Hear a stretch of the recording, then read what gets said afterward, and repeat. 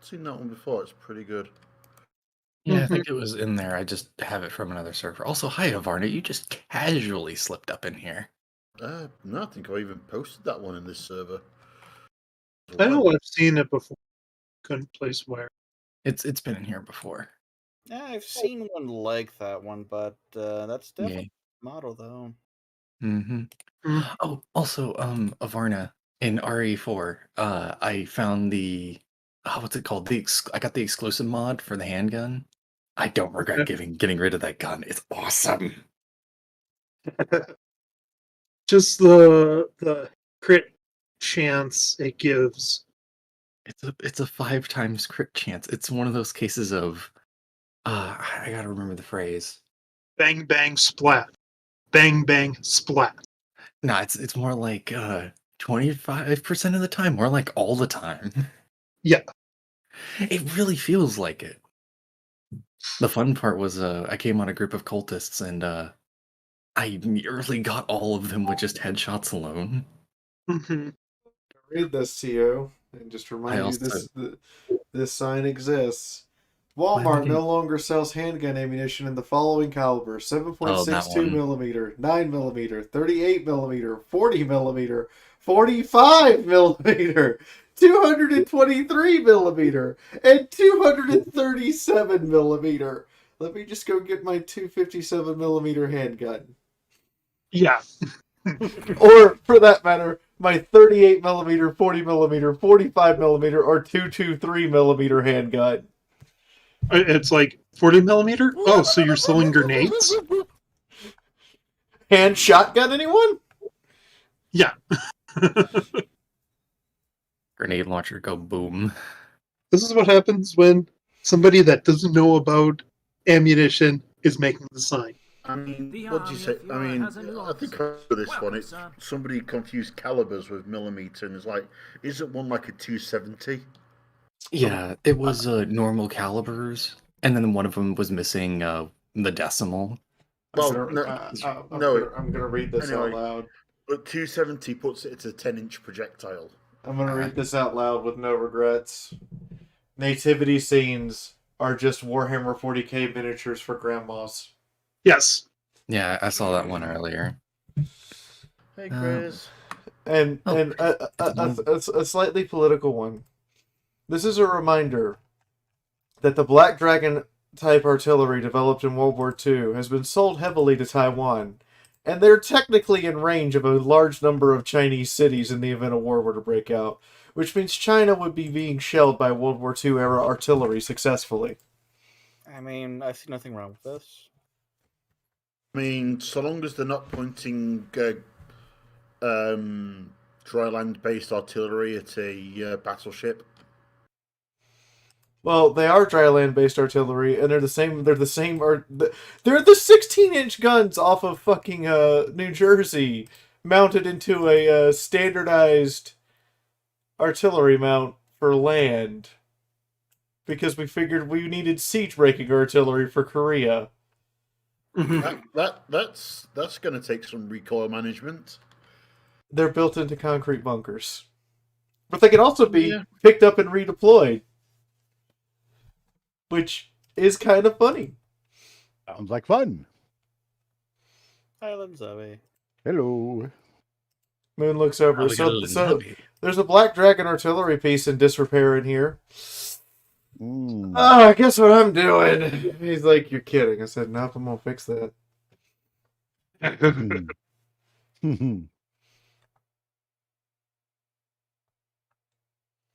There you go, MT. Wait, what'd you post? Oh, darn it. I forgot I needed to change my name in the game chat. Wait, what'd you do, Eddie? What'd you do? In general on Road Talk. What'd you... You replied to Moon, I replied to you. Oh, I'm sorry, I missed it. It automatically read it because what was that, MT? You're breaking up. I was under my server profile and I came out of it, but I had general already open, so it automatically read the message. So I didn't realize you had put a message in. Darn it, this is the first time I haven't thought of a name. Thinky time. Everybody, Prepare your video game movie bunkers. Uh-oh. We're making a Mega Man video game. Well, movie. I was about to say, they've made many video games. We're making a Mega Man video game movie. Everyone prepare your video game movie bunkers. Oh, we all know it's going to end badly. What the video game movie has ever done well? Well, I think to the fact that after they're actually like making a second Sonic movie. Yeah, but that's because they actually listened to us and fixed it, and it's actually the bar for video game movies is kind of low. So it's good as far if it was a video game movie, but if you take the video game part out of it, it's just kind of an okay movie. Well, yeah. Still, it ain't Christmas until you watch Hans Gruber drop from the Nakatomi Plaza Tower. Yes, we are having Die Hard Christmas on probably Christmas Eve or Boxing Day. I don't know yet. But we will be sitting around and watching Die Hard 1 and Warning! 2. Stream tip overload. All hands, Lynn prepare Zombie! for exploded broken Fiaura in 5, 4, 3, 2, 1. Can I make the Die Hard announcement first? Mary Frick Masanukua. Well done. You made the bulk of it. I will know further information once I'm on the ground in England. There you go. But yes, we will be watching Die Hard 1 and 2 because they are technically Christmas movies. Yippee-ki-yay, motherfucker, and ho ho ho, I have a machine gun now.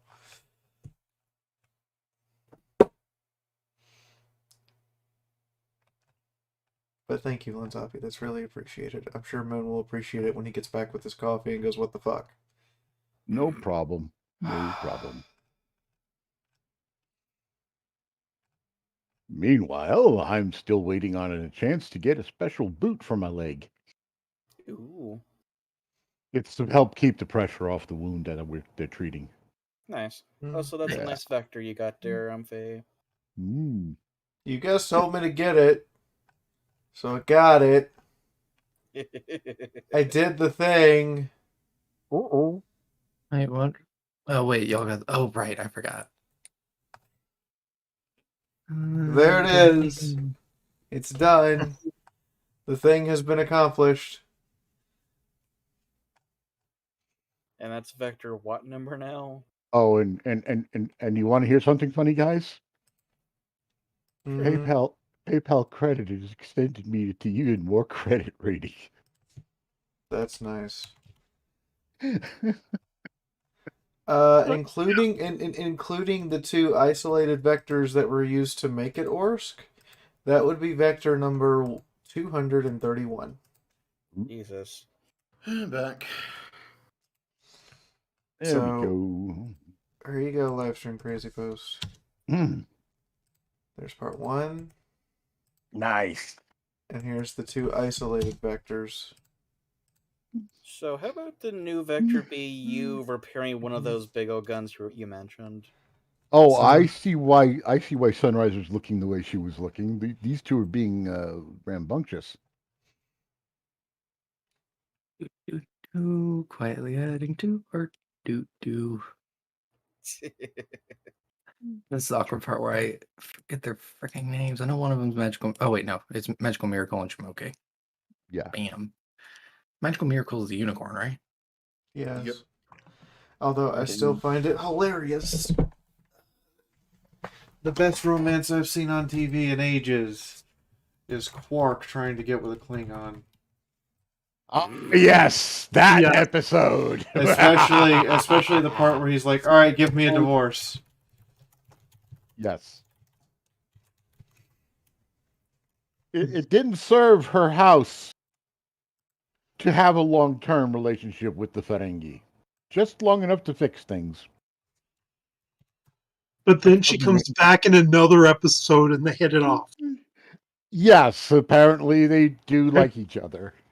They're friends. Also, Also, I would like to draw attention to the fact that the first one, the first vector is named Wandering Sunrise Bedtime Commission _ all caps no clothes. Yes, Well, because I mean, well, it makes sense to me. You're at home, you're with your children, and you're trying to read them a bedtime story. Why would you be wearing combat armor? No, I was finding it more amusing at the fact of, it was the fact that it had to be denoted that. Mm. Because the existence of a no clothes edition infers to the existence of a clothed edition. Oh, geez. I okay, mean, all it would be the walking tank trying to read a book. I'm going to answer Yeah. this very succinctly. A few people have suggested that instead of using a webcam, I do VTubing. Oh, jeez. I mean, My Nate does exact it okay. response. My exact response. No. I don't want you to have a false image of what you would expect me to look like. I want you to know what I look like. I don't mind that. I don't mind being publicly transgender and the problems that come with it. I understand there are many people Mm-hmm. who have problems because people cause them problems in chat and are using VTubing to hide behind an avatar. That's you. I'm not judging you for it. I'm just telling you that's not something I will ever do. Period. The only time I will use an avatar is if I'm streaming something in VR. Yep. And that's a custom rig that you had made for yourself. Completely custom rig, yes. And I don't have the VR equipment anymore because it belonged to Chosen, but Chosen doesn't have the computer that can run it anymore. So basically, she has the equipment, and I have the spare computer that can run it. The quandaries. But yes, I will never resort to VTubing. It's not going to happen. I'd rather you be able to see my face and know who I am than have this image of what I should look like. Then you meet me at a convention and you're horribly disappointed. Yeah. The army of That would be Fiaura has a messed new up. officer. Welcome, Did you sir. show? Further, you missed the announcement last week. We do not consider NTFs we nor the state of Virginia consider which the state of Virginia is where most of my NFTs would go to. Do not consider NFTs to be a creative enterprise. We consider it to be a change of format. That means you're changing the format of a piece of artwork. You're not doing anything with it beyond changing its format, such as if I changed the format from JPEG to a physical print. It's still the same piece of artwork. We forbid the changing of format to sell our artwork. Period. If you want to take our artwork and make your own and actually draw something unique, sure, go ahead. Don't care. But the moment that you just change its format and then try to sell it is a moment you have crossed the line. A line for which my lawyer has actually said, this is one of the few times that I am being encouraged to go after you. So no, you are not allowed to make NFTs using my art, using any of my characters. Period.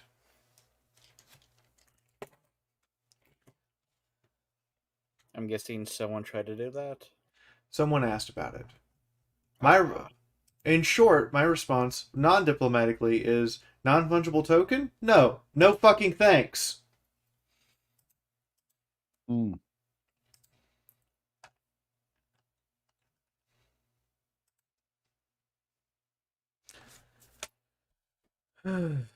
Help me get partnered. The only way you're going to help me get partnered is if you can get my total concurrent view count to consistently stay above 70 for a month. More subscribers draws in more people. Mm-hmm. I'm not even joking. If you look at the back end of Twitch, the more subscribers a channel has, the more likely it is to get featured. Yes.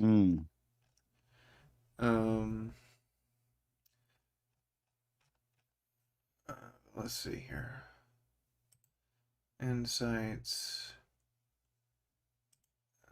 Where is the apply for partnership?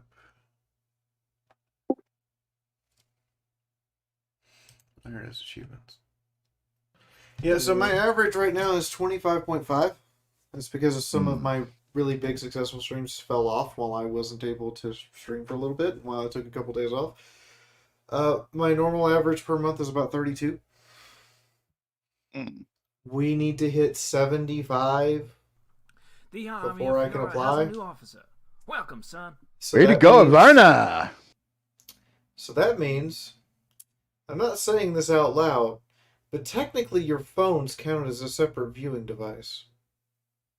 The army of Fiaura has a new officer. Welcome, son. But yes, if we were consistently getting back over 40, I would be pushing for partnership again, because that would be more than halfway there. But we have to get over 75 average concurrent. Welcome, son. Which is the stupidest statistic I've ever heard of. Indeed. You could tell my annoyance. My router's back up. The army of it's Fiaura has router. Welcome, son. A router is a thing you use to work wood. I mean, you're not. I mean, you're right and wrong at the same time. They're because, however, a router is something you use to route the traffic. Army of Fiaura has a new officer. No, a router is something that you stick down plumbing and rip out the roots of trees. Call Roto-Router. Adagio and Lanzabi are 100% correct. And you're routing internet traffic. That is the actual technical term. Yes, it is a router. Yes, you're routing internet traffic like you route traffic down the road. I love how the English don't even abide by the rules of their own language. ROU is row. It's router, not router. I mean, that's router. ROO is that's how we get the roo. Unless you're talking. Just poking fun at you, Hetty. Yeah, Hetty. Yeah, I'm pissed off with this thing because. Okay, it resetting itself once during a night happens. Twice in quick succession, no, it doesn't normally do that. That's not good. My ISP usually tells me that if that happens, you need to temporarily unplug your router and then plug it back in so it can clear out its cache of cookies or whatever it's got in there. Okay, ladies and gentlemen. The army of Fiaura has a new officer. I don't have artwork this week. Oh. What I do have, however, is a whip. No. Darn. This was released on Patreon earlier today. And if you highlight the censored sections, well, you'll be rewarded with something stupid. Also, Irvana, holy shit, how many of those did you buy? 10. Damn. Enough. Everybody enjoy your emojis and thank Irvana for being a wonderful person. But yes, I do have that. You can't edit it, but if you do highlight the censored sections, you'll be rewarded with a surprise. And it's not even a spoiler. Nice. It's just me being a dick.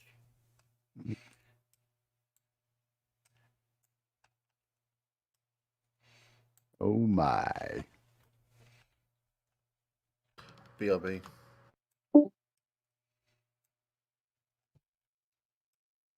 Probably time for him to unplug and replug his router. Yep. I'm still going to insist I'll keep calling it router because that's what it's called. I mean, it's potato. It's just I love giving Hetty shit because he's willing to give it back. Oh, yes, true. Yes, he is. He is more than willing to give them back both barrels. But the scientific community finally took all the fun out of things because apparently aluminium and aluminum are now recognized as both valid. I mean, weren't they always being seen as valid? No, there used to be this whole debate. How do you pronounce it? Because we don't spell it with an I in there to go minium. True. So apparently now both work. That is the official completed outline for everything we intend on sticking in book 4 and writing over the next year. Nice. Nice. Books Very nice. take time. Mm-hmm. And you guys insisted I take time off. Yes, because you were working yourself into Yes, more or less. Yeah. Trust me. Take care of your health. You can't get it back once it goes poof. Also, Then it'll make it.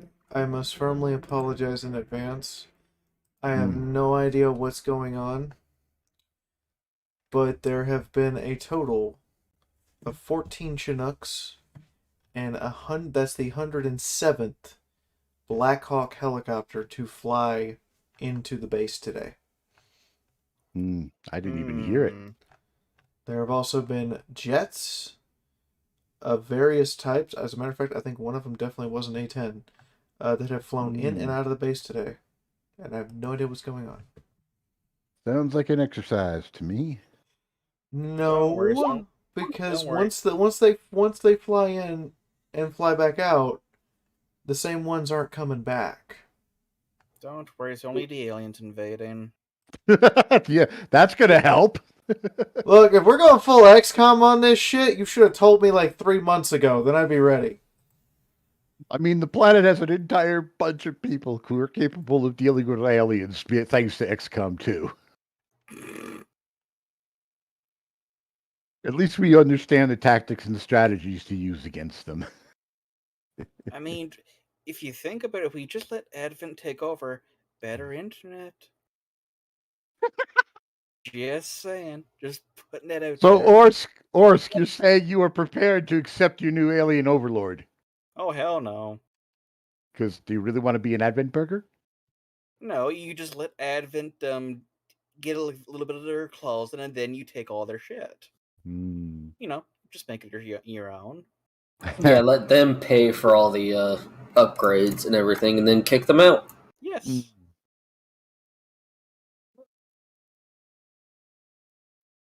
Wow. Oh, I got to go back to the clinic tomorrow. They're doing an ultrasound to see how the blood flows in my legs. Oh, fun.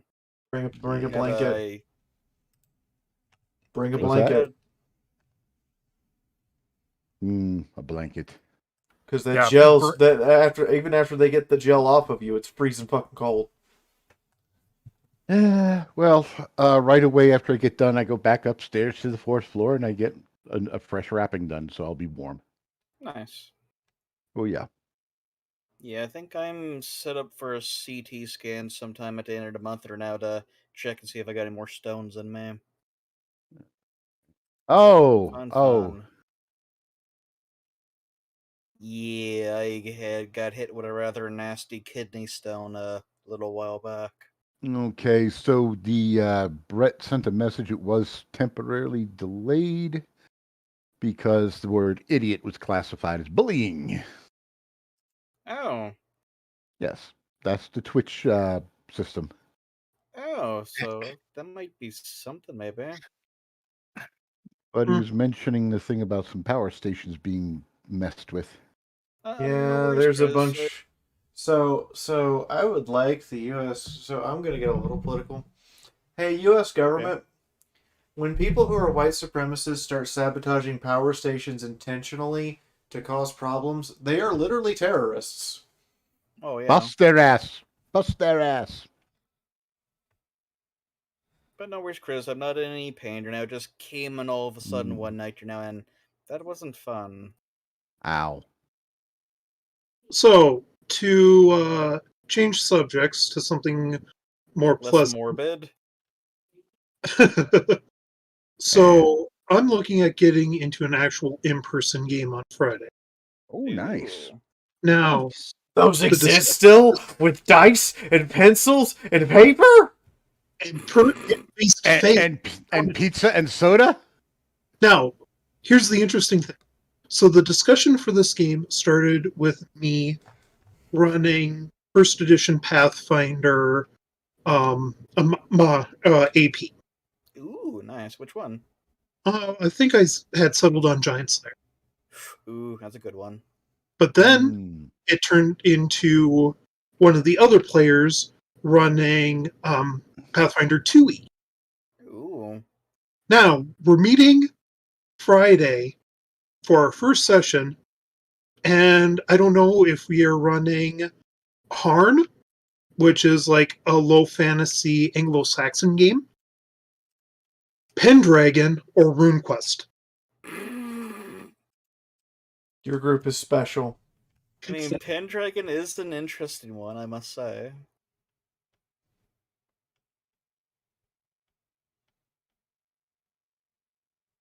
Well, like I said, I just find it humorous that discussion started for one game, and now I don't know for sure what I'll be showing up for on Friday.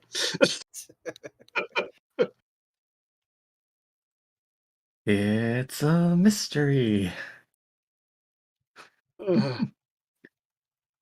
Okay, I'm pleased to have the W. Of course, I don't have the W. No, I do. Yeah. Okay with anything. Yeah, actually, Pendragon is on my RPG bucket list, so I'm kind of hoping for that. It's a solid game there now. It's a fun one there now, but it's basically for telling the story there now. Some of the other things get into some odd nitty gritties, but it's still a solid system. Types of damage. Okay. Any ideas what hey, type wait, of MT, did you go on the public document and look behind the sensor bars? Okay. By the way, I did look it up. I don't know what you're talking about. See? Yes. To Sketchy and everybody, finding out that basically it's more a case of unqualified contractors and the company being corrupt and pushing their power stations harder than they needed to. So basically incompetence. Here, I left this one in here just for you, MT. Uh-oh.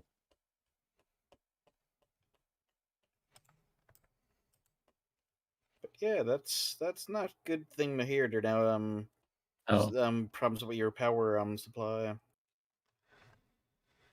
That's not good for anyone, especially not in this time of the year.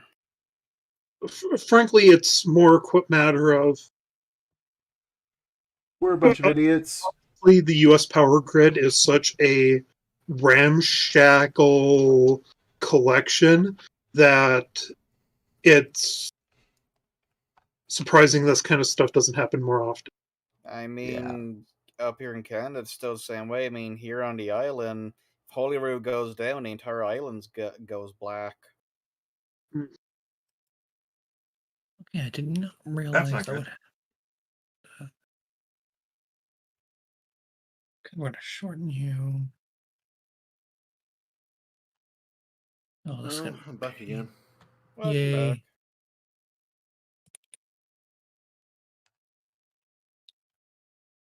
Welcome back, Hattie.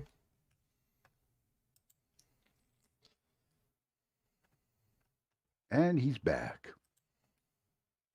Well, Scorpio, it's a very big power generation plant now that's down near St. John's now. So, I mean, we are a decent sized island off of the Atlantic coast. So, It's coast. Like, imagine if the Niagara Falls power station went out, and how that would affect New York. Yikes! Not just New York. I mean, there's also technically, I think, Lower Churchill that supplies power too. So it might not be the entire island, but if Holyrood goes down, then yeah, that's a big chunk. At best, it might be rolling blackouts. But yes. In fact, I'm going to read the. But in the meantime, I'm going to read what's under one of the sensor bars. That night before they enter the site, Sunrise has a memory. Yes, it's 3,000 censored with over 9,000 encoding lock. It's so censored they made an Iron Man and Vegeta joke at the same time. Wow.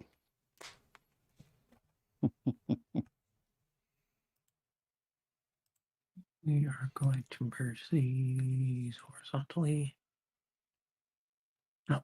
I don't want to do that. In the announcement category as well. Up under announcements in Discord, there's a discount code for my store. This is a reminder that at 11:59 p.m. Mountain Standard Time on Friday, I stopped taking orders for Christmas. On December 11th, I mail all of the things I have that have been ordered. There will be no service to mail anything else. Period. Until late February. Oh. If you want a book, if you want a blackjack drinking set, if you want one of our new, which I haven't even put on the website yet, but you can ask for them. If you want one of our new lighters, because they're really nifty. If you want a painting, which are available right now, if you want anything, you need to get it before Friday.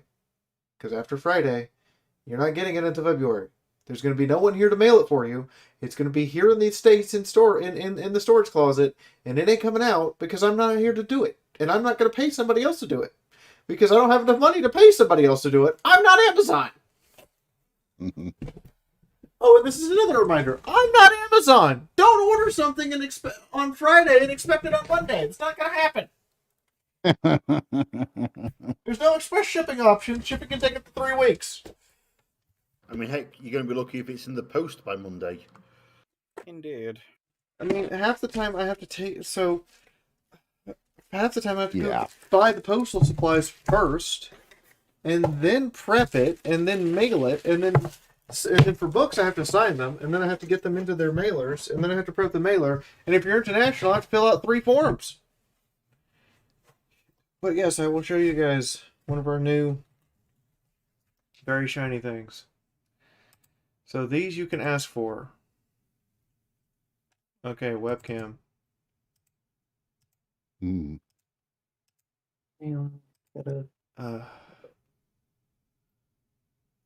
Oh, you're looking for the wrong camera. There we go. Looking for the right camera. Give us the shiny. So we have Fallen Equestria books and prints and posters and plushies, and introducing Fallen Equestria the Flamethrower. I know what you did there. It's also a laser merchandising. It's also a laser pointer. That is awesome. Cool. And don't forget, comes. And it comes in a custom with a light pine wood box. Ooh. With the exact description from K-Cat's story, with K-Cat's permission, of when Little Pep found the gun. And it is, in fact, Little Mac. And it even has its own storage area. Nice. Asking how much to them does that cost? These are $200. Yes. These are $200. And I will give you the recommended fuel to use for refilling them. And they come with directions on how to do that included in the box. Oh, that's helpful. Very helpful. But these are $200. Riz wants to know if you're the Pony Express fee. Oh, I see a Viking potato. Yes, they're refillable. Let me get the... So this is actually what they're filled with. You have to get the premium one for the higher octane because it's a butane lighter. These are actually what they're filled with. It's called Lotus Butane.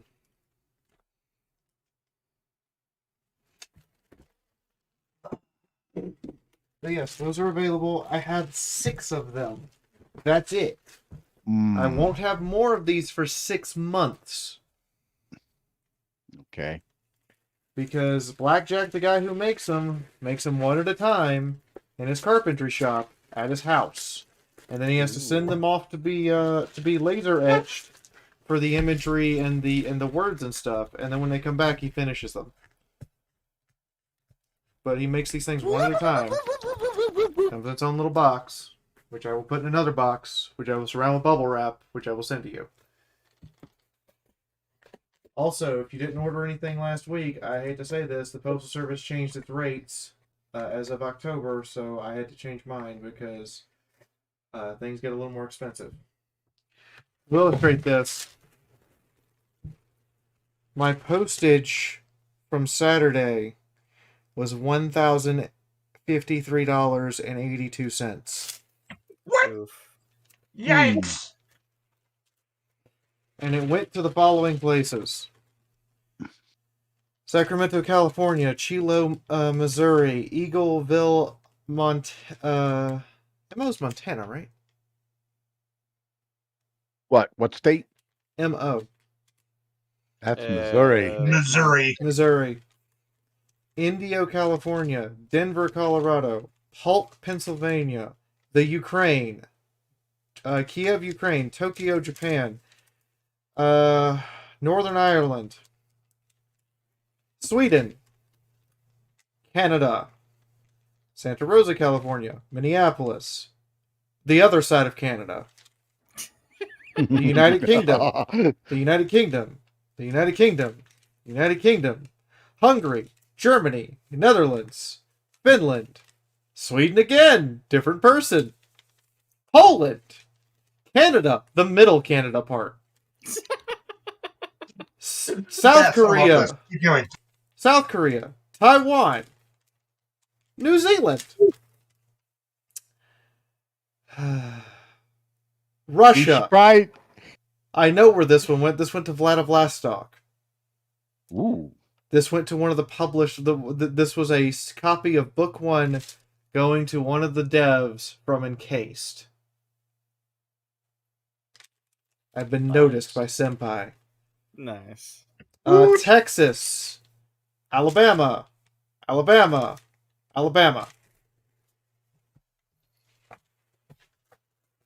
And out of all of this, half of it was media mail, which means it's the cheapest post you can possibly get because it's literally 52 cents a pound being mailed, but it's only mailable with books in envelopes. Mm-hmm. Oy. Yes, South Korea and Japan. No, and Taiwan. I hit all of the East Asian countries. You know what? I was going to say, had you gotten an order for North Korea, I think I know who had ordered it by proxy. I've gotten one of those before. It was returned to me. Oh. I've also gotten an order from Hong Kong that was returned to me. Mm. Sadly, the one from Hong Kong resulted in me having to throw the book out for recycling. What did they do to the book? Well, first off, it was returned by the Chinese government, not by the person who was supposed to receive it. Oh.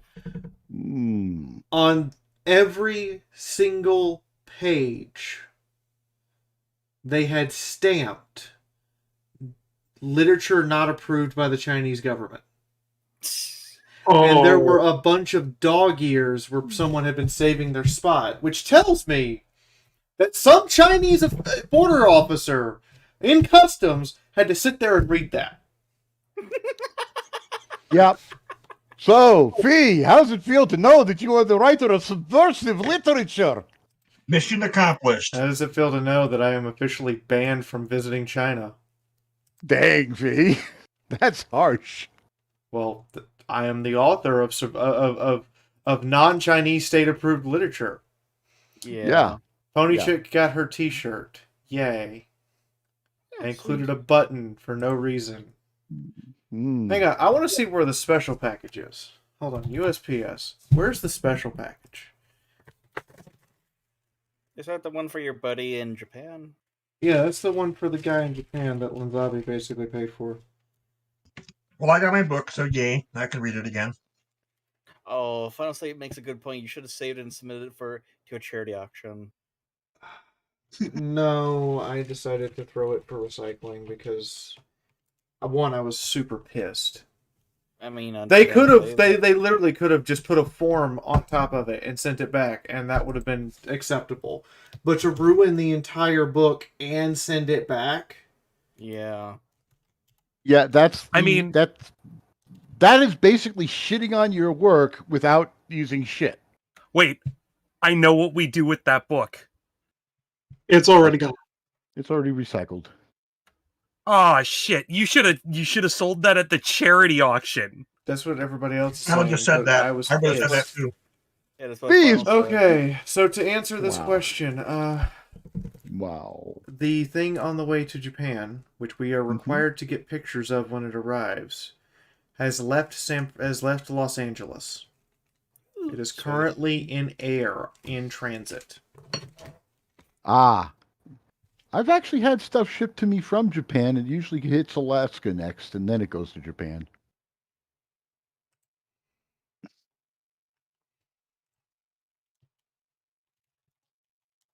I mean, Eldridge has a fair point. I think most of us are indeed banned from China. I lost 3 friends from graduate school when they went home to China because apparently just having me on your Facebook is a minus 150 point social credit score. Yeah, you mentioned that. That's pretty shitty. That's vicious. Yeah, they were like, we went home and they almost didn't let us in the country because our credit score was too low and you were knocking 150 points off our credit score. And I'm like, that's some bullshit. So we're sorry, we can't talk to you anymore. All right, fine. Ah, damn. And you guys saw my Chinese, my actual Chinese roommate I had in graduate school a couple times. She came on camera. Mm-hmm. Wow. Anyway. Happier thoughts. Most indeed. But yes, if you want the butane thing, I have t-shirts. Chris, hold on. You're saying you hope they're restocked soon? Hold on. I don't have the color ones in stock because those have to be ordered special. Well, I mean, in actually, I stand corrected. Ew.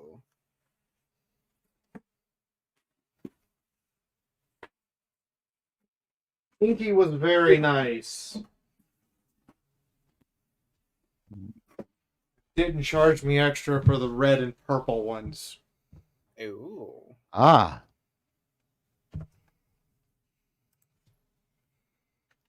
T-shirts are here. Nice. You want one, and you want to encourage me to keep printing them. There you go. They're here. I have red, purple, and black in stock right now. I can special order the other colors if required. I might as well just hand in my wallet right now, Fee. Just save me the trouble. No. Make sure you buy stuff you want for Christmas and that you want to give other people for Christmas. Make other people's day happy. You make my day happy anyway. You're welcome. I'm about to make it happier in a minute. Well, I'm going to remind Fee that we are after 9 o'clock and the moon is in the house. Okay, let's go talk to the moon. Okie dokies. See you in game. Sure. You'll hear us in a moment, folks. Thus the great migration begins. You guys are free to hang out in here as usual. Let's go talk to the great and powerful moon. Indeed. Hi, Moon. Hello. How much blue potato vodka did Mad Mac make? So, Fiaura, are you still hearing Rudolph when we move rooms? What? Yes. Yes, I am still hearing the sound effect of when the elves from Rudolph the Claymation wiggle their feet and noses. Oh, I just hear the simple boom. Nope. Nope. It gets worse. If someone calls me on Discord, it's jingle bells done with actual jingle bells. Oh no. Were I a brave soul, I would test it that is super cursed. You realize I told you how to turn it off, right? I don't have that option. I might actually have to uninstall and reinstall Discord to turn this shit off. Oh, the funny part is I can turn it on and it doesn't. It removed all the sounds for me. I'm just like, this is so cursed that I don't wish it on anyone else. By the way, Also, basically, whatever Moon and I want to buy anybody for Christmas is funded by tonight, effectively. I'm pretty sure Moon's in the same boat I am. So if you want to help be Santa Claus for somebody, you're doing it now. I was just kind of looking at the things around my house going, I'm sure that I can use the, like, you know, artistic skills that I have to craft something that doesn't look like a macaroni necklace. But surely. Moon, look at the bar on the screen. I did see it. Bills, they can be paid. Ho ho ho.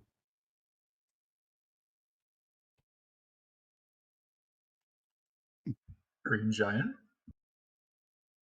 Oh ho ho ho ho. All right, there's the Santa Claus. There you go.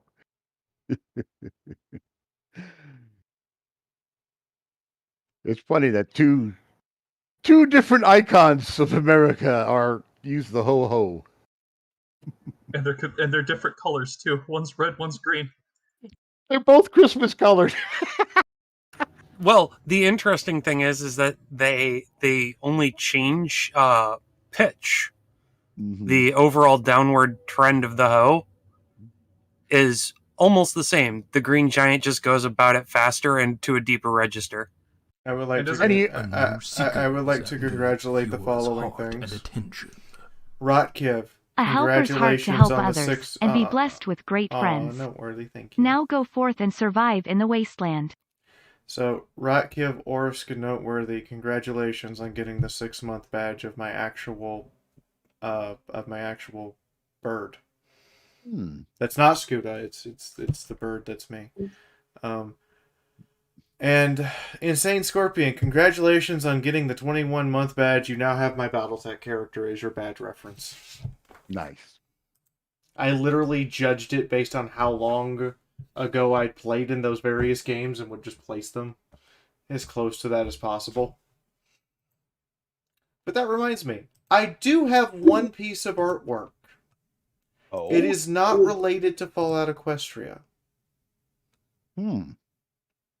It is, however, something all of you might be interested in. No, fuck you. When and where, bitch? I don't know, man. Schedule's get pretty out or right get now. weird. Don't threaten me with a good time. I actually have 3 pieces of artwork. Ooh, do tell. They are saved for Twitch. So first off, I have Bird Girl.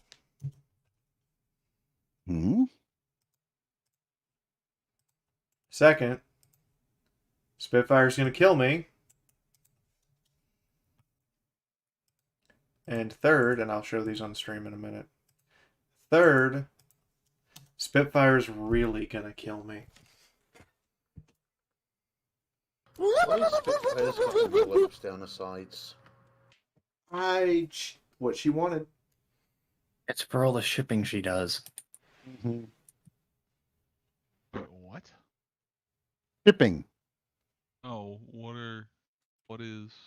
Here, Moon, looking artwork dump.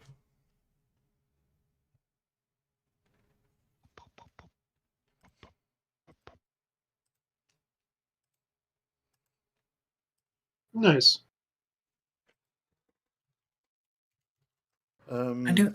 Fee, if the option for the sounds are not turning up, apparently the fix is to press Control R, but that reboots your client. Beautiful. So I won't do it quite yet.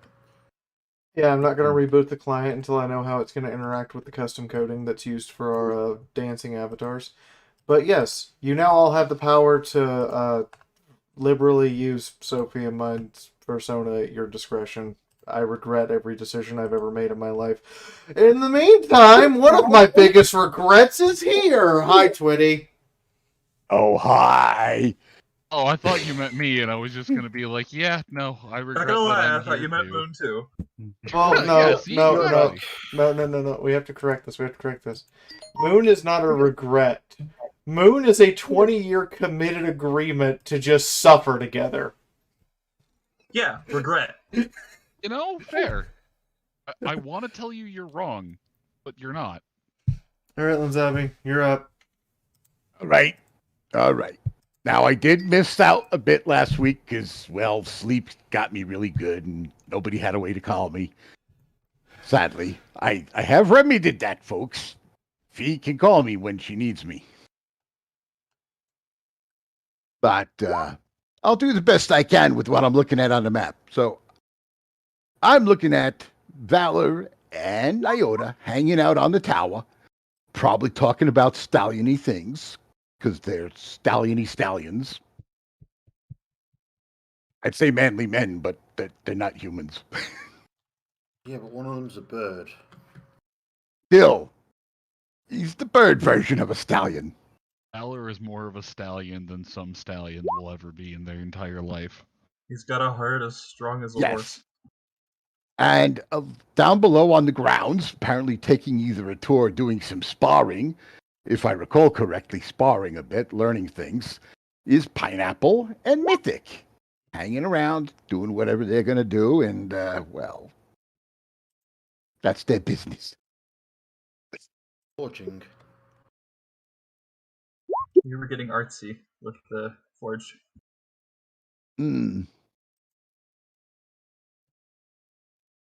I remember everybody else was stuck inside the quarantine zone. Not everybody. No. Most, well, only let's half face of them. Yeah, half of the party stuck in the quarantine zone playing a role-playing game. So we have a little breaking of the fourth wall by having a role-play game inside a role-play game, folks. Isn't that great? Unfortunately, the meta-ness of that is not going to be televised until later, when I can fit that. When apparently at some point in the next month or so, next few months or so, when she comes back to the States, I'm basically going to ambush Fee and go, here, you're now being taped to this chair, and dice are being set in front of you. Nice. So, am I supposed to roll the dice with my teeth? Ha! No, you'll still have your hands. Yeah, but imagine using cups as hooves. Shake them up inside and then toss them. But, as we also know, Medicinal Haze has got the cure cooking, so they're waiting for that to get done. Just waiting for the little oven thing to go ding. And apparently, Chifundo has a cult around him from stable ponies. Yeah, they're willing. Apparently that happened. They're willing to do anything and everything for Chifundo at his beck and call. Bomb collar, Chifundo. I don't even have to ask them. They just do it. Yeah, look at that. You got a dedicated cult that would happily bomb collar for you. Yeah, Twitty, I've got a cult that will happily help me tie a bomb collar to your neck. Ain't happening. Cult of Chifundo versus Billy Scouts win. Yeah, that's true. I got Philly Scouts backing me up.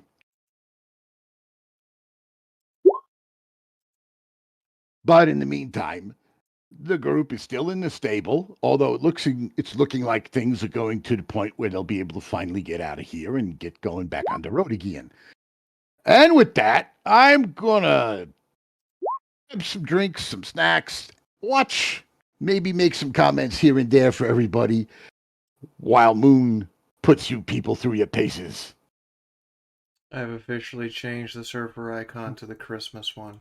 Christmas music is now permitted. Yay! Unless it's fucking last Christmas. Then I will ban you. Your will ban them because you're not a moderator. I will get somebody to ban them. You know, I'm reminded of the fact that I was gonna say, I'm reminded of the fact that I had an idea for just a silly, one shot of I don't have the mental capacity to do anything story right now, so you all are getting silly horse shit. No, actual silly horse shit. Where it was just, a bunch of brave adventurers going to some forsaken super duper mart where there have been strange eldritch wailing noises coming from at all hours of the evening, but only starting through the months where it would have been November 1st to December 26th.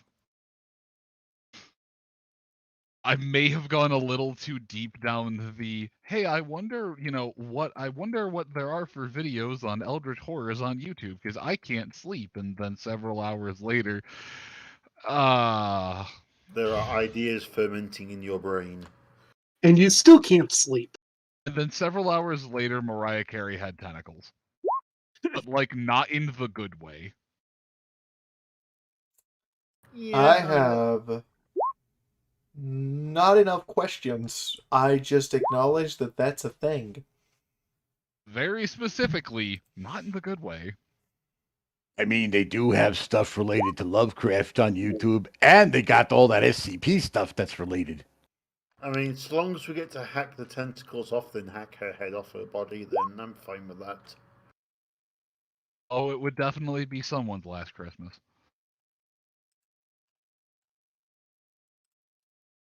Don't worry, my soul burns a little bit after making that joke.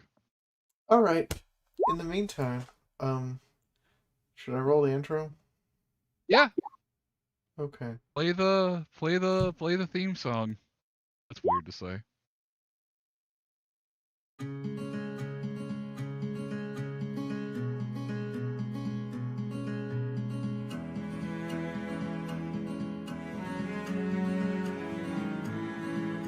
As fires burn out from yesterday,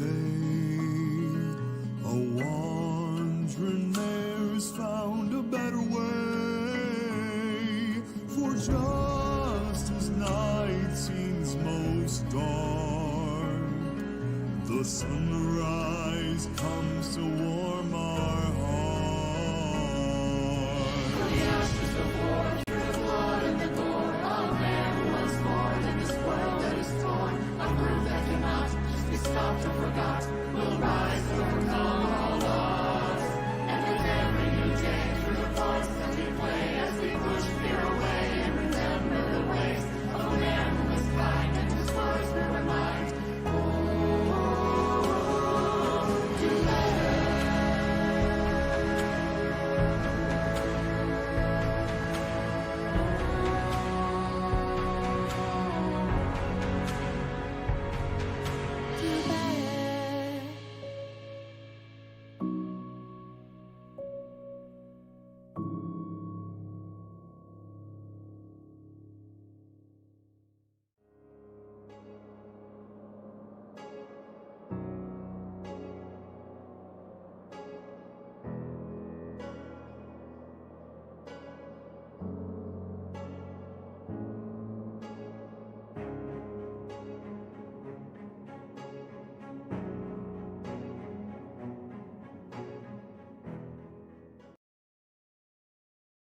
So, 2 other announcements before we begin tonight. First off, thank all of you. Christmas is actually going to be wonderful. Even if I don't have Holtz to celebrate it with anymore, I still get to hold my wife again. So thank you. Second, Film Shot has promised he will have the new animation full-length movie video ready next week. It will be ready for TrotCon. A new Fallout Equestria Dead Tree chapter will be ready next week for TrotCon. And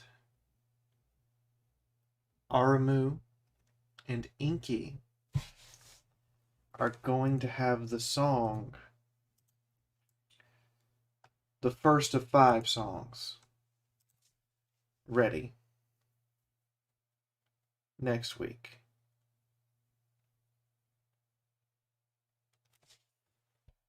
But I would like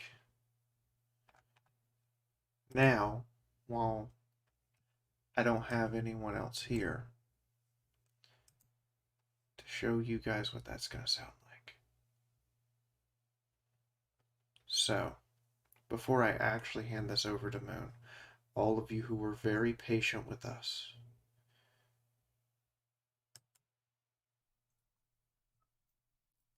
believe.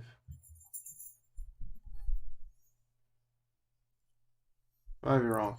Sunrise, you gotta listen to me, 'cause getting around can be a pain in the patootie, but it doesn't have to be. Yeah, we're getting that ready.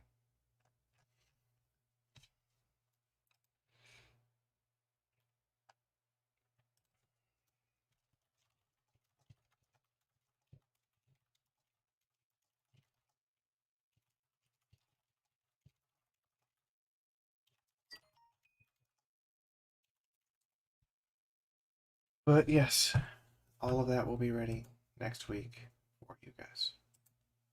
Merry Christmas. There's also one other very special project.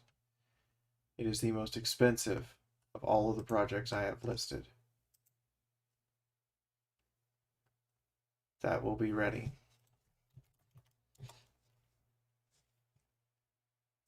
Next week.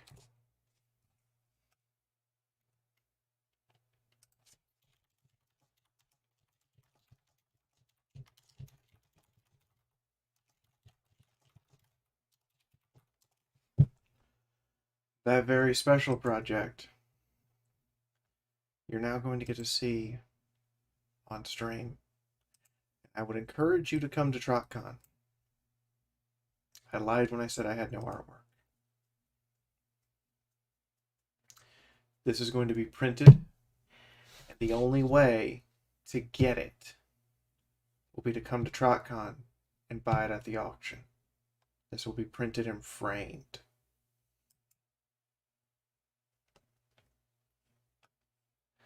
Let me turn off a couple things here. I know they're all waiting on me. You have to understand how big this actually is. This is a scaled down version at 2300 by 902. In reality, it's almost 9,000 by about 2,800 pixels. And it is every single person who has helped Dead Tree become a thing in one picture. Every single person. There's still a bunch more that have to be added on this side of the screen. There's only going to be one of these printed because the paper to print it on is $150 just for the page. And then we have to run it through a printer. And then we're going to frame it. And it will be at the art auction at TrotCon.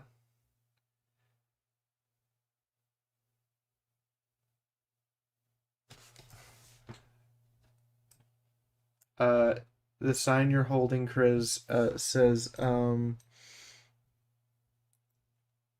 can't actually read it from here. I'm gonna actually see if I can blow this up anymore. But yeah, that's what we've got in the cooker for you guys. Twitty's in there. Props is in there. There's a little changeling there. Twitty's gonna be in here. But the original picture was only just this, and now we've expanded it to include everyone. So anyway, now I'm going to turn the game over to Moon. I'm done being crazy. Here's the other pieces of artwork that we have for you guys. They're available in Livestream Crazy Post. That piece of artwork won't be, the big piece of artwork won't be posted anywhere. Anyway. Shoots little darts. Hi, Moon.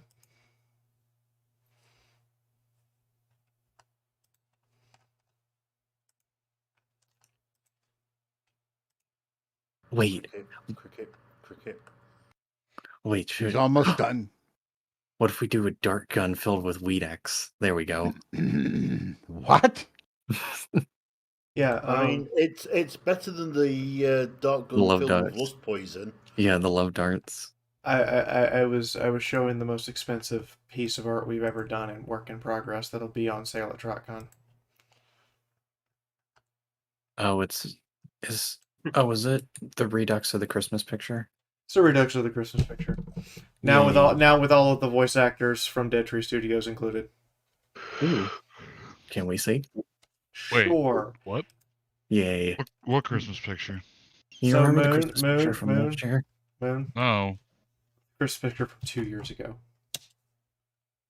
Was it only 2? I thought it was like 3. Sora's been working on this piece for 2 years. There's a reason we haven't been receiving artwork from her, is because she's literally been adding all of the voice actors to it, and there's only going to be one printed. Well, there'll be one printed for TrotCon. And then for Ciderfest next year, we'll have a signed version. But the piece of paper we had to order to print this on is like $150 per page. Because its actual resolution is 9,000 and something by 2,700.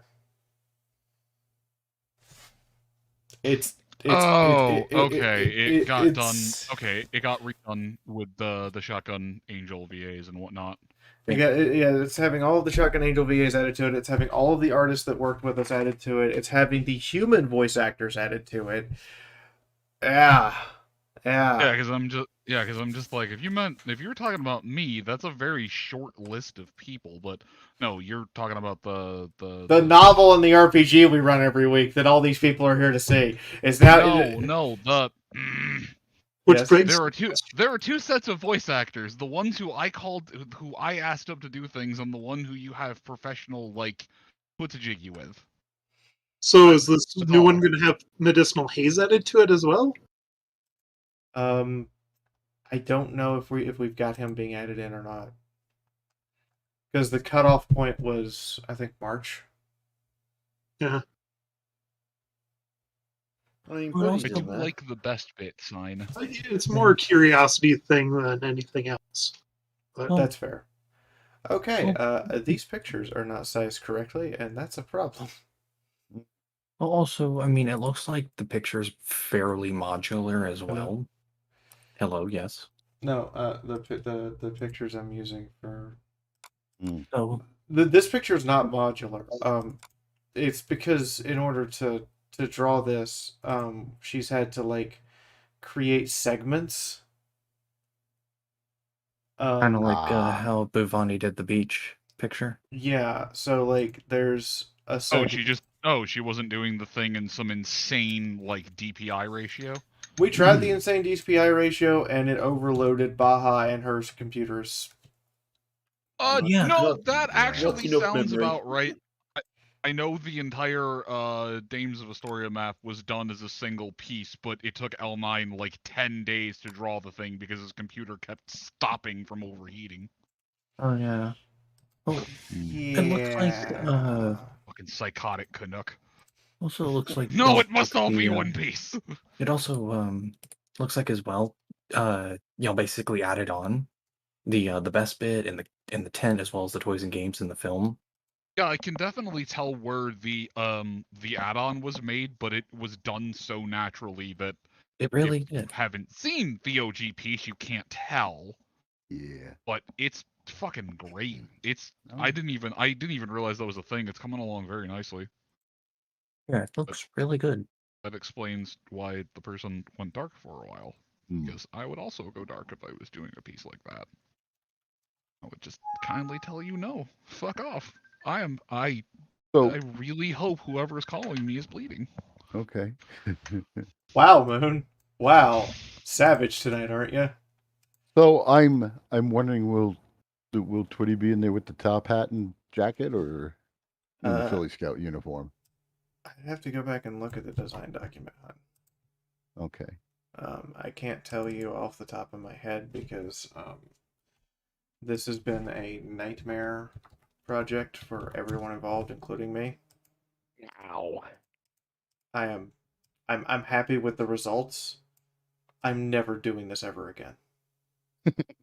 Unless someone shows up and hands us like $2,000, it ain't happening. We might add like 2 people to it, but we ain't ever doing something on this scale ever again. It ain't happening. I don't care. It won't happening. All right, now that Moon's done with his phone call. Is he? Is he? I assumed that if he meant best someone had better be bleeding, that they were actually bleeding. Well, he still might be on the phone line.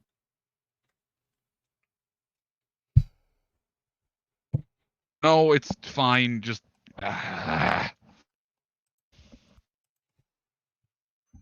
Hey, we've been trying to reach you about your car's extended warranty. Oh, I hate those. I really hate those calls.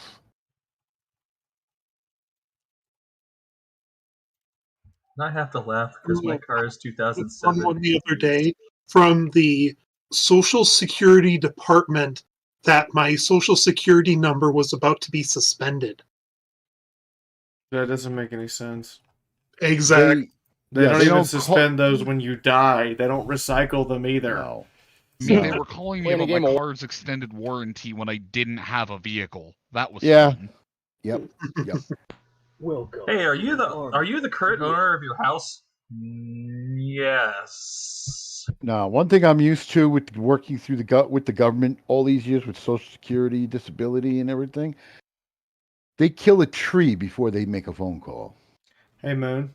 Here's the other thing: they're relying on the fact that they're going to panic old people into just giving up whatever because they try to do this sense of urgency thing. Kill a tree? Dude, they'd have burned offerings of tree before they would make a single phone call. It's like every single federal department has an ongoing blood feud with Alexander Graham Bell. Well, I'm tempted to donate $2,000 just to make you do the poster again next year. Well, I'm used to getting, like, if they have anything to say to me, they send it in an envelope with stuff to the gills.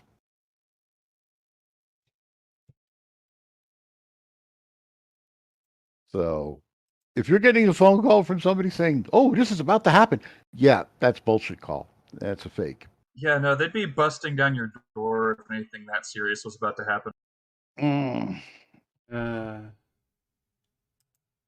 Would you like to know a secret from my lawyer? And I quote: "It has been ruled in court that if an actual debt collector calls you, and they're using a fake phone number, you can inform them that you do not trust the phone number you have received because it doesn't match with the information they're handing you, and therefore you firmly believe that whatever they are calling you about is a lie." Yes. No matter how mad they get at that point, that actually holds in court that they have not informed you owe a debt. Oh, I've gotten angry with debt collection agencies for calling me and like, no, send me something in the fucking mail.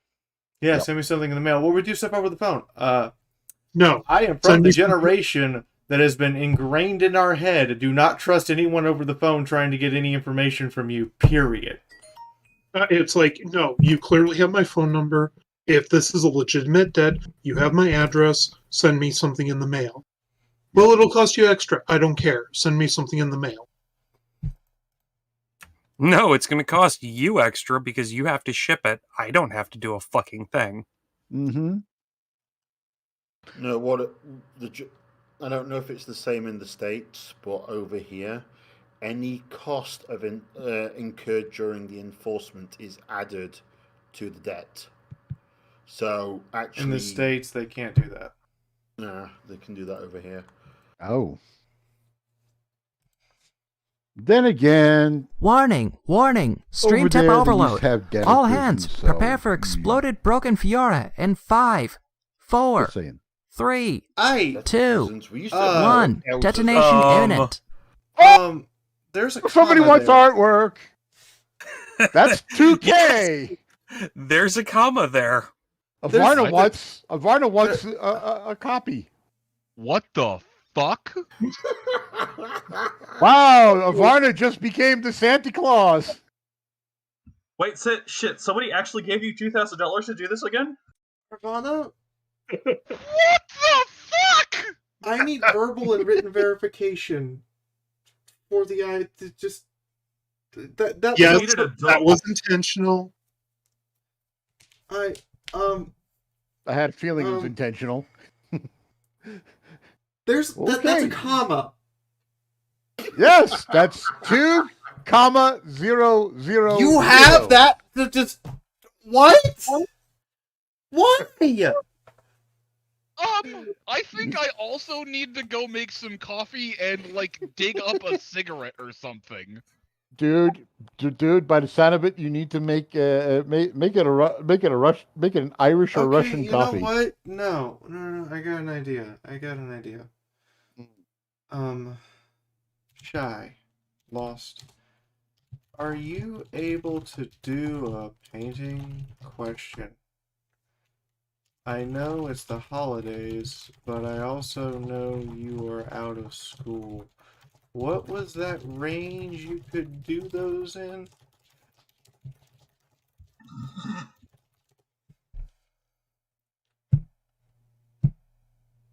Dang, Avarna. Okay.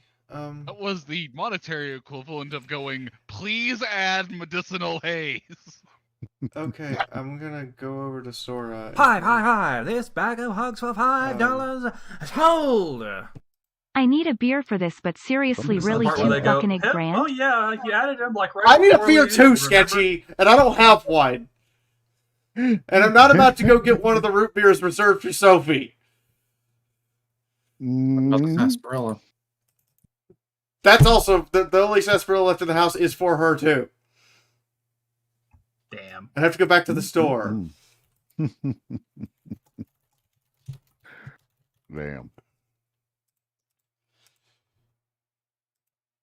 All right, I'll do it for Avarna. Oh!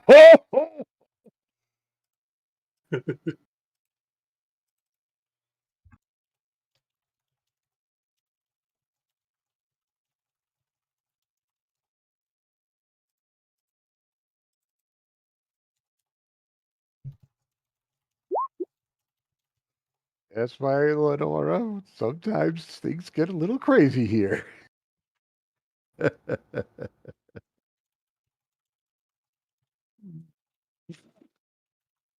Yeah, Moon's making coffee, folks.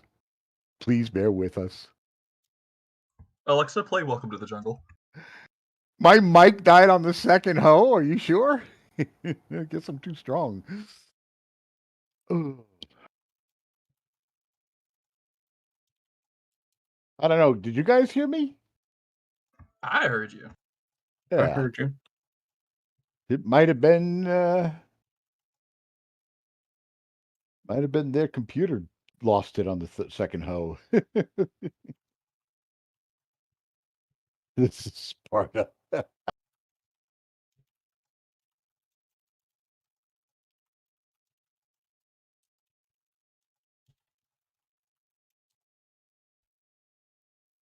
Okay, I'm gonna stop having a stroke now.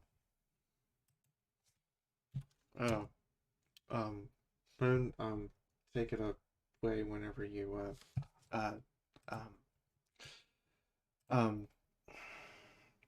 Okay, everybody, you have to understand. I began life with nothing. Still consider myself not to have a ton because everything that I own besides my vehicle is in this room.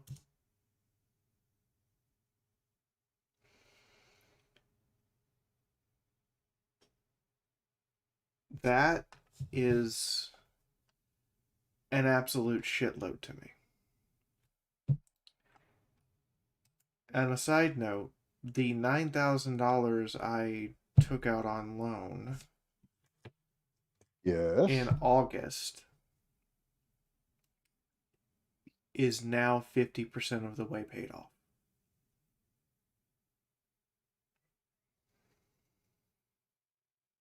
Reminder that only 15% of my tips actually go towards that payment rate, which means that you guys are going to have the loan for book 3 paid off before March at this rate. I'm back. I'm not used to handling any amount of money past $400 until about 2 years ago. So this is a lot to take in now.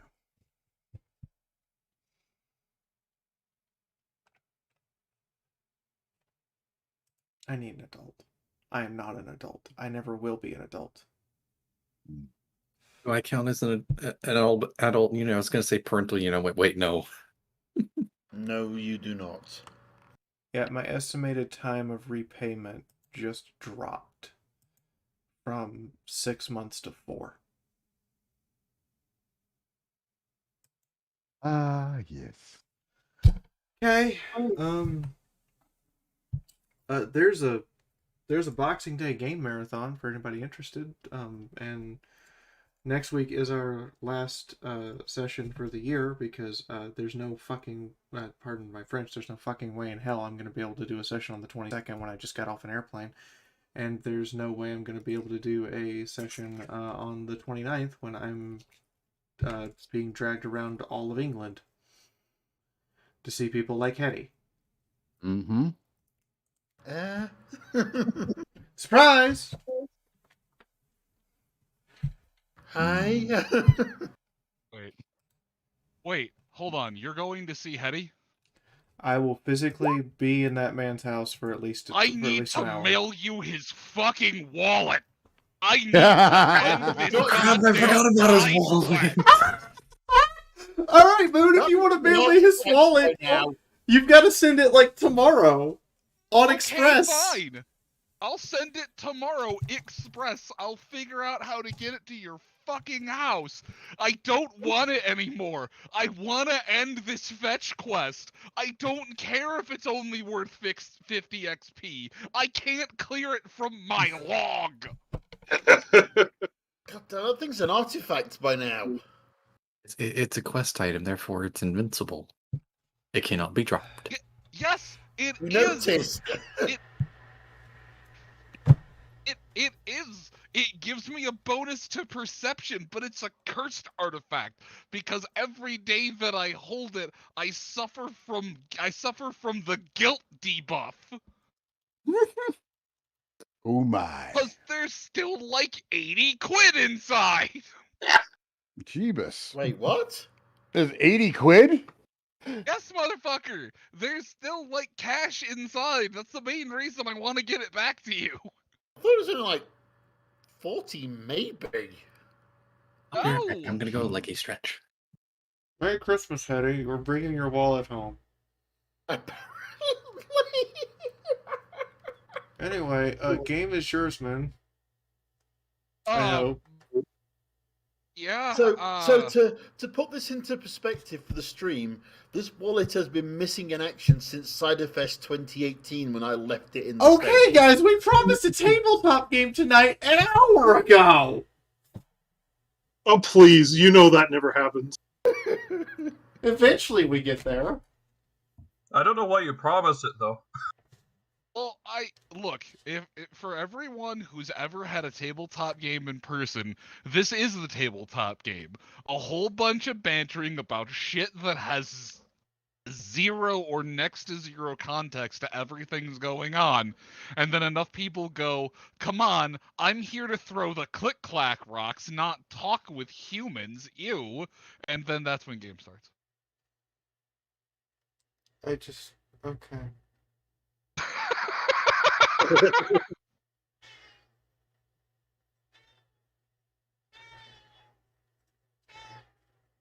Anyway, I have Mr. Coffee is distilling the elixir of the gods. Okay. Warning! Stream tip overload.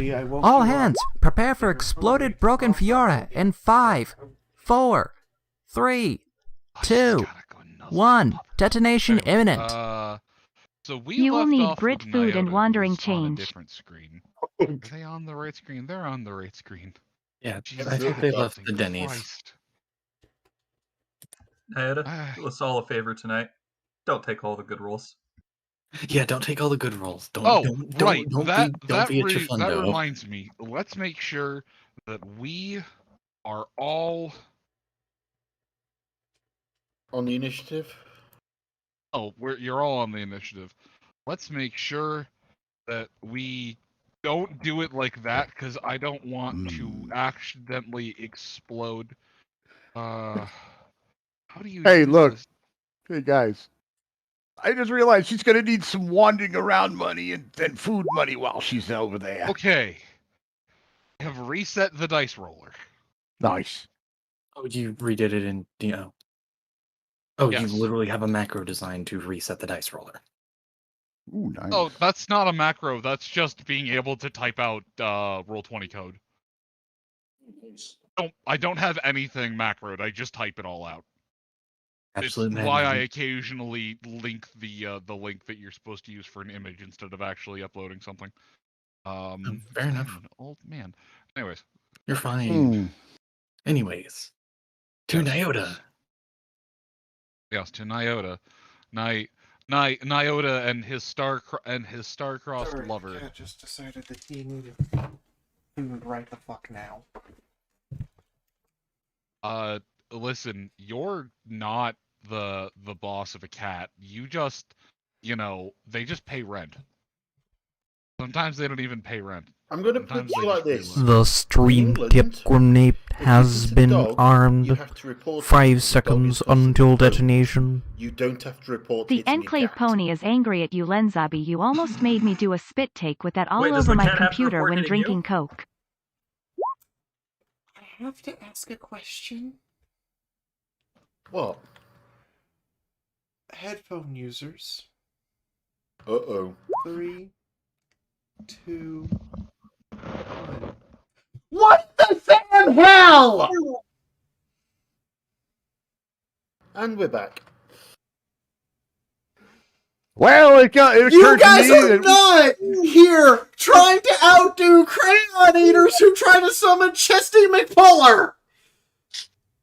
I just came to we came to the realization that you're gonna need a little bit of spare, food money, wandering around money, maybe buy something at the shop money out there in Britain. So, yeah. 300. Not 3. No, that's yes, $3,400. Can we please game? I just want a game. Oh my god. Oh. We're trying to get Those the are commas! There are not supposed to be commas! Fiaura, hun, we're getting this train on the tracks. Just deep breath. Fiora's heart and attention. They love you. Also, my hat now. They're here because, what else are they gonna watch? Also, I'm more entertaining than reruns of Bones. Yeah. No, yeah. I'm not. What am I saying? But also Never keep in mind, in my life, though. But also keep in mind, it's also kind of a gift to Spitfire. That's true. Don't forget, part of this goes to Moonhoof. That's right. Hold on. So, going back to the Star-Crossed Zebra. Yes, the Star-Crossed Zebra and Griffin. Oh, okay. You know what? Hold on. I'm going to invoke Wild Wasteland.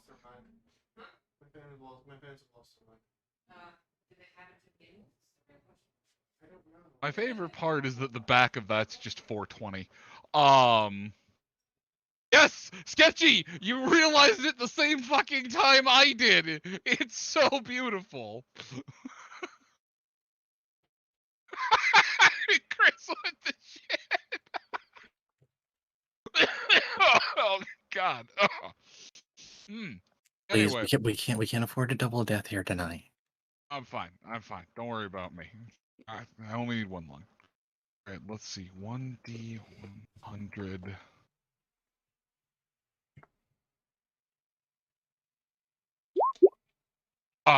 Okay.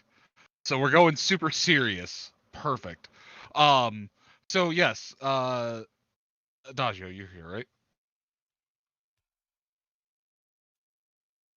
Oh no. AFK. He's still getting coffee? Fuck. What? What I miss? Look, getting coffee is Yeah, no, I can't fucking blame him. Look, getting coffee is an involved procedure. You're not, even when you're sitting there with one of those, God, unless you're just pouring grinds into a filter and throwing it into one of those soulless industrial machines, those poor tortured bastards. Look, even if you're using an auto drip coffee pot, there's still an art to it. You still gotta make sure it's the correct amount of water. You're still balancing it like a fucking alchemist. Except at the end of the day, you're not making something to throw to do several D10s of damage. You're making a liquid that you can drink that makes people tolerable.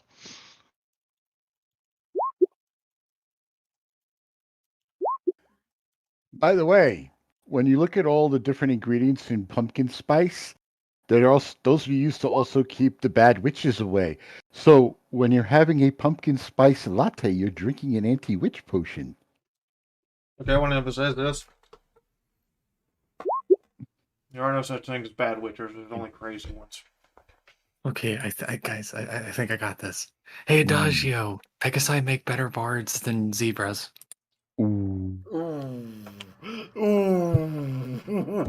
Hey, Adagio, Damn, zebra is an invalid character creation choice. Oh, fuck you. Oh, fuck off, you half-breed. Hey!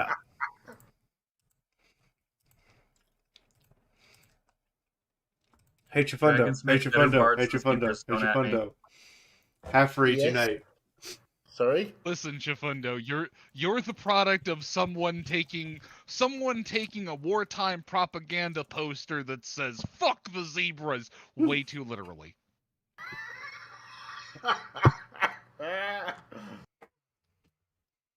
Anyway, hey, Chifundo, half-breeds unite. Oh, thank God I don't have to stall anymore. Hey, Dachio, you're up. No, we finished Mythic's turn last time Yes, it's around. now your turn. Yeah, we finished. It was marked as your. It says Nyota session GM, turn start. Look, GM says it's Adagio's turn. It's Adagio's turn. All right, well. No, I wrote Nyota session turn start session end. I wrote that for myself to make sure that I knew that we started with you because I have the memory of a bear trap made of 2 matched sieves and fucking fun noodles. My bad, I didn't realize we'd gotten through Arcane's turn last session. We did, somehow. Oh yeah, that's right, we did, because it ended with Arcane playing too close to fire, getting potentially infected, and him being thrown into the quarantine chamber as fucking Dr. Neppy turned around, passed him a character sheet, or a stack of character sheets, and said, well, you're gonna be in here for a while, want to be in this one shot? Oh, what's that? You don't have a choice. Here, have a character. What's that? You don't have a choice, Neppy. Rax pistol slide. Okay, well, back topside.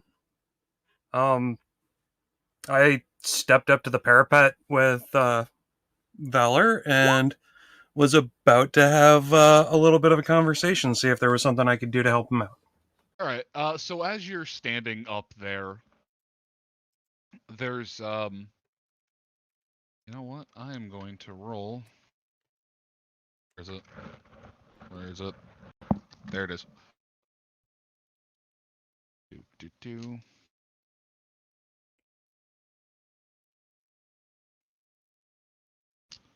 I don't quite remember what time it is. No, not the actual time. Like, time in game. Also, I really just want an excuse to roll a d60.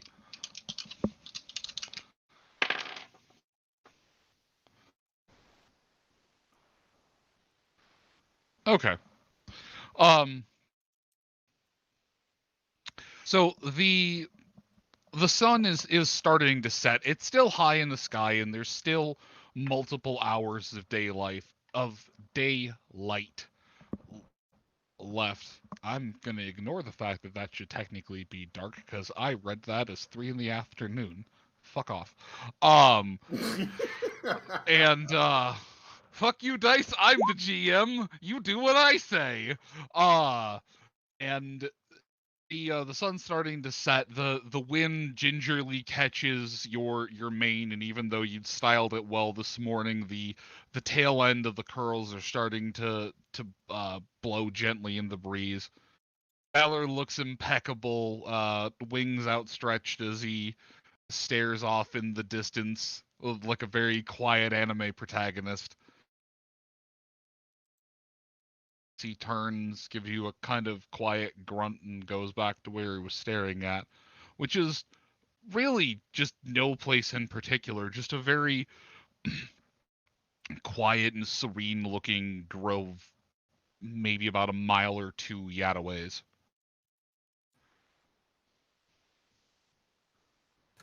You know, Valor, pouting isn't your strong suit, is it?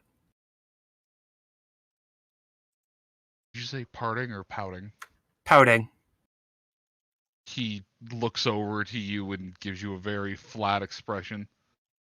Just what is that supposed to mean? You're bent out of shape because you think you caused the problem down in the stable. You came up here to start sulking about it, and now I'm calling you out. He shakes his head no, and then shakes his head yes, and then shakes his head no again, and then proceeds to shake his head at a 90-degree angle, before turning back to look at you. Shakes his head at a 45-degree angle before turning back to look at you. It is less that Valor believes he caused the problem, and more that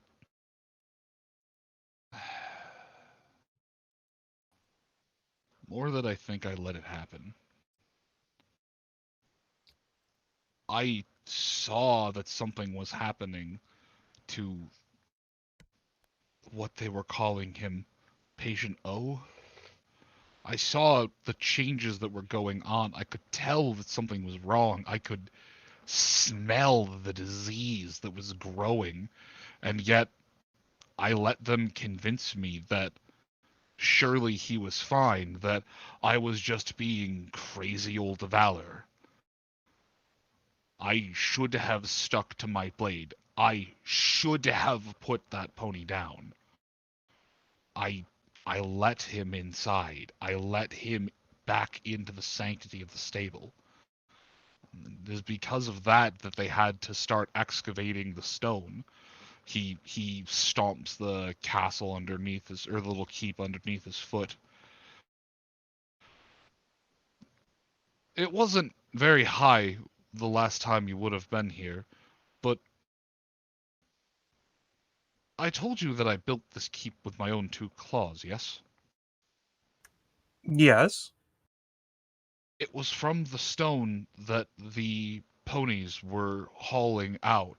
As they were digging down, they needed a place to put the sick. They needed a place to put the dying. They needed a place to put those who hadn't changed yet. And they just dug straight into the earth, punching through one of the lower layer quarantine. It was an area where they could quarantine, and they used it as a sort of improvised airlock to punch straight down. The doors between each of the levels have a proper seal around them to prevent against some of the Zabrekian gas weapons and some of the other things they had been using to alchemically poison buildings. It was designed so that each floor could be used as an individual fallback area, and there were some rooms that were individually pressurized to keep them safe.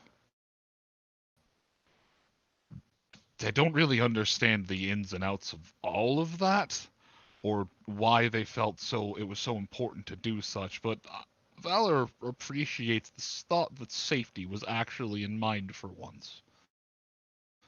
But they needed something to do with the stone, and Valor needed something to do to stave off the actual ennui. I mean, what is one to do? Turn suicide into a game? Valor. Don't joke about that. Hollow Feather was doing that.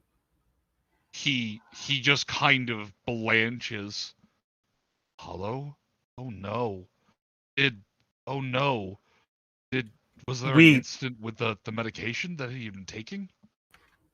He ran out. The bird's eyes turn into pinpricks. We sorted him out. He's got a stable supply and people who are capable of manufacturing it for him where they are. Please roll me a strength check. As Naoto gets squeezed like a toothpaste tube. Okay, any bonuses or penalties? No, but you need to also roll endurance. Yep, you're getting squeezed like a toothpaste tube in a bear hug. Okay, cool. Roll endurance. You don't have any penalties. Any additional penalties? Nope. Okay.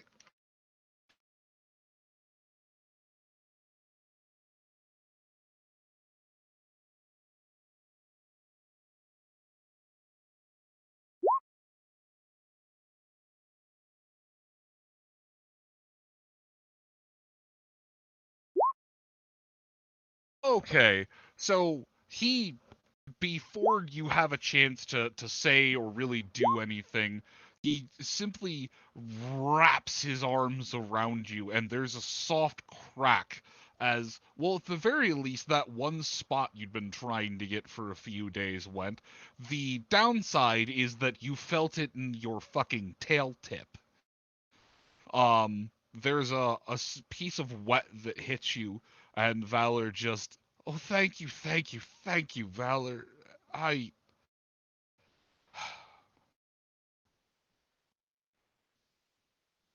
He had been a good friend of mine before all of this started. Valor, it's fine.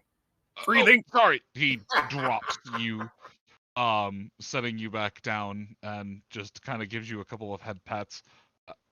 Valor, sorry. Yeah, Valor, remember, you still have full access to the functionalities of the box. I'm unaugmented. Sunrise. He cocks his head to the side. 19 isn't using her recombulator? No, we're looking for the control device. He blinks his eyes a couple of times. Wait, she lost her squad control device? That's what she keeps saying, and that's part of the ongoing quest. And I take a moment to twist. And have you ever seen a person doing like the half body twist where their feet are still planted on the ground, but they're trying to twist halfway around so that their shoulders against their ankle? The thing with a chair? Kind of. It's more like if you did toe touches, but then twisted to put your right shoulder near your left ankle. I know what you're talking about. Toast has competition for death hugs, folks. All right. Give me a quick agility check.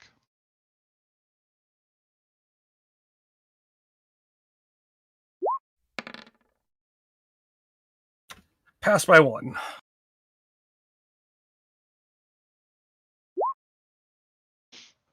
Sorry.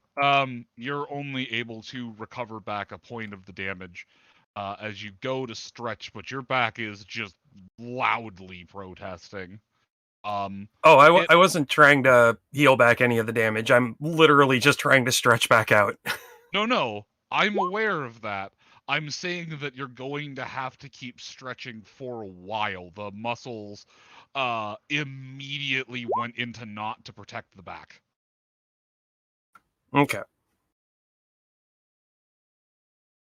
Well, I suppose I'm going to be walking funny for a different reason tonight.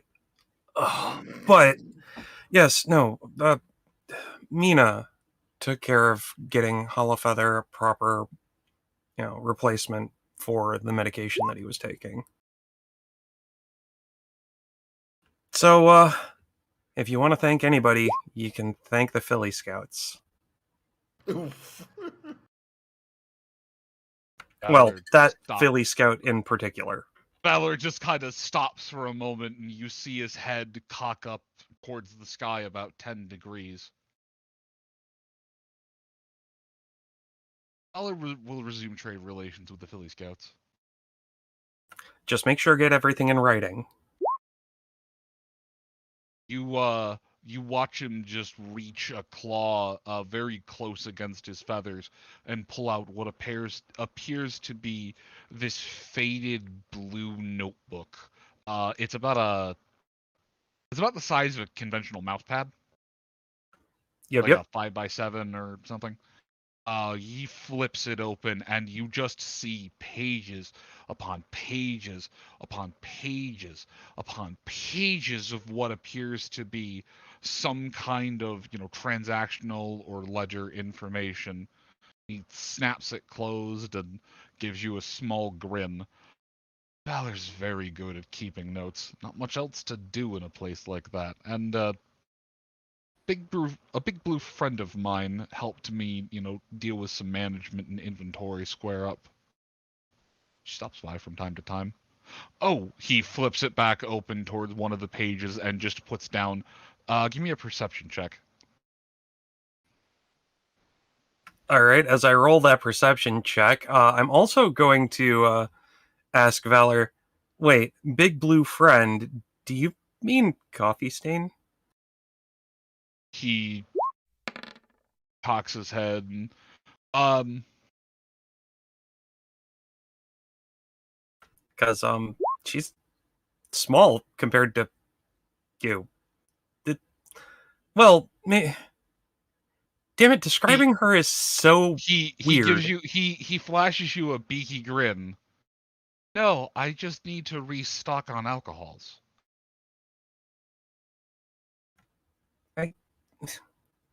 Who do I feel like I should know this person, but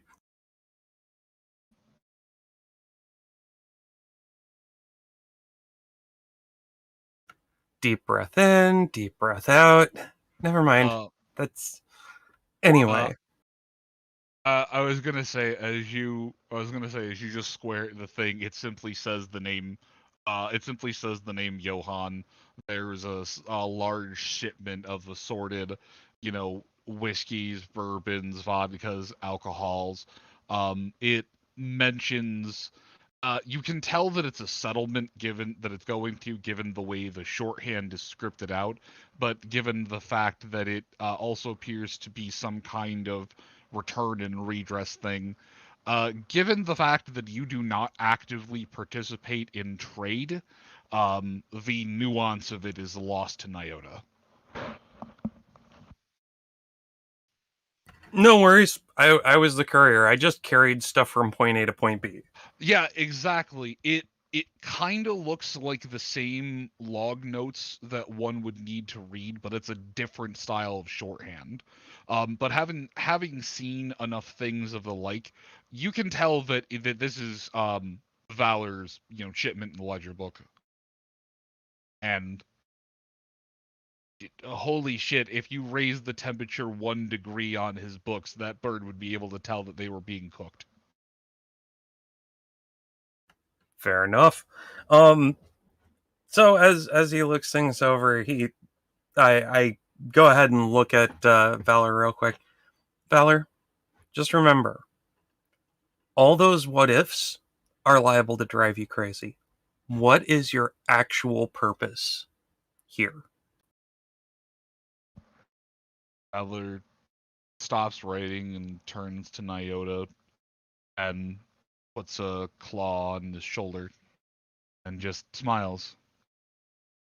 My purpose, dear Nyota, is to protect the ponies inside of that enclosure, to make sure that they all stay safe, to make sure that they stay secure until the level outside is safe and the world outside is safe for them to reemerge in. Okay. That doesn't say anything about protecting them from themselves.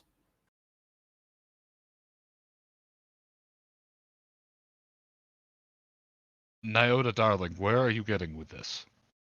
I'm going You're at the making point... that I have a scheme face. No, I'm making you're currently overstepping the boundaries of your necessary conduct and making yourself miserable by doing so. Beating yourself up for, effectively, allowing them to do as they've been doing for several hundred years, nearly 200 years at this point, and then being absolutely shocked that something you could not have foreseen has happened. And also, you take orders from them, yes? Valorous deeds tend to not have much forethought. And no, I do not take orders from them. They do not take orders from me. We both take orders from, well, wherever it is that we take orders from. But okay, well then, when was the last time you got orders? Very recently, actually. I'm sorry, what? Valor nods. Yes, Valor received standing order change. He stops and he counts the talons very quickly for a moment. Well, not so much a standing order change, more so much as a notice that there had been activity in one of the other project vaults less than a month ago, if Valor remembers the information correctly, and just simply a notice that, activity had been opened, which was definitely odd, but as that was, the intake facility, it was not really seen as all too disconcerting. Valor turns and looks down to where the stable door would be. Valor wonders what report will come out once the notice has come back that this stable door has opened as well. I'm actually just as curious as you are about that. Ask him if it's the same stable that Hollow was at. So, you said the intake vault. Correct. Does this intake vault have a name? Valor just wing shrugs. Or designation? I mean, there isn't really much of a name other than just work or vault or the facility, but we tended to refer to that one as one. This one, he turns his claymore around and hops about 3 feet to the left and has to, with a long reach and a slight grunt of effort, is able to ever so slightly tap the dome. And he hops back, panting, and hops a couple of feet back to the right and returns back to a casual pose with a claymore. And that is number 2. So, phi means nothing to you. He blinks. Well, I mean, that was the overall project. The golden ratio, as one of the nerds once said.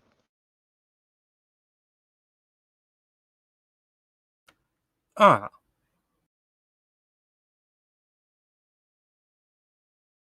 All started by their benevolent overlords.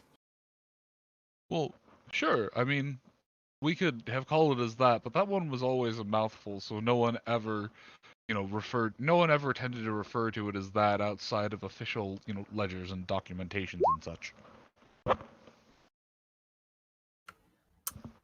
Okay, because, that was where Hollowfeather was. Valor nods.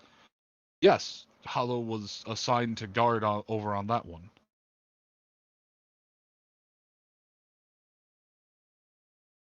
Well, I mean, at least I made a couple new friends while I was there. So, Jealous Griffin stare. What new friends? Did you ever get to go inside that vault, that stable? He shakes his head no. We are not typically allowed inside, but Hollow was an exception given his knowledge of some of the research that the other scientists were doing there. He was always a bit smarter than Valor. But that is fine, for Valor is a much better warrior, and he raises his claymore straight into the sky like a gleaming psychopath. I can't help it. I chuckle at that and shake my head. Okay, well, if you want to know about the friends that I made there, well, they're not from around here. Like, not from this Valor planet. just kind of blinks. So they're from Napone? Try about... And I think back to the rough distance that Tadosh had given way back when. Hold on. I can actually give you...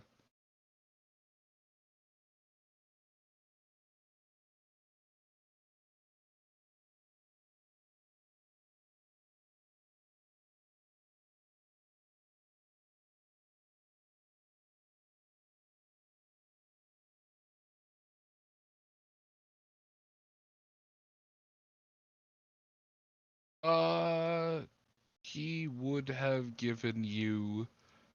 Or would have given you a distance of... right around, I think...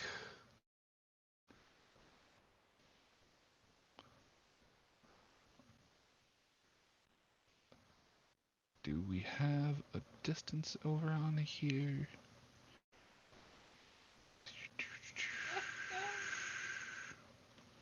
Orbital speed, mass...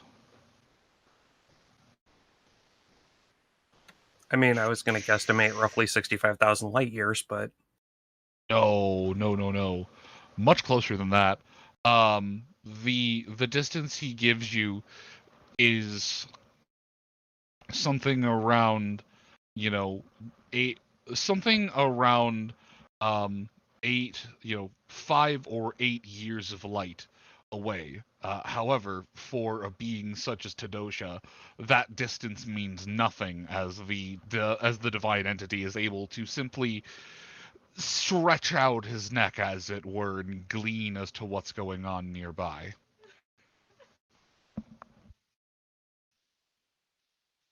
I relay that to Valor and chuckle. They're definitely the new kids on the block.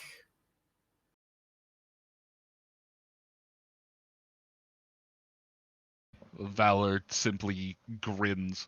If you were able to get Valor a sample of these people's weaponry, tech, information, anything, Valor would greatly enjoy a debate of cultural exchange. In fact, he noticed that odd entity that you had summoned, called out to.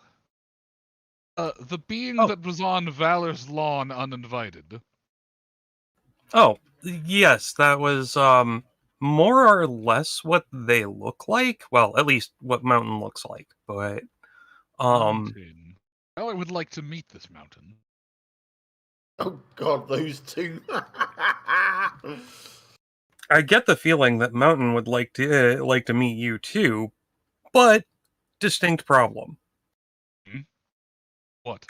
They're inside Hollowfeather's vault, and if you were to go visit, you'd have to leave your post here. Why could Mountain not visit Valor?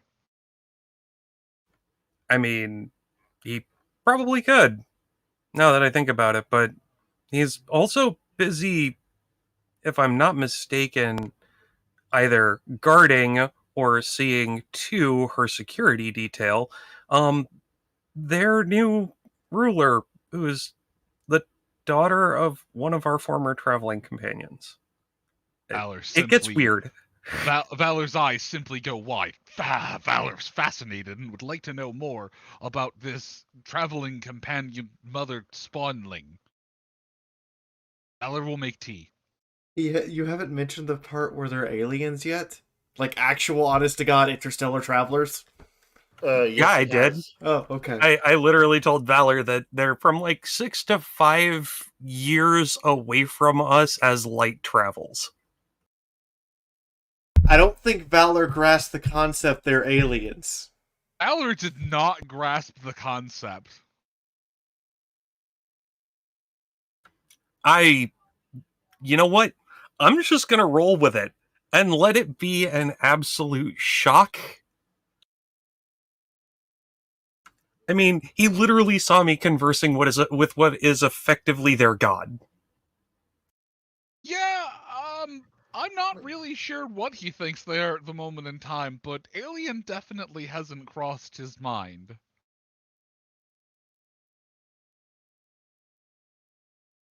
Sounds like Valor's a little slow on the uptake, folks. I was going to say, it's not that Valor's simple, it's just that his first reaction to a problem is stab.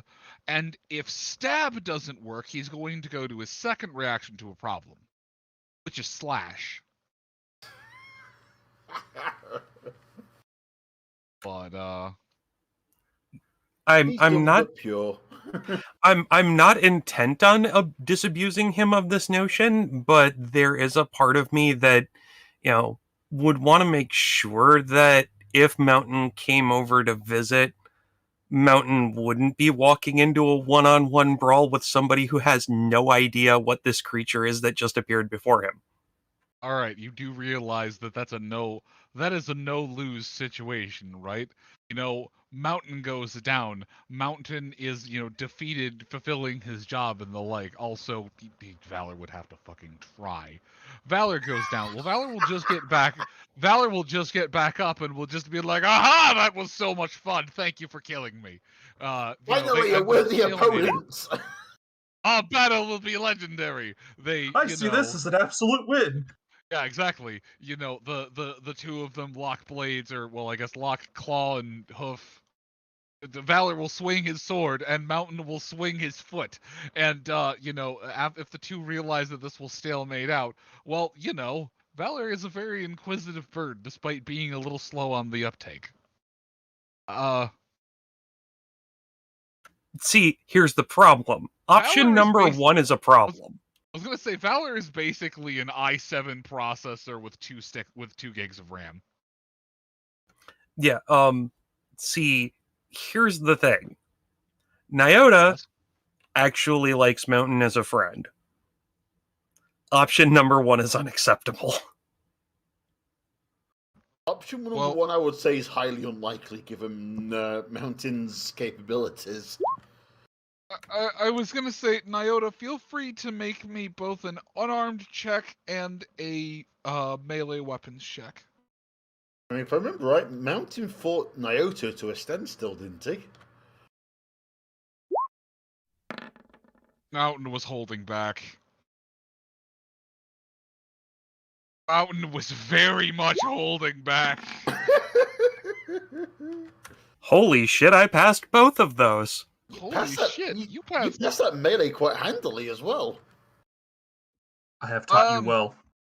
Well, Nyota, from what you remember of Valor, from what you have seen of Valor, and from what you have seen of Mountain, unless Valor was somehow able to get underneath Mountain and then basically vivisect him that way,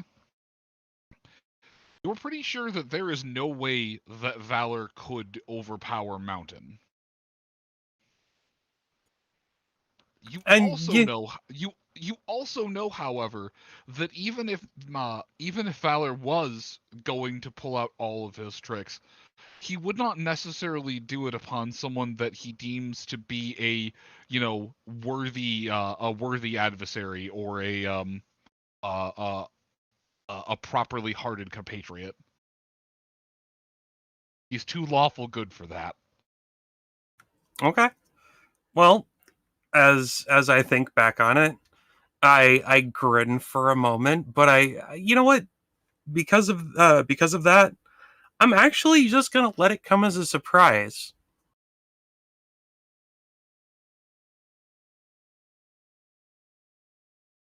But I would like to see this new queen and these people and have an interesting conversation of knowledges and things that a lot of us have learned. But Valor is also concerned about your compatriots. They have taken a long while down there. It has been close to a day now. Valor hopes everything is all right. If everything was going wrong, somebody would have come up to tell us by now. Valor or called us on the radio. Valor just proceeds to shrug as he stares off into the distance wistfully. Valor wonders what the worst is that could happen. I'm going to face off. He said the words. They're not afraid of zebras anymore.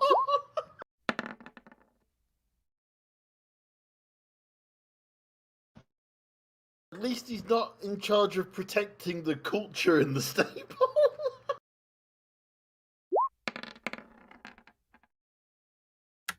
Ow! I'm gonna concuss myself if this keeps up. Did you just face Hoof at full power? Yes.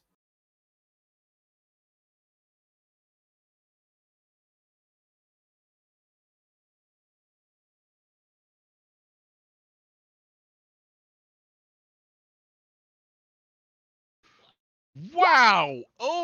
Okay! Alright, does that ignore any armor? That's on me. That's from a face hoof.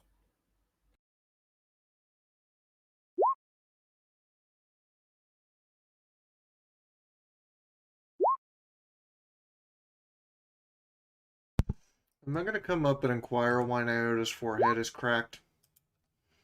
I was going to say, Nyota face Hoof and gave himself concussion.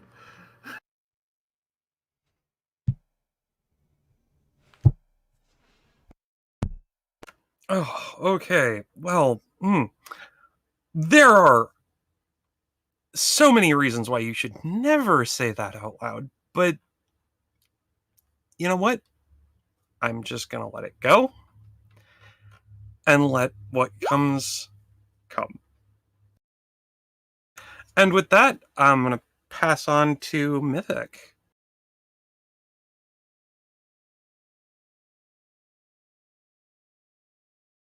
Ah, shit.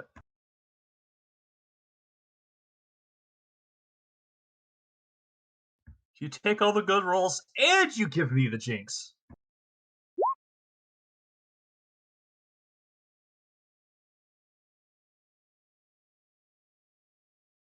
Mythic, sir, would you like for me to roll a 1d100 to take the bullet for you? By all means. You can try.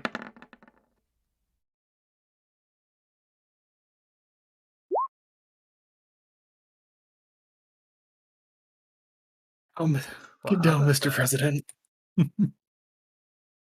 I said I'd take the bullet.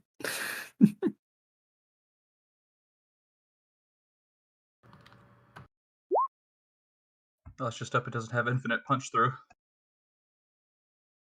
Oof. I took the bullets, that way you can have that sweet, sweet, awesome shipping time. Yeah. Oh, you got to cue in the thing of the Battle of the Fates because he said the line, "You can try." Oh God. Are you okay over there, Mythic?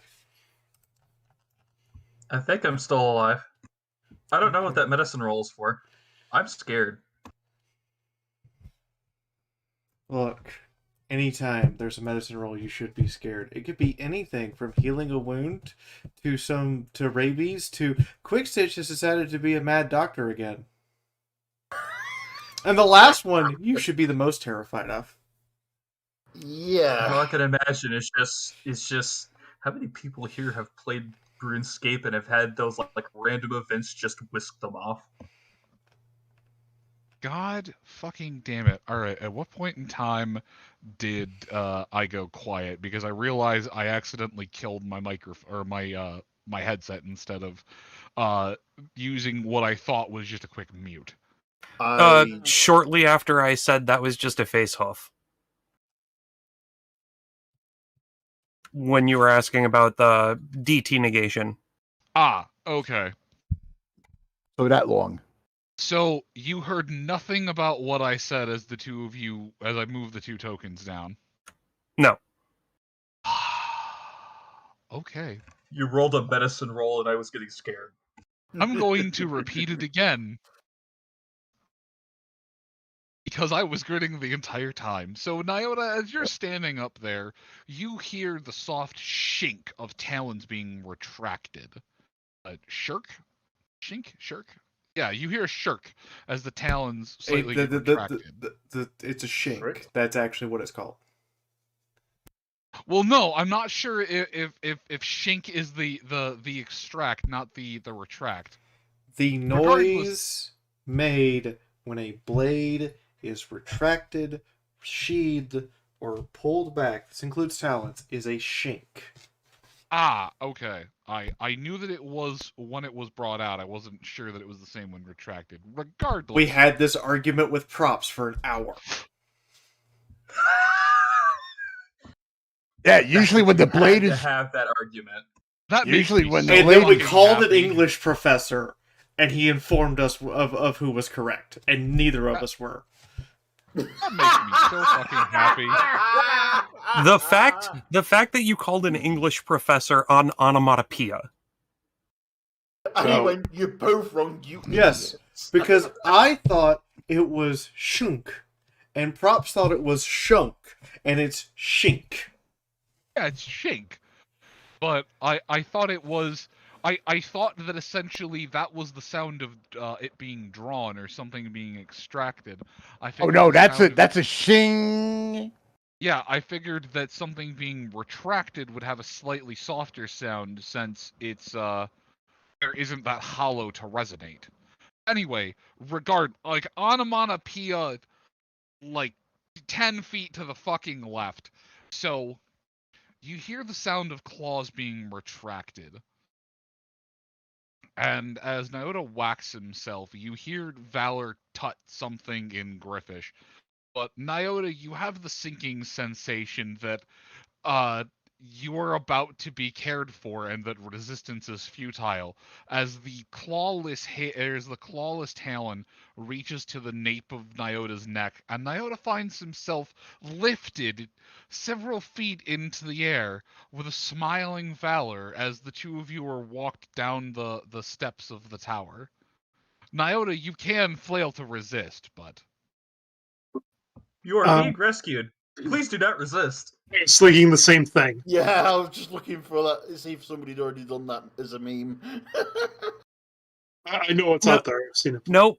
To be completely fair, given what I've remembered to this point, I know that resistance is legitimately pointless, and I just make it perfectly clear. Tonight we're just going to sleep, okay? He sets Nyota down on... He sets Nyota's bratty ass down on the table and he nods.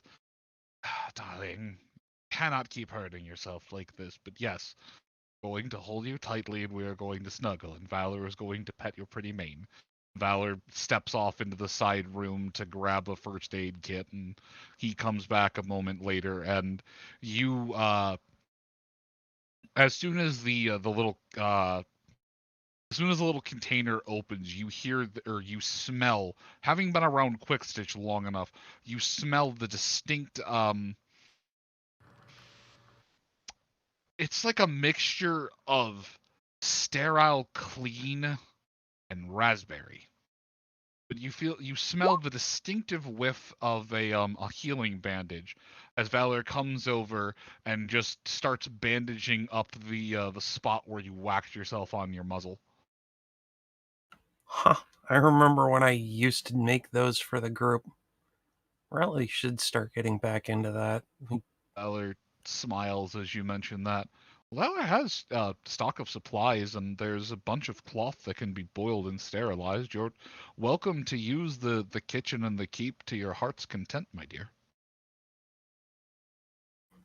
Thank you, Valor. I just, for a while there, I got out of the habit because, well, we had somebody who was, well, the doctor.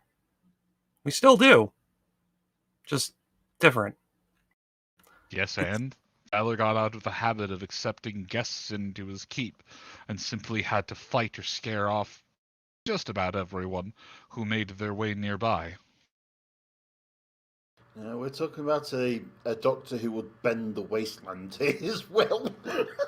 To be fair, well, the reason I got out of the habit of really making more healing, healing poultices and potions was, well, my medicine can do so much, but it can't give another winged being the ability to fly after, well, being born without one. Valor takes a moment, giving you a very hard look, and finally exhales and stares down. Wasn't sure if you were making a joke at Valor's expense or simply recanting some story that you had saw or heard, but it seems that you have witnessed something rather interesting, my dear Nyota. What is this creature that was able to restore functionality to a crippled creature? Our old doctor, Quick Stitch. He's actually working down in Silverfang now, but at one point, well... Valor just blinks to you. Wait, the Silverfang construction quarry? That place should have been shut down before the war. No, the Silverfang shanty, the mercenary town. That's next Valor would like to know. Valor would like to know the location of this shanty town. Okay, and if I tell you, what are you going to do with it? Answer questions that Valor suddenly has burning in his bird brain. Well, how about we just sit and talk? I'll recount my adventures so far. Valor will make tea.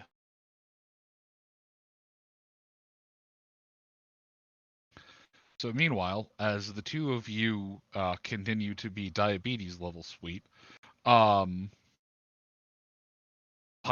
and Mythic are overworking the forge and workbench. And it takes a couple of hours to get everything worked and shaped correctly, but after a time, Mythic, you can actually see the general shape and outline of what appears to just be a very standard arming sword.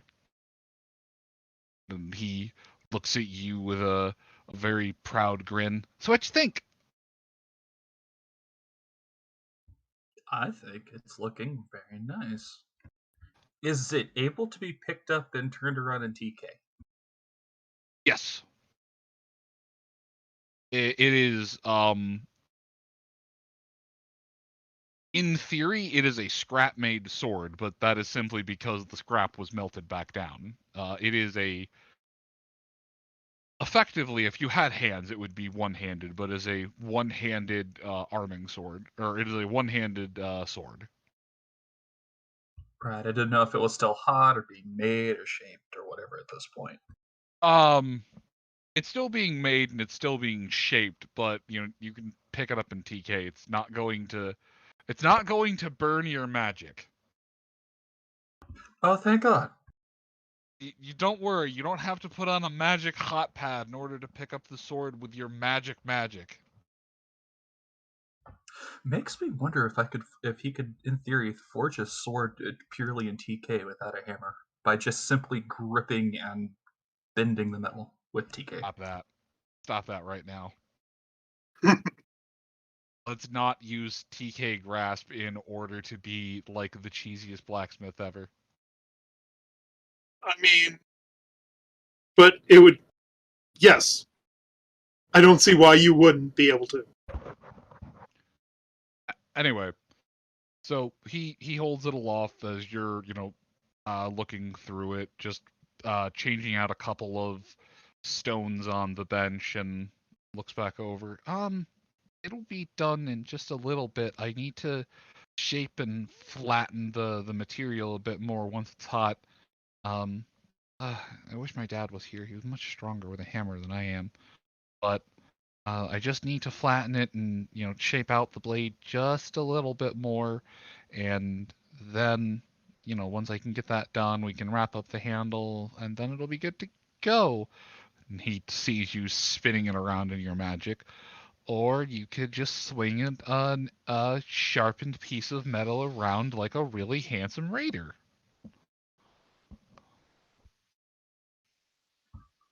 Flattering. But yeah, it's looking good. I really like it. Thanks. I know that you've got that, magic stabby bit thing, and you have your cutlass and all, and you even have that one, sword that you got in town. But, as my uncle used to say, one can never have enough swords. One can never have enough swords. They're each unique and special in their own way. He stops, puts a hoof to his grin. Then again, my uncle did serve in the town guard for like 20 years, so I think his opinion is a bit colored.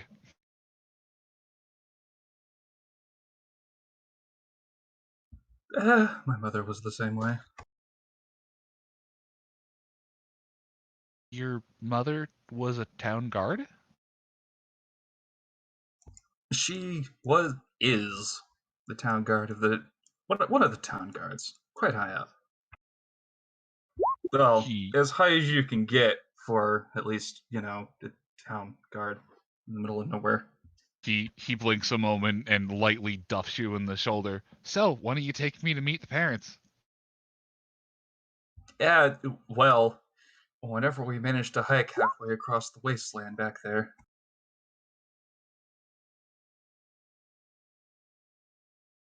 Where I learned teleport.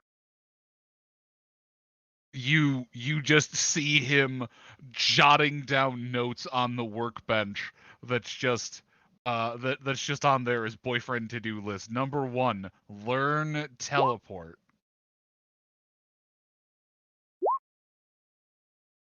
You keep a list? He eeps and quickly hides the notes. I have absolutely no idea what you're talking about. Anyway, back.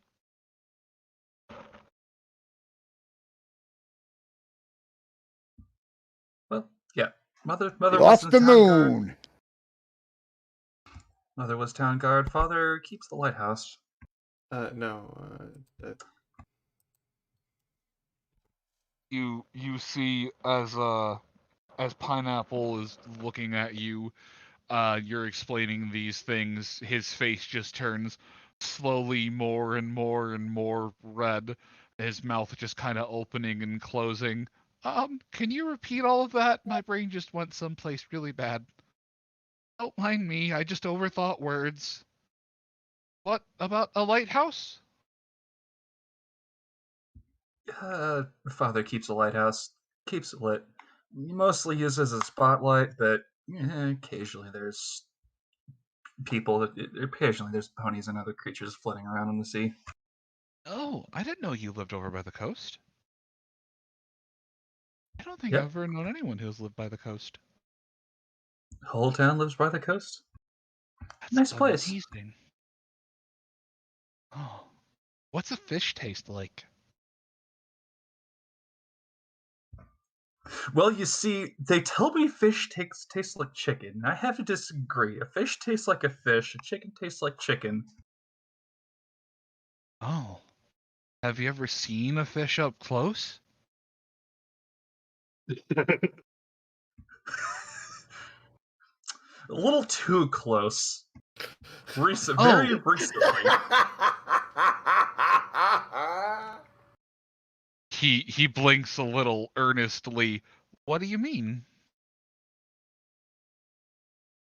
I mean, I got a very, very close look at a fish here recently, right before I came to South Shore. And in fact, he lets out a little squeal. You went to the nearby aquarium? You jerk! You should have told me. I loved going there when I was little. There's an aquarium? You guys have an aquarium? Wait, you didn't go to the aquarium? No, there was a little campsite that was Philly Scout related, and there was a big lake there, and Lord goddesses above, there is so many things in that lake. Confirm. Oh, you saw a wild fish? Did you catch it? Well, I mean, yeah, I did catch it. I mean, it almost caught me for a little bit there, and I swear the thing's like this big, and he stretches out his forehooves, of course, like showing just how big it is. Pineapple, under exaggeration, if you will. Pineapple fucking sweats. Wow, that is intimidating and terrifying. No, thank you, sir. That's to say nothing about the Kraken that was in there, apparently. Eyes go into pinpricks. Kraken? Yeah, a big tentacle monster. Just making it worse. Are you okay there, Pineapple? You're looking a little pale. Wait, like, what? What? Have you ever seen an octopus before? He nods very slowly. Okay, so you take that octopus, right? And then you just attach one of those helium things and you just blow it up till it's like several 100 million times its original size. And then you give it about that many extra tentacles. There you go.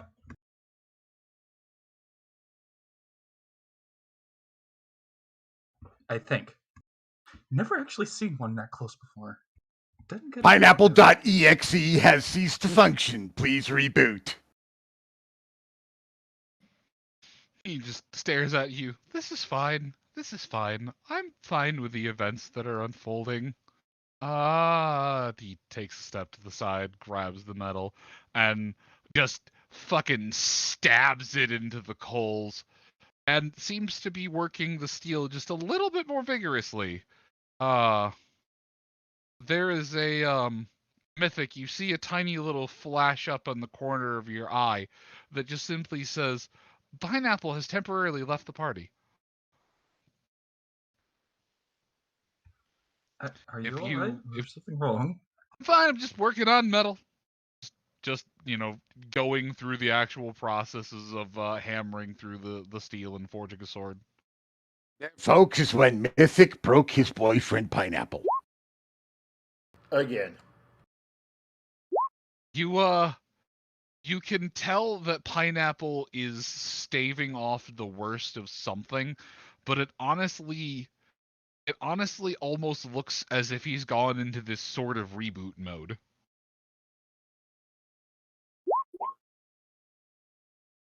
Blink, blink. Thinking. You're not supposed to sanity kill your own boyfriend. Nope. He saved. He did not just take 3 points of dire. No, but I'm sure trying, apparently.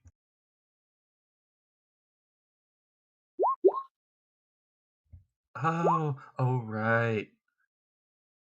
I mean, it's not that bad. He just turns around and stares at you. A Kraken exists. That means the stories are true. And goes back to working over the metal.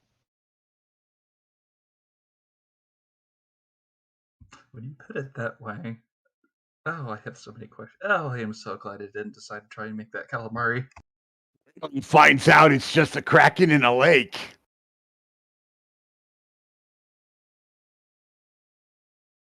It's just a Kraken in a lake. I'm gonna say, make it a Kraken of the lake instead of a Kraken of the sea. But Pineapple seems unharmed. There doesn't appear to be, any loss of mental function or facilities. Just someone who is desperately trying to forget the information that they just learned.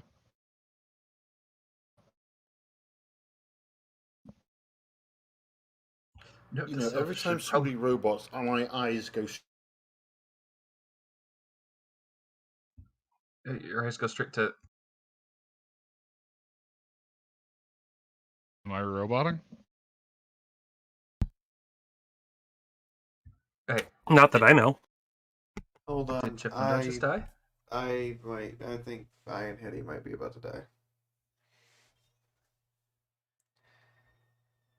Yep. We're back. I'm back to green. Well, kind of back to green. Kind of back to green, so not super green. Okay, do you require a moment to fix this? Because I kind of need to stretch my legs and take a very quick bio. So we can take a moment while Pineapple loses some sanity and maybe gains the ability to cast a weird spell out of his hoof instead of his horn. No, actually, he saved. His brain is just slowly scabbing over this information with genuinely forced forgetfulness.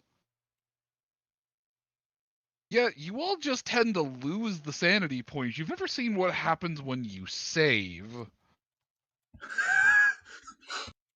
Suppressing?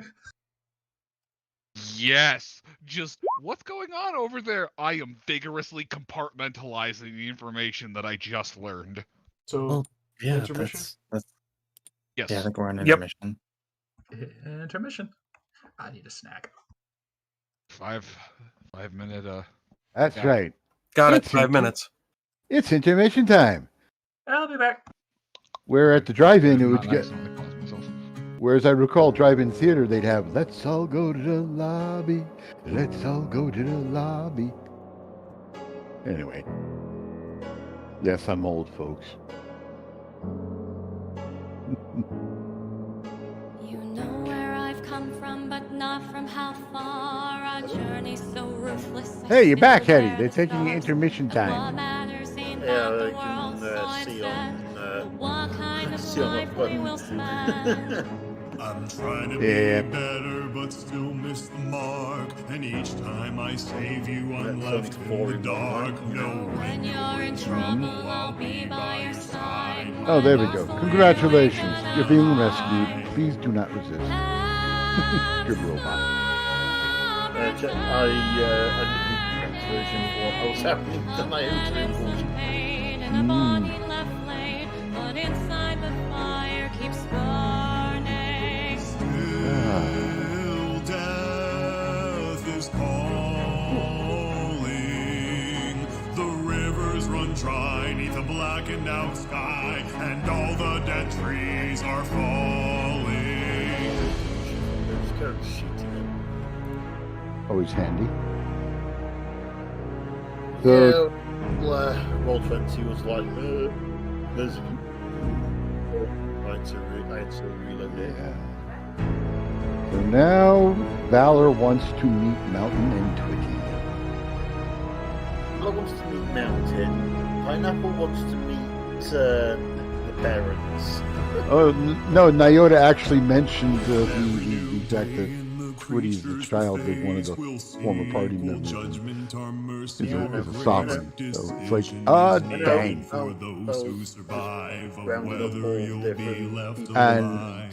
And now Pineapple is trying to fix his own mind. Poor Pineapple. I was here, Lenders. Yeah. But poor Pineapple.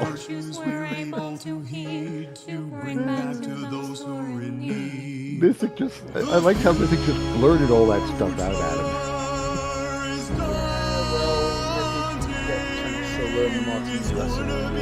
By the choices we make, and those of the ghosts that are haunting. And hope's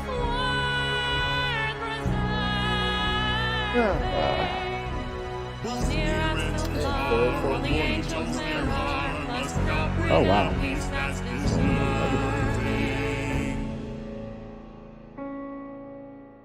That calls in 10 o'clock. Well, you're an hour behind me then. Hey, Blair, have you had dinner? Have you had dinner?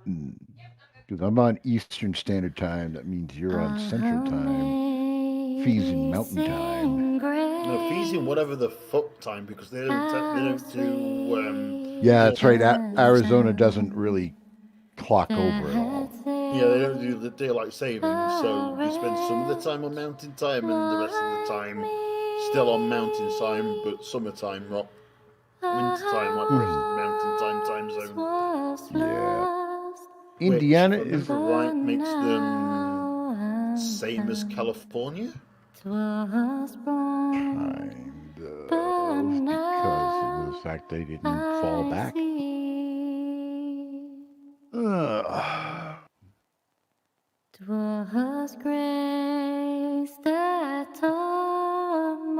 Oh, Indiana is the other state that doesn't do the fall back and bring forward. And grace, my fears will lead. How precious Yeah, Fraser. She does have that kind of voice.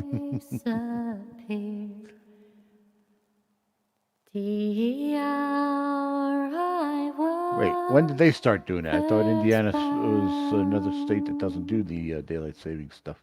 Indiana doesn't do it. Arizona switches time zones. Dangers, toils and snare, we have Pony chick. already come. Yeah. 'Twas grace that brought us Be surprised how many times I got screwed over on my work schedules because spring forward and fall back stuff. will lead us home, and grace will lead us home.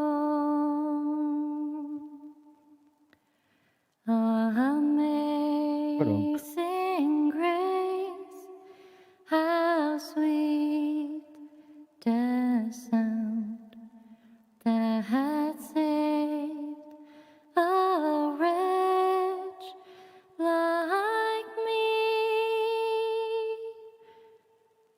I once was lost, but now I'm found. 'Twas blind, but now I see. I took a final breath. Eddie's router did it again. Finished the song and felt my tears slowly drying. Was blind, but now I see. 'Twas blind, but now I see. Oh, an announcement for everyone. Yes, it is the holidays. And people are stupid. Rush, rush, rush does not get you there any faster, I assure you. If you can't get it right now, you can get it in a couple months. Don't go to these big sales. Don't expose yourself unless you have to. Be safe. Take your time getting there. If you're late, so what? You're gonna be late. Accept that. Being there safely is more important than being there on time. And know this. So long as you guys want us here and you support this type of content, we'll be here every Wednesday just to give you something to be entertained by. And if you're up in the north, just be careful. Watch out for deer. Watch out for snowstorms and ice storms that come out of nowhere. I've gone off the road. I've turned sideways on the highway and saw an 18-wheeler come barreling down at me. Just be careful. Don't be dumb. All great, and I don't want to hear any more tales of fucking bad news of, hey, someone went to go visit Vaughn before the lot of us, so yeah, just be safe, be smart, take your time. What's up? Just a PSA of we love you, please don't be an idiot. We love you, please don't be an idiot. We appreciate you, even if you just sit here and lurk and never talk. We appreciate you being here. A couple people left the Discord server a moment ago. They'd never said a word, and we still gave them a salute on the way out. So, you know, we just like the fact you're here, and that you choose us out of everything else you could be doing. In the meantime, if Moon is back and prepared, I guess I will turn it back over to him, and we'll go see what I think Chifundo's up to next. I think. Don't quote me on that. I could be wrong. I'm not the GM.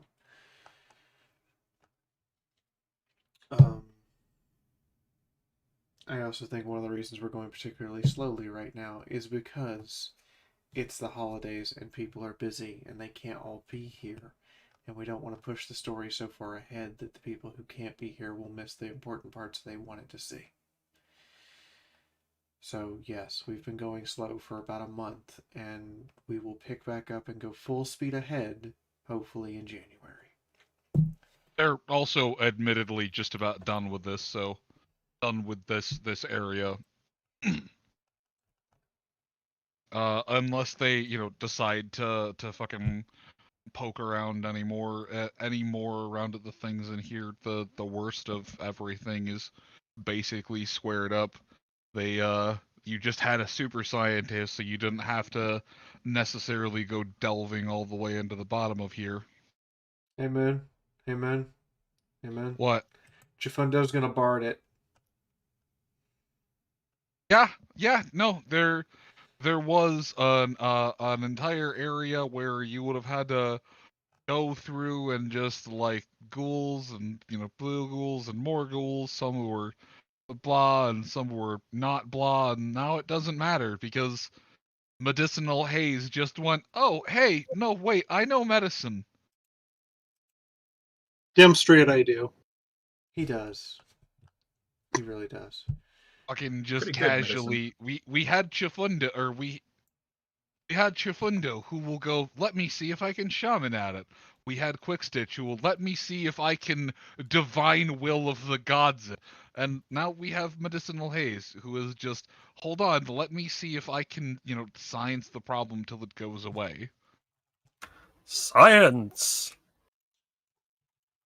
Yeah, I still contend. Hayes is a doctor. Quickstitch is not. Quickstitch is a goddamn miracle worker. Exactly. All right, so let me put this in terms you will all understand. I was gonna say, Hayes is a doctor. Quickstitch is the doctor. No. Let me put this in terms you will all understand. Quickstitch is Dr. House. He's fucking crazy, but he's effective. And he's literally the goddamn miracle worker who will save your ass. Medicinal Haze just so happens to be one of Dr. House's advisors. He's that good, but he's not quite that good. I don't have the magic crutch. Now, in the meantime, Ooh, I heard a challenge. There's a Chifundo. In the meantime, I'm going to turn this back over to Moon and just, again, be safe, guys. Wear a mask, get your vaccine, take care of yourself. And most importantly, if you don't have somewhere to be, ask someone out of the literal thousands of you has an empty couch, and it might be awkward, but it is better than being alone. I don't want another person that I find out died on Christmas.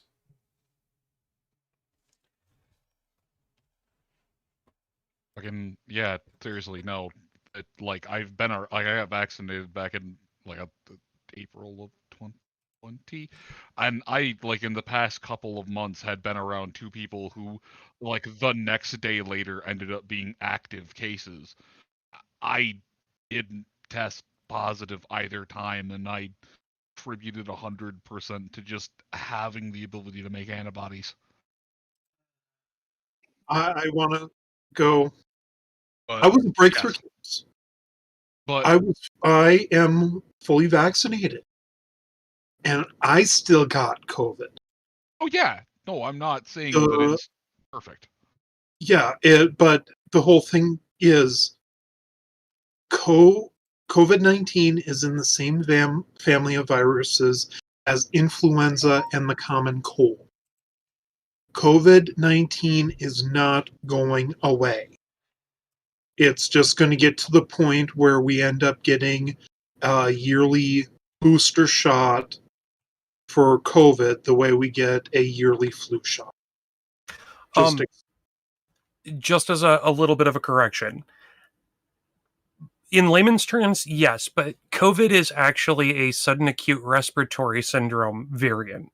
SARS, it's the novel coronavirus SARS family. My point still stands. It's not something that's going to just magically go away. Oh no, you're going to need booster shots at least once a year. Once we'd gotten to it, it had been going on for a year and nothing was really. It wasn't going away. At that point, it's not going away at all. As a side note, I humbly appreciate the way the EU is doing things about COVID. Literally every day, you just get up and you're allotted an extra 30 minutes to get to work, to stop at a rapid testing area, have yourself tested on site, and your result is available in 5 minutes. That's awesome. You don't have to. They don't have to wear masks unless the business requires it. You literally just get tested. That's how they did things. Depends on which country you're in. That's how they did things in the Netherlands. Yeah, it was. The Netherlands. It was schedule it 10 minutes before you get there. Walk in, done in less than 2 minutes. By the time you're leaving and getting back in your car, your phone dings with your result. And if you're positive, it also has a message that says, "Here is what you need to do," in Dutch, English, German, and French. And I was like, the EU's left responses to individual nations. But I was like, this is what we should do. This is how this works. Oh yeah, I have an outstanding find in Germany. What did you do that the German police, Stoßwaffe, felt the need to find you? I want the mystery. They sent me a very polite letter that I couldn't read a word of because my German was not good enough. I want to know, what did you do to be worthy of a fine? That's just the thing. I don't remember because it wasn't in English and I couldn't read all of it. But considering that it was a 15, I don't remember what it was. I don't know if I got a picture taken by one of the traffic cameras or whatnot.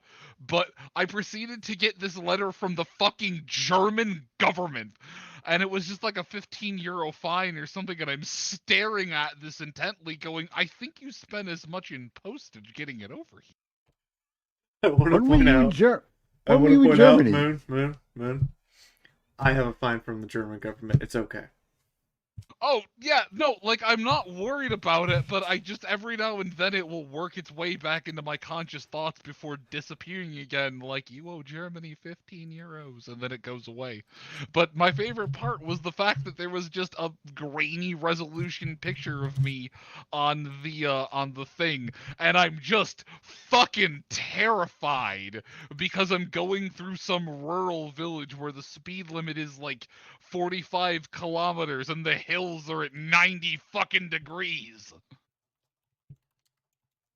And there are buildings there older than America.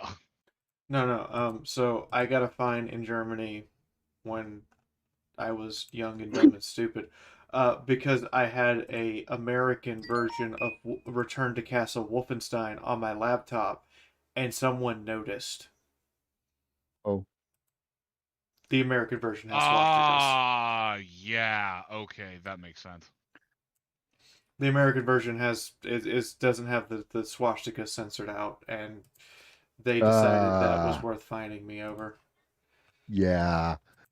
It is illegal to have anything with those markings on it or any other similar paraphernalia. True. Anyway. All right. Yep, there goes Hetty. Damn, Hetty. That router probably needs replacing.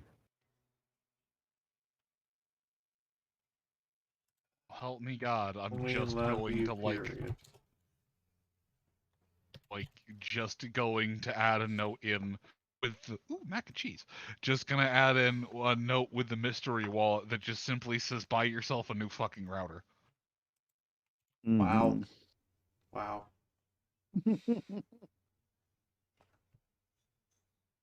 Well, I just did take a check. Apparently, still have to be more concerned about Delta strain than Omicron. Like, at what point in time did we enter into a bad 80s action movie? I mean, I don't know. To be fair, we've always had to worry about the common cold and various other things that we just get vaccinated for every year. Like, why this has just become a political hot button issue, and it's like called Omicron. Anyways, at least it's not the Omega strain. That's true. Next year. I remember I'm watching the gonna original remind movie everybody of a very old game that would taunt you, and it was a board game called the Omega Virus.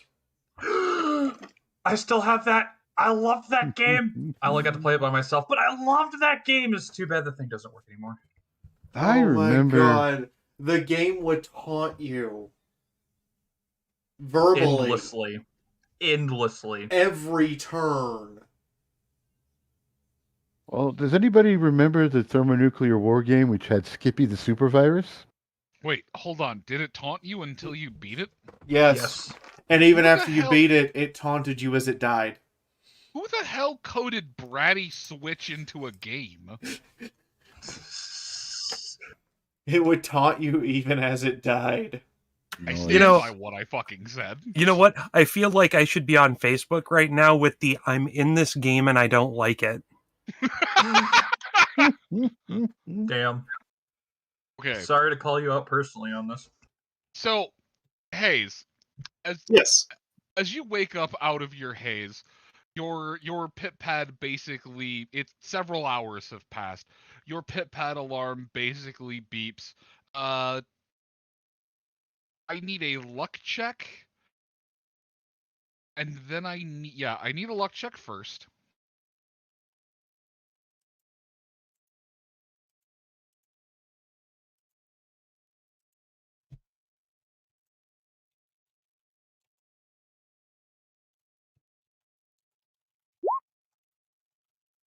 Fantastic. Oof. So you happen to get a very good sleep in here. You wake up well rested. Your body feels good.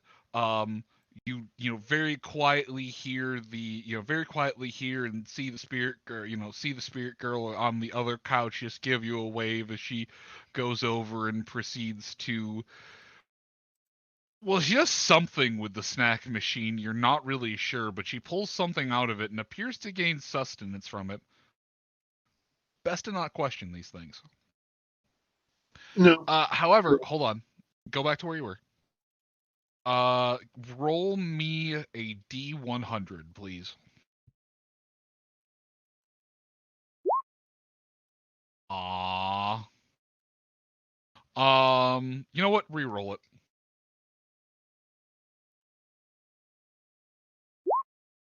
Beautiful.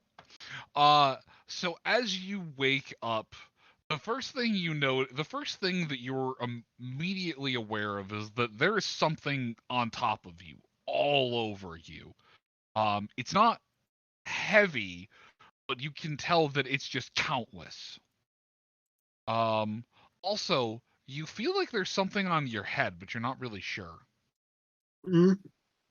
As you move, and do you inspect the odd sensation all across your body, or you just say fuck it and roll over?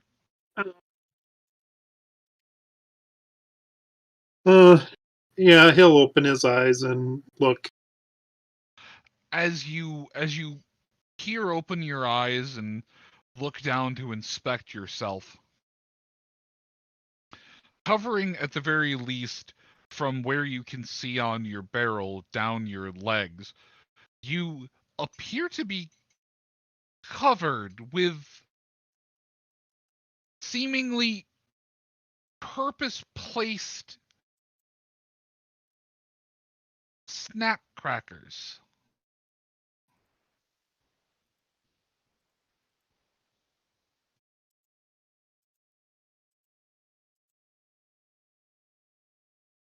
On the floor beside you, if you turn your head, you can see a couple of empty bags of something called cheese them.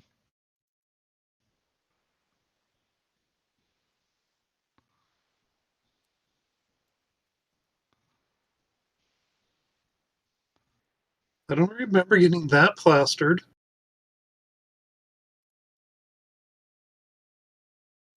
Seabreeze? No, I must be out of this. As I'm about to ask you, Speedbreeze, what the hell happened? Seabreeze looks over and chuckles. Dude, you were just like unconscious.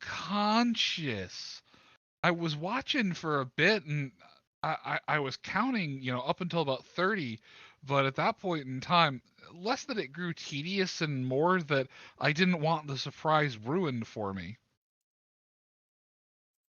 She looks down at the beverages and or she looks down at the wrappers and proceeds to float them up. Oh, cool! I can float things now. Huh. Turns them around and just goes, I wonder. And you see her kind of focus intently on the object, or on the junk wrappers, and they condense and kind of form into a ball. And you see a little bit of pressure coalescing on them, and she opens her eyes, and the ball just condenses in on itself. And as it floats into her hand, you see that she's basically turned it into a slightly multicolored steel or aluminum ball bearing. And she just, lets out a whoop. Ooh. Oh. Yay! You want I'm this? hallucinating stronger now. She kind of floats it over. Do you want this? I made it? Not necessarily for you, but I made it. Yes. She places the aluminum, or the scrap-made aluminum ball bearing into your hoof and looks over. But yeah, a couple of the younger researchers, I don't know if they were on something, or if they were really drunk, or if they were just really bored, but they were taking turns just putting the crackers on you one at a time, trying to see if you'd, move, or who would get one to fall off first. You shifted a couple of times, but they stayed steady. And after each of them ran out of their bag of cheese thems, they simply just looked at each other, chuckled quietly, grabbed another couple bags of snacks, and walked out of the room. Huh.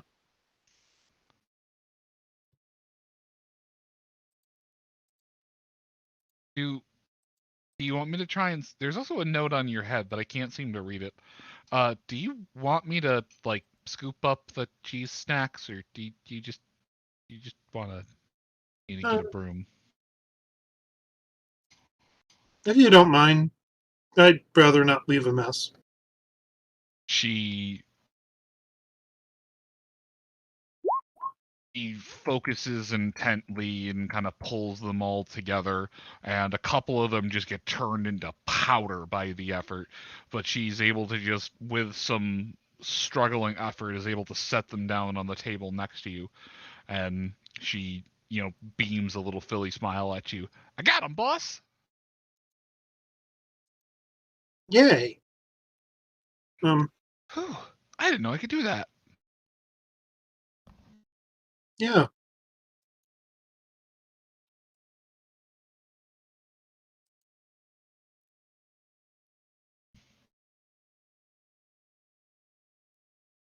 Hey, your hip pad thingamajiggy, it was trilling a few minutes ago.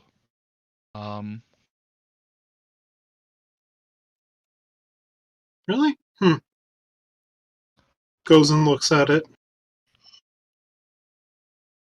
I'm actually surprised my makeshift battery has held out this long. It simply says battery charge low, and as you look on the thing and try to see how much is left, it simply says plot percent remaining, and the alarm simply just says check on project. Okay.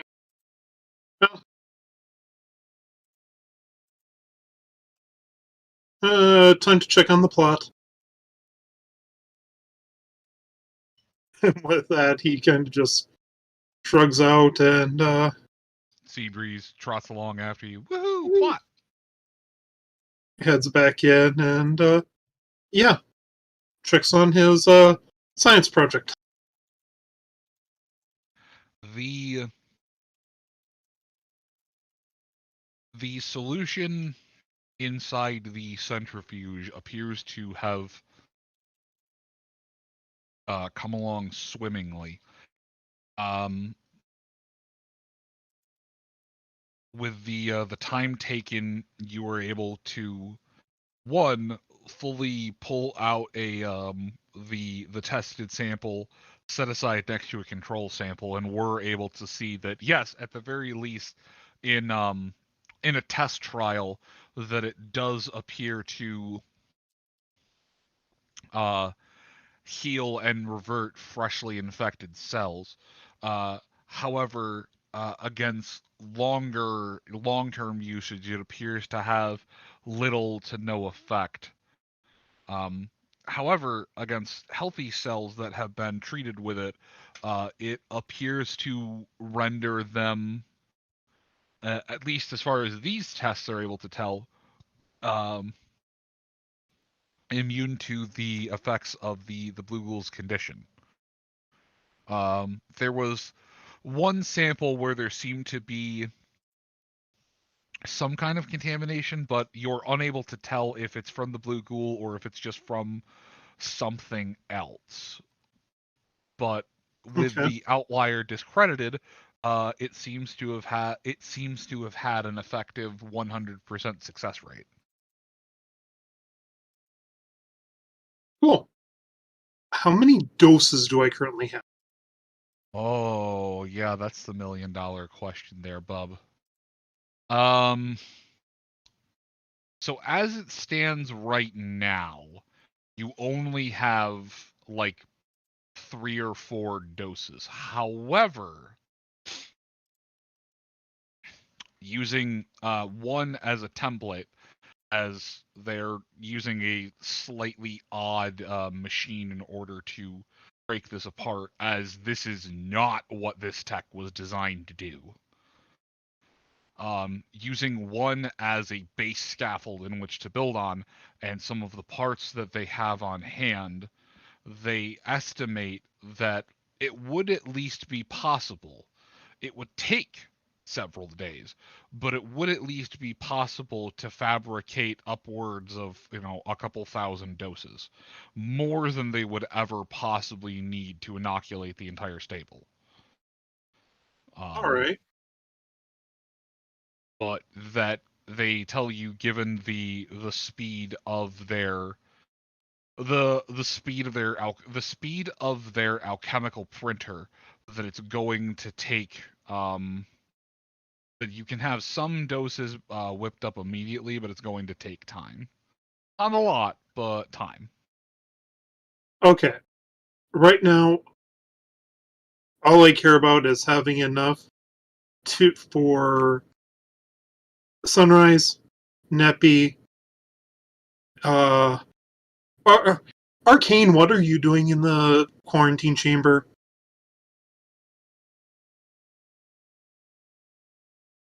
Wait, is that a in-character question or an out-of-character question? That's going to be an in-character question. Yeah, Hayes. By the time you have on the other side of that the double-paneled quarantine glass, you see sitting with Dr. Neppy and Sunrise, Arcane, who I assume gave in and finally sat down to play ogres and oubliettes. Well, yeah, it's something else to focus on. Exactly. So sitting down in front of her, you would come over to see Arcane actually, holding aloft in his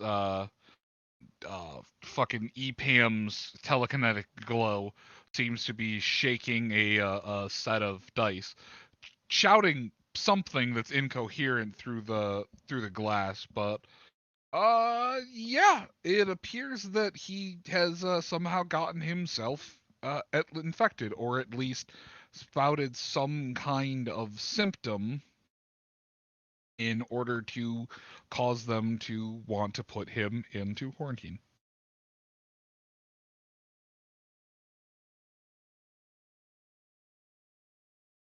Okay.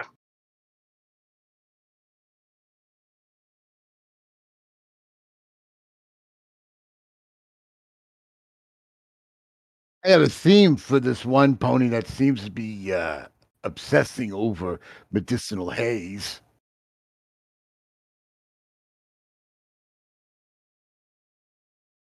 Want to hear it? Oh, no. Boy. Oof. Aw. Oh, who? Seabreeze? Yes. Dude, Seabreeze is dead. Seabreeze is a spirit. Yeah. Oh.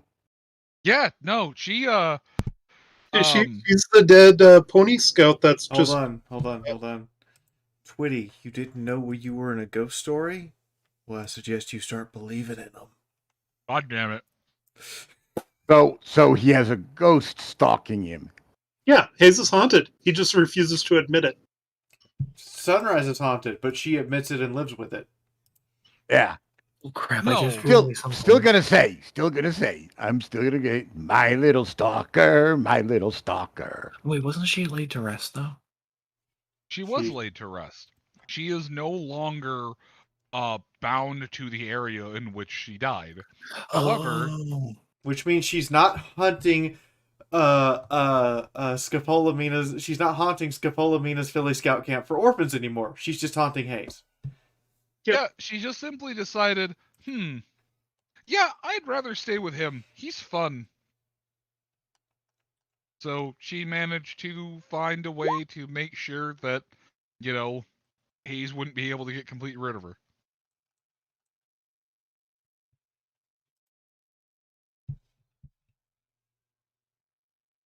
Yeah. Because she did not want to move on yet. She still had too much stuff to do. Okay. Anyway. Well, I mean, you can't go about seeing and fixing the world when you're literally soul bound to a meadow. Yeah. So Hayes anyway, just thinks he's crazy? Hayes just admits to himself he's crazy. No. He just thinks he's had too many chems for the moment and is hallucinating. I was about to say, no, he's just high. Exactly. Or not high enough. Breeze points over to the small blue one. Hey, see? He's nice. He's at least given me a wave. All these other ponies in here are rude. They're just like, oh, that dead Philly Scout over there totally doesn't count. Oh, that spiritual Philly Scout who has way too many sashes in herbology. We shouldn't acknowledge her. She puts on a mock sense of humph and pomp. I see how it is. And can I? This is going to be dumb, but can I roll random to pull out spirit candy for the small? No, you're in quarantine. You can't. Be right. They can't hear through. Oh, right, I forgot. Yeah, I forgot. That's fine. Okay. Sorry, Here's my question: do I just have enough doses to be able to make more, and still treat arcane all 3 of them, or do I just need to double check arcane's test results? Roll me a d6.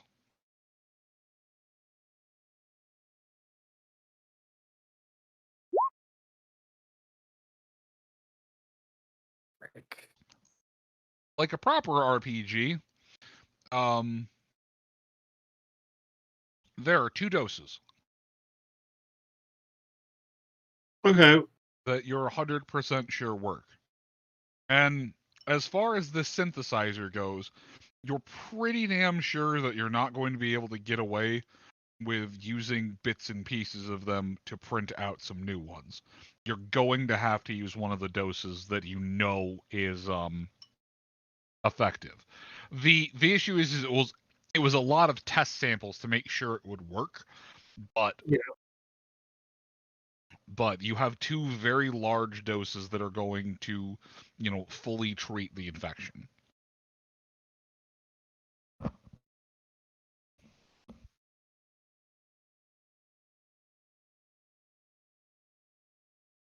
Well, there's only...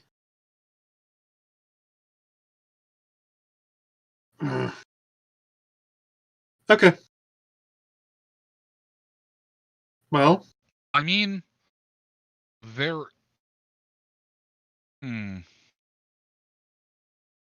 Oh, who's it gonna be? Well, there's... I was gonna say, Hayes has seen, Quickstitch, or has heard of Quickstitch do some crazy things, and has seen Arcane Gears work that EPAM thingy. Medicinal Haze would just hear a quiet little whisper, one that definitely wasn't Seabreeze, but would just hear a quiet little whisper, utter, "Don't give up. You got this." Okay. First things first, easy choice. Start processing the additional doses.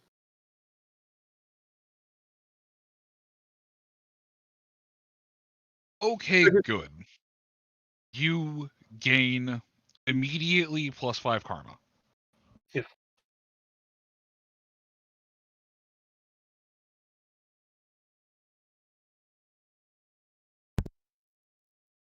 Come on, microphone, Meryl. Karma. Okay. Yes, we can hear you, V. Okay.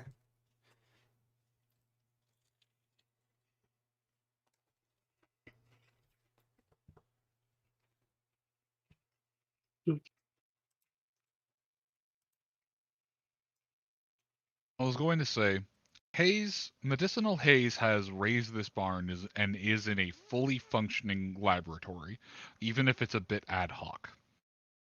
Yes. He has access to it's a well enough stocked one, so there's 3 of them, but one is currently being used to to the point where it effectively doesn't count for this.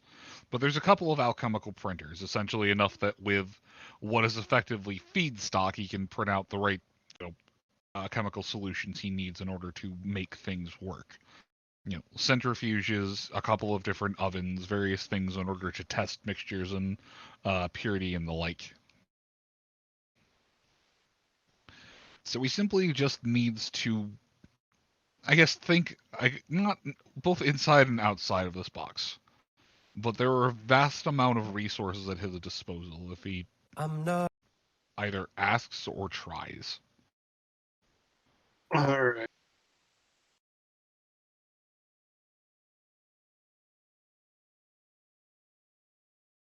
Essentially, hit me with your best bullshit.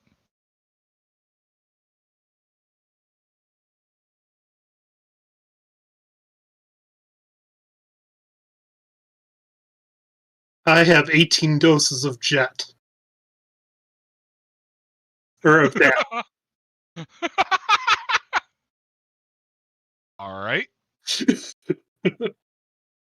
I am both impressed, intimidated, and very interested to see where you're going with a statement that starts with that.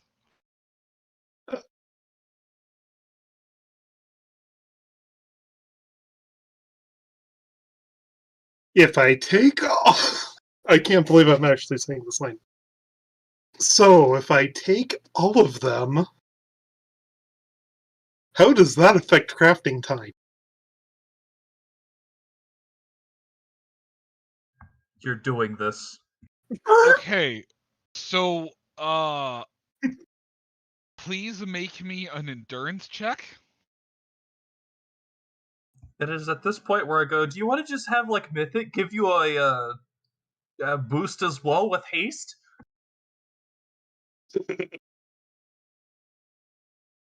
Smooth flow while he's at it?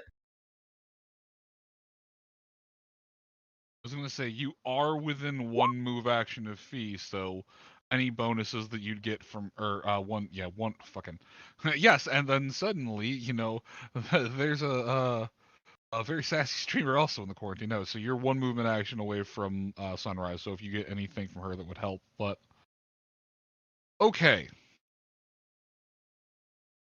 So Medicinal Haze uses 18 doses of jet.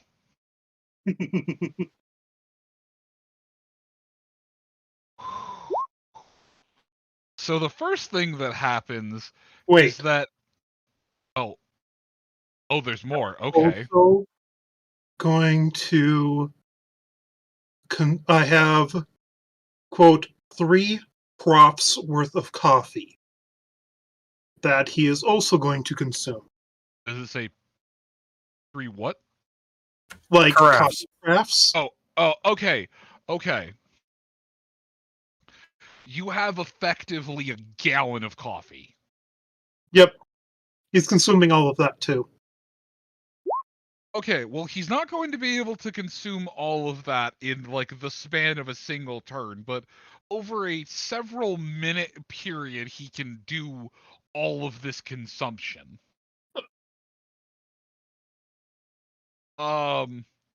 Please make me a luck check as well.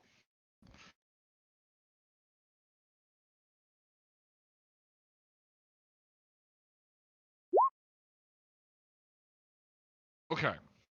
So, 2 things. 1, you are now addicted to jet. Second of all, by the time you finish all of this coffee, you have to violently pee. Like... He just finds a floor drain. He just what? He just finds a floor drain. Absolutely. Okay. So, as you go and find a floor drain, you hear less in the empirical, or less in the, you know, silent whisper that it normally is, but you hear as if she's actually standing beside her, the voice of Seabreeze. She just chuckles, like, so busy wrapped up with your work, old man, that you're just taking a leak in the drain? Like, I can't blame you. I'd probably do the same, but, like, buddy, come on. Anyways, we got work to do. What's up? I'm here. You can use me. I am here to help. Okay. And she's mostly, like, physical. He just starts rattling off instructions to everybody. All right. The issue is that as you're saying these things, you're realizing that they are literally incapable of understanding you. However, Seabreeze can hear you just fine and is just slowly going around relaying the instructions and information to those around you. They stop and just, right, yeah, I'll do that. Or like, oh yes, I'll go and process the thing. Hold on, I will go switch polarity and flip the do-bag jigger. And after a few moments of this translation, she comes back and grins. All right, so what's next? Also, yeah, sorry, you are quite literally going too fast for them to comprehend you. Yes. Okay. Now we have to turbocharge the centrifuge. The equipment needs to be made to work faster. Oh, you need it to go faster? Yes. Okay. Okay, so this is probably real bad, but do you see that panel on the side? Okay. All right, pop that. Pops it. Okay. There's like a series of wires and a couple of intake spots. She's like, okay, do you see those two intake spots that aren't plugged into something? Okay. Okay, put a hoof on either of those. Those are auxiliary power ports. They're if you need to link additional of these units together. Okay. Okay, thirdly, this is gonna suck a lot. Okay, thirdly, I'm just going to use you as an adapter. Sounds good. Bunk. Oh, you sure? He takes out some scrap wire and just plugs them in and holds on to them. Well, right now he's going faster than the electrical current can keep up, so it's only a soft tingle. But she applies both. I don't have a non-claimed token I can use to represent fucking Seabreeze.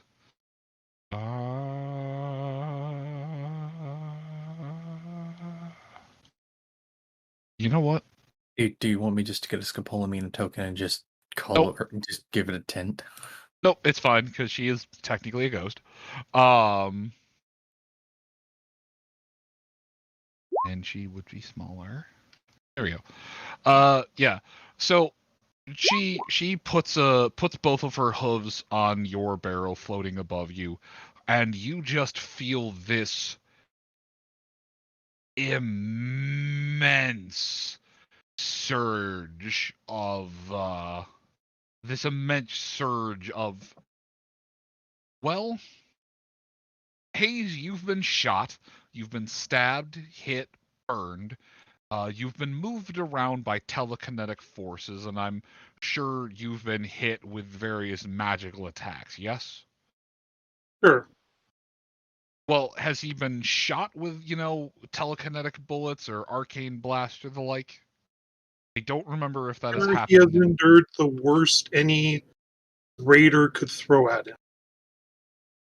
Okay, so yeah, he's been exploded at least once.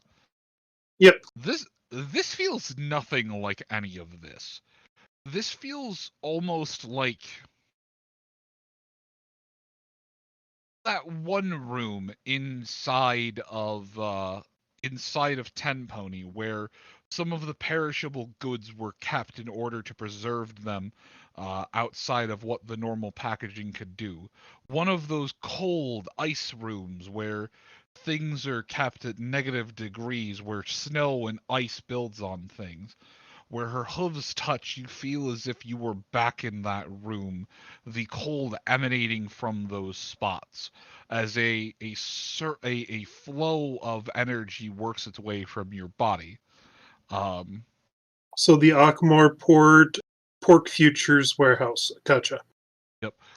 However, she seems to be grasping by the very back end of your barrel, and you feel it flow across your back as well.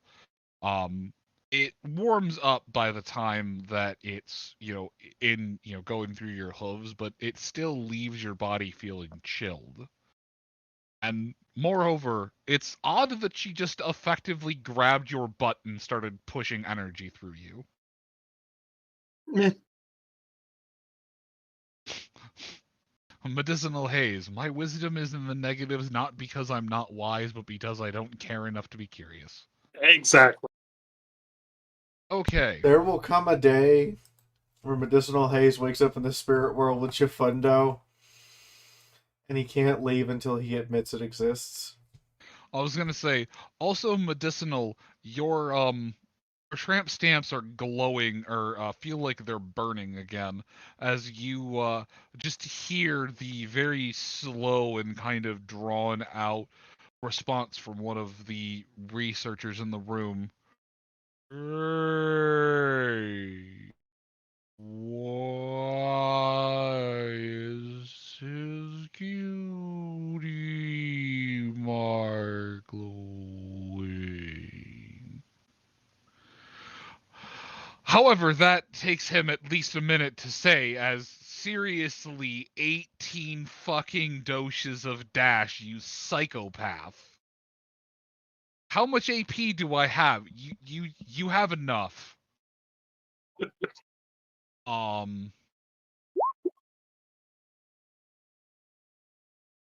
But I need a couple of perception checks from you. I also need another medicine check. 350.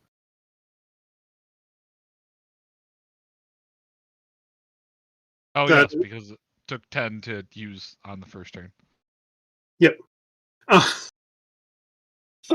Okay.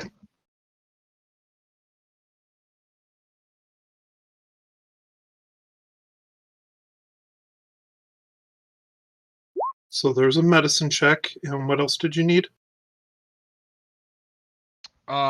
Jesus Christ. I need 2 perception checks. Also, so Sunrise, as this is all going on, out the quarantine room window, you basically see Medicinal Haze turn into this celerity horse, the likes of which you haven't seen since you had to deal with Enclave Pegasi.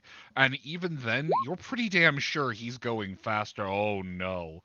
You're pretty damn sure that he's going faster. Also, and more importantly, his cutie mark is just golden yellow, well, I guess shining with a soft golden light at this point. Not unlike you've seen on some of the gatekeepers, but it seems different somehow, more centered on the cutie mark in and of itself. And as you stare intently at the form that seems to blur and blink and twist, you see what appears to be this tiny ethereal filly using Medicinal Haze as a magical conduit, a pair of hooves on the back end of his barrel, and a soft glow of light coming from her forehooves as the energy arcs its way through and into the machine, and it just cranks out these vials and doses. You're pretty sure that putting any kind of a hoof or part of your body near the assembler's mouth would cause you to actively lose it. But somehow, be it either a testament to what I have a question. What? Is he leaving an after image, a blur, or plaid?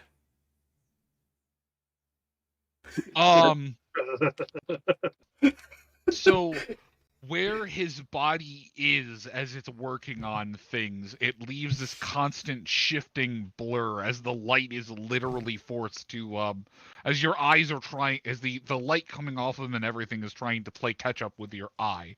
However, as he moves around the room to go someplace and do something else, there is literally a contrail of plaid coming off of his body. As he does not bother walking across the floor, he simply repulses off the floor, given how fucking high he is right now. So, this is the moment where she kindly turns, looks at MT, gets up, walks over to him, sets her character sheet down next to him, takes her hoof, and firmly fixes MT's head away from what's going on. No. You don't need to turn around. Just don't turn around, okay? Whatever you do, don't turn around. Sunrise, you do know that's just playing right into the trope, right? Yes, I know. Which is why I am firmly, undoubtedly, placing this armored hoof on your head that is very difficult to move unless you're wearing the armor, and refusing to let you turn your head. Well, now he just wants to look more. Not wrong. Neppy just kind of looks over. What are you doing, Sun and Fun? I am distracting both of you from something that would break your minds. It's not the first time I've seen what's happening behind me. Don't worry about it. She turns around and just kind of stares. Get me a journal. Science is gonna be my bitch. He goes, no. I want you to listen very carefully. Very carefully. No. Focus on the game. Because if you don't, when this is over, you're gonna have nightmares from places you've never even been to. I don't care. The scientific breakthrough of our generation is standing behind you, going at Mach plaid. She sighs. It was only a theoretical concept until now, but he's proven it. She sighs, lets go of Arcane's head, and goes, "Go ahead and look, but if your sanity breaks, it's not my fault." You can't break what's already broken. No, the thing is, limits are meant to be broken. No, it's a matter of if the loss is greater than 2 or greater than greater than 2, I'm screwed.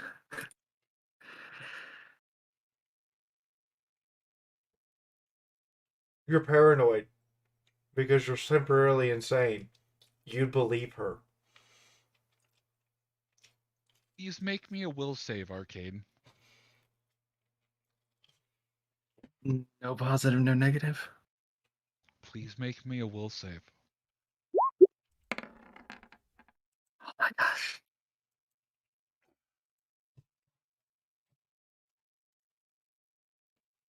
Would have made that a dire check, wouldn't you?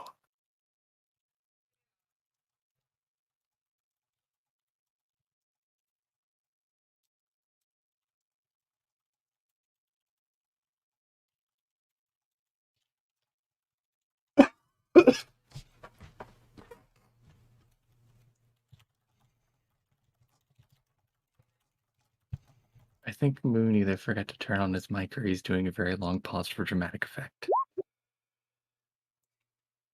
Goodbye, MT. I was gonna say, Arcane, as you... Oh, does MT have to... No, I was saying goodbye because I was pretty sure you were gonna make it. He was gonna turn around, and he wasn't gonna believe Sunrise that he shouldn't look. No, He will instead look at Sunrise and just go, "Remind me to find a recollector, and we'll just do it later." However, as Neppy turns around and stares out the window, she appears to just be crying tears of joy. Just This shouldn't be scientifically possible, and yet it is a rending of the visual light spectrum. It's... Oh, that's a ghost filly. That's not important now. Well, Sunrise she looks her looked dead in the nice. face, thinks about it. Pink. You see the good doctor's horn beneath her is just scribbling frantically as she looks at the notes over. Hold on, there's something going on with the light radiating off of his butt. Pink, you're allowed to introduce yourself. I am? Yes. Oh, this hasn't happened in such a long time. And Hayes, as you're going about these things from off to the side, as the eyes, often tend to wander, you just see a small blur of pink, or well, not blur because these things are going to be whatnot. You see what is effectively a stationary pink object, casually making its self an introduction to the orange-haired lead scientist of this facility. She proceeds to turn her gaze away from you, and beneath her you can see what appears to be notes being vigorously taken.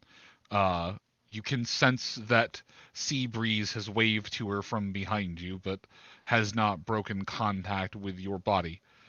And she breaks her look slowly away from Hayes and looks over to the pink one.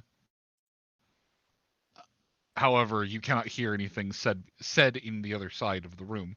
And as your hooves continue to make fast work and fast tasks of the things that are needed, in a span of about 5 or so minutes, you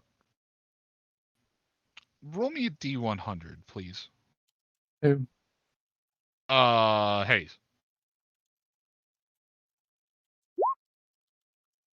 Beautiful. You have managed to crank out about 34 doses of the inoculation against the Lugal virus itself. Right. Has he turned out a cure for the infected? Because inoculation and cure are two different things. It is not capable of reversing what's I meant just for us in the room. Oh, no, it can. So the way that it will work is that within, I think I said 72 hours of like someone changing, this can reverse it. Oh. Yeah. Okay. Yeah, it had the results showed that it had some effect on newly turned tissue and was able to put it back, but on the purely old sample, it didn't have much of an effect. But on the three of you, yes, you will be able to be squared away. And so Hayes inoculates himself, this pony, this pony, this pony, and then goes in and jabs these three. Ow, some warning. Well, I mean, there would be the inevitable warning of the sound of the airlock being depressurized and a lot of you going in. Arcane, you do not get to make a willpower. I mean, you pass, so it doesn't matter. But even if you failed, you don't get to make a willpower save against this. As by the time Hayes has left the room, you have already been Omewa Shinderud with the frickin' needle. Arcane just blinks a few times confusedly. Question is, this is an out of character question. Did Hayes also just slap a band-aid on top too? All of this happened so fast that up to 30 seconds after he left, the plaid impression and the breaking of the light barrier is still present in the room. Arcane pokes the plaid barrier. No, he didn't just put a Band-Aid on it. He put the little swab and wrapped the athletic tape around it. and the ghost put a heart on it. Yep. Okay. Arcane, you take 13 points of damage. Ow. General HP? Yes. And to the hoof as well, as you proceed to poke basically the raw creative energy of the raw creative energy of the drug force, and it just says no, you're too square. Okay, so minus 13 health. Yes. I'm tapped into the drug force. Okay, 174. Okay, and which hoof? Whichever hoof you poked it with. Looks at Hayes. He stabbed you in the butt. No, whichever hoof you poked the plaid with. Oh. Okay, then that would be right for like half damage because it's limb damage. Yep. Okay. That's fine. 13 divided by 2, round up or round down? Doesn't matter. Round down. Okay. So right foreleg 62 minus 6. Okay, 56 limb HP. Okay, CPs. So we've got enough gnosis now, but I'm still feel kind of wound up. I'm just impressed. She just kind of lets go of the rear of you and kind of floats around, and you still feel the same charge as she's pushing through you. Oh, well, why don't you take one of those completed doses and try just duplicating it? Okay. You're, an Earth Pony. You could do this. Sure. This is like a thing that Earth Pony magic can do, right? Sunrise turns to Neppy. Earth Ponies have magic? Sunrise blinks a few times, looks at him, points at her armor, and now I'm going to have fun with him. And holds up her hoof. I cast light. Oh yeah, you're slightly crazy at the moment. Oh wait, she's below 90? Hayes will try to duplicate the dose. Okay. Yes, I'm exactly at 88%. All right. Hayes, please let me. Okay, you try and duplicate the dose. I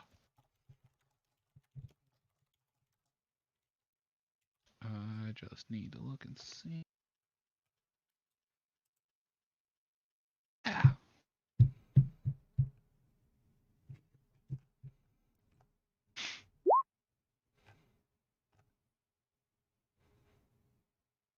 And now after Hayes leaves, she's just going to sit back and watch Dr. Neppy talk to a pink spirit. Yup. And they're having a grand old chat. At one point in time, you swear that at one point in time, Pink is signing an autograph. And Hayes, but snapping to Hayes, as you are going through the things, you try and duplicate it.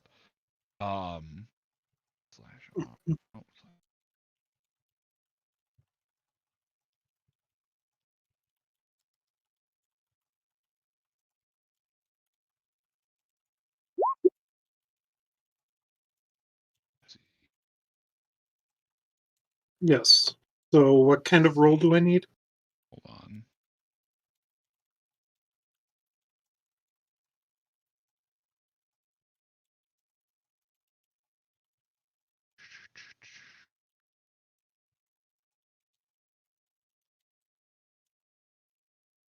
Mm-hmm.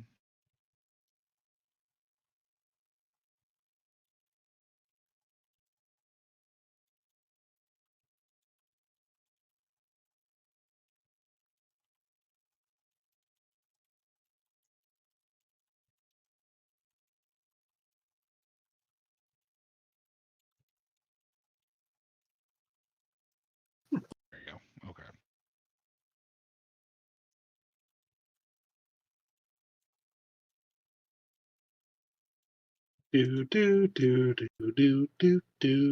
So you try to reach down and focus on duplicating the thing, as Seabreeze is like, come on, do the thing, you can do the thing. And you see the dose in front of you wobble and shake violently, and it is wiggling and waggling and wiggling and waggling, and it looks like it's about to explode, and then it just stops. And she looks to you kind of dejectedly. No, you were so close. She puts a hoof on your shoulder. Do it again. Do it again. I have faith in you. You can do it again. You can do it. You can do it this time. Okay. And do me a favor. Roll me a D100 opposed to a 44.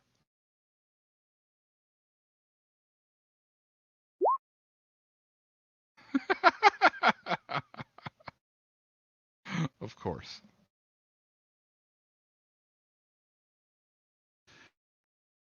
And as you concentrate on the thing, there is just an accelerated clarity of the world around you. You can see how things are supposed to be. You can see the shape of what things are supposed to be. And you realize that in the air and the heated light giving off by some of the room, the carbon dioxide being expelled out of these creatures, and the simple silicate the simple silicate bases that come from some of the shedded hair, or some of the shedded mane hairs, you take a moment and just gather them from the surrounding air, and you're able to, with a little bit of help from the tube in front of you, essentially just split the glass into two solid and fully intact tubes. There's a little bit of a degradation where the new pieces are built in, but it's a solid enough tube, and it appears to be working correctly. The chemical inside proves just a little bit trickier, as well. You had to recently render it from something, but however, as there is a couple of freshly inoculated nearby who happen to be expelling all of this wonderful air, you're able to borrow some of the essence of that, and a little bit of this and a little bit of that from around the room. Of course, the entire time you find that you're effectively standing still, rooted in place, and rather just slowly turning your head this way and that, processing this information mentally. And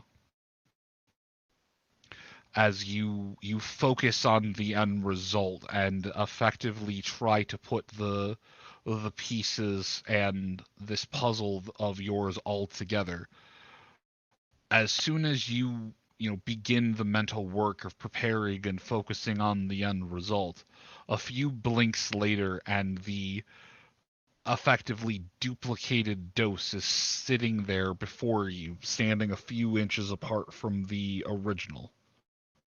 And Seabreeze is just clapping.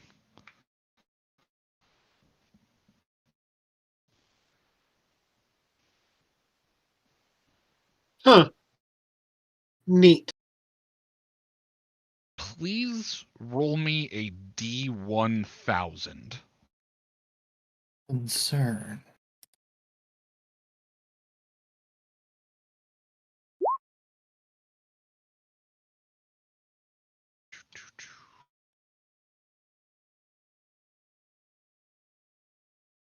Oh, that's not the right spot.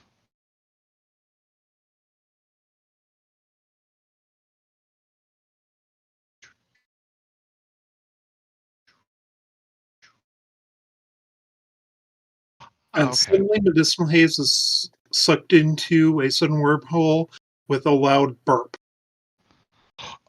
No. Thankfully, there is no warping wormhole of satisfied tummy noises. Well, not yet, at the very least. But there's a strange sense of growth, of expansion that you feel inside of you as you slowly start to come down from 18 consecutive doses of Dash and a gallon of coffee.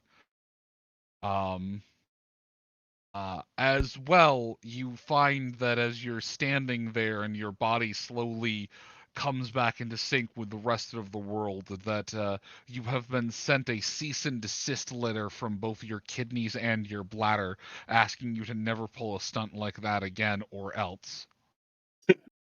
So, how's he not dead?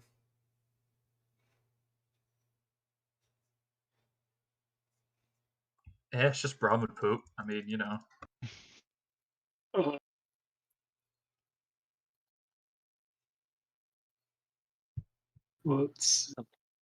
They'll have you know it's all natural ingredients. Yeah, there you go. Okay, go ahead, Avarna. It's called Party Pony Perk. How is he not dead? Because I asked him to pass an endurance check in the beginning of this entire kerfuffle. And he did. No. Well done, Avarna. Because if he failed, yes, when he came down from all of this, it was going to be, okay, please make me another endurance save at, what is your skill? Okay, please make me an endurance score at half of your total skill. Oh, you passed. Oh, you failed. Oh, you didn't pass.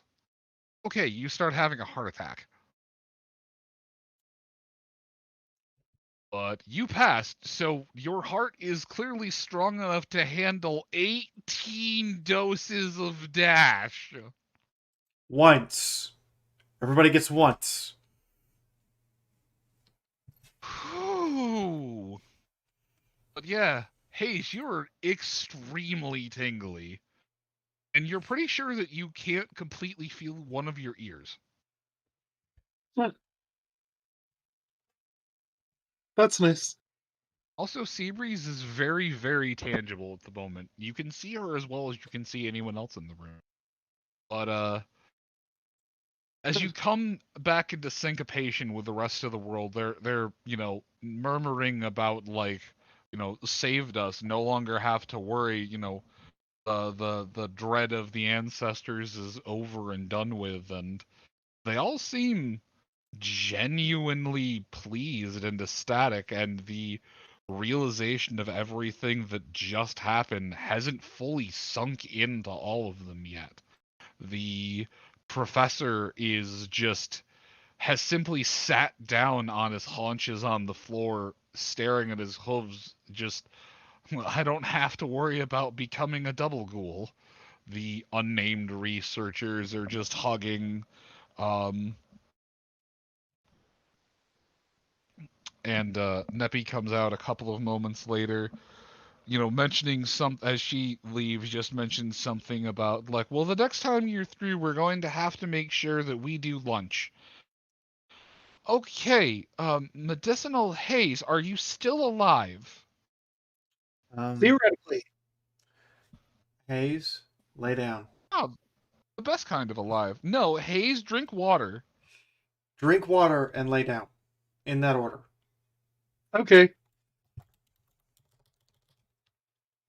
He actually pulls out his canteen, his magic canteen. Hell yes.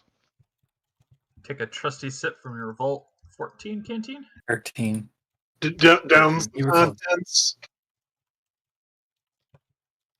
And then just immediately, stick straight, falls off over to the side. And I use TK to catch him. No. I'm gonna dive to attempt to catch him. Does he have invincibility frames where he goes straight from standing to a horizontal? There is no animation of him falling. Yeah, he has iframes as he goes down. Alright, Sunrise walks over, grabs him by the forehooves, and drags him to a couch, lays him up there, takes out the blanket that she sleeps under on the road, throws it over him, and goes, "Okay, He's good. Make me a strength check. I hate you. And can I assist? Your strength score is 1 higher because Arcane is assisting. That is a crit fail. It's fine. My strength is only 1 Squish. That is still a fail. Okay, Can I so attempt TK? as the two of you try to move your medical sleeping angel, Neppy just kind of chuckles. Just let him sleep there. He's earned it. He can sleep wherever he wants.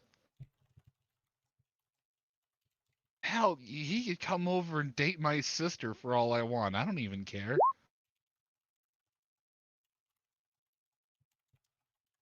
Out of character, that feels like a question to ask, but I'm not gonna ask it. Sunrise pulls up her radio. No, you misunderstand. Hayes is fully awake. He's just laying down because Sunrise told him to lay down. Yes.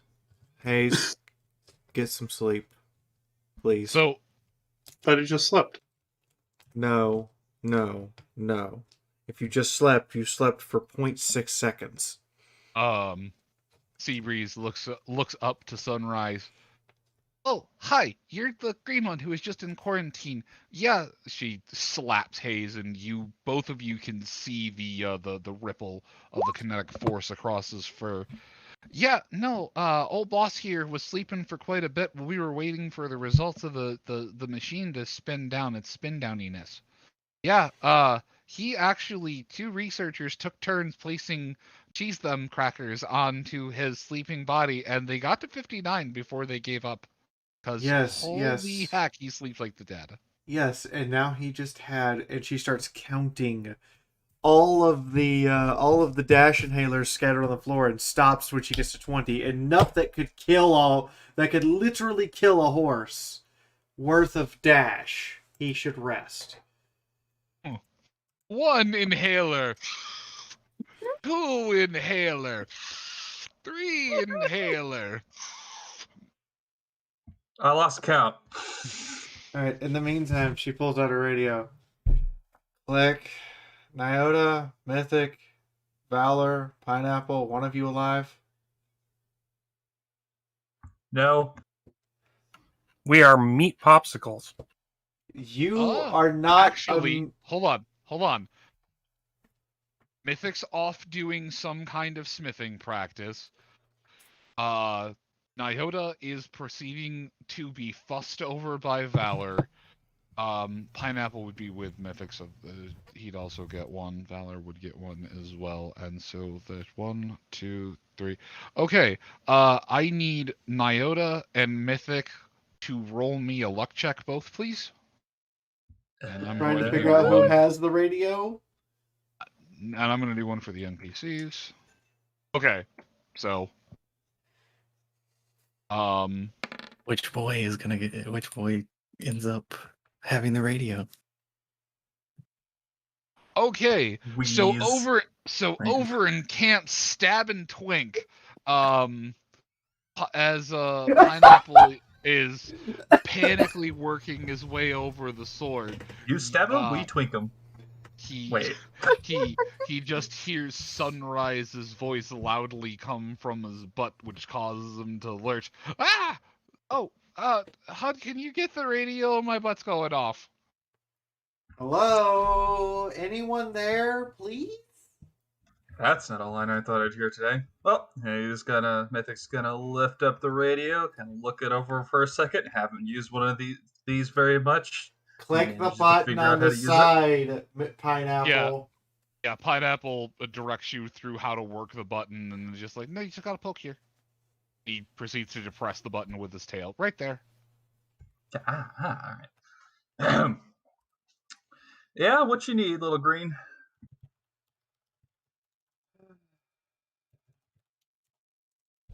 She waits. Oh, is that Sunrise? Hi, Sunrise! What's up? She's waiting for him to release the button. She can't talk back when he's got the button depressed. Oh wait, shit, am I supposed to? Pineapple swats your hoof. Wait, yeah, no, you gotta take the thing off the. Did you lift off the button yet? Over.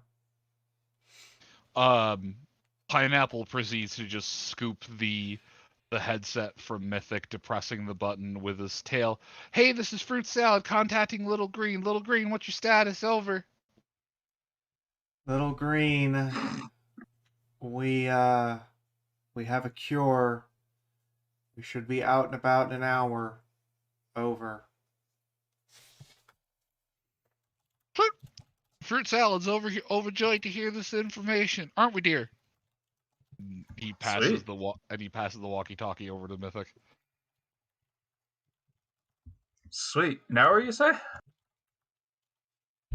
Yeah, about an hour, assuming Chifundo isn't currently still in an orgy. Shut. Chifundo's in a what now? You hear gay panic noises from Pineapple.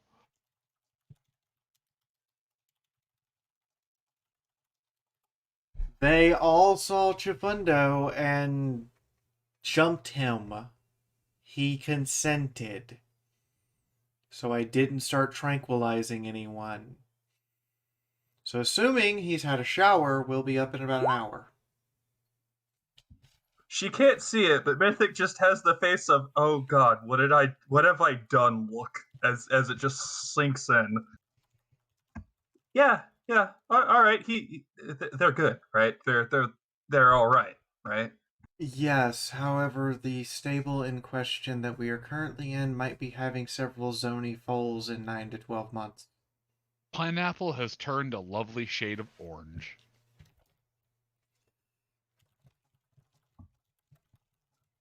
All right. Well, guess we'll see you when y'all get out here. Did y'all find whatever it is you were looking for down there, by the way?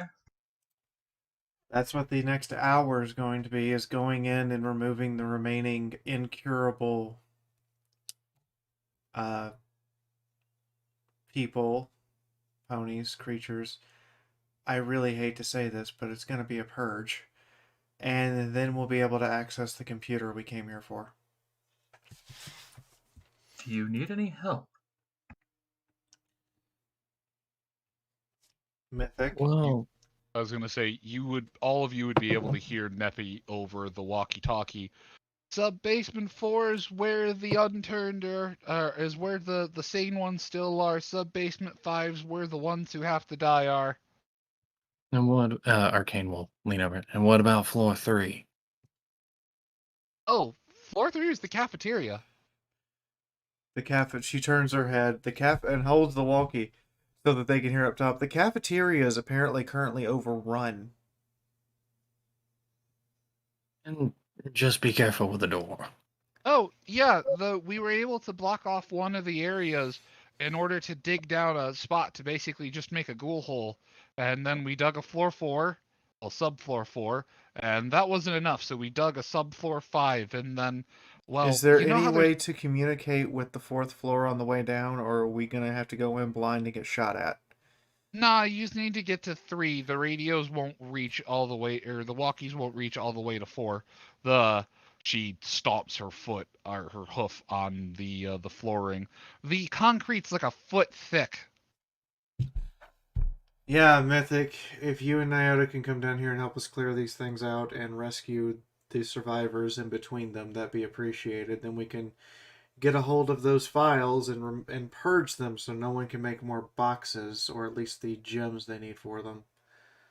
And then we're done. Neppy kind of cocks her head to the side. Wait, hold on. You're trying to hurt... Oh, wait, you need to see the Dragon Forges? Sunrise turns her head. I told you when we came down here, we need to make sure you can't make more of those crystals, because without them, they can't make more boxes. Well, yeah, but I thought that you meant that you needed to take care of our she shakes her head for a moment. Yeah, we thought you needed to break apart our printers, not our etcher. We need the least destructive way to disable permanently your ability to make the components you make for the recombulators.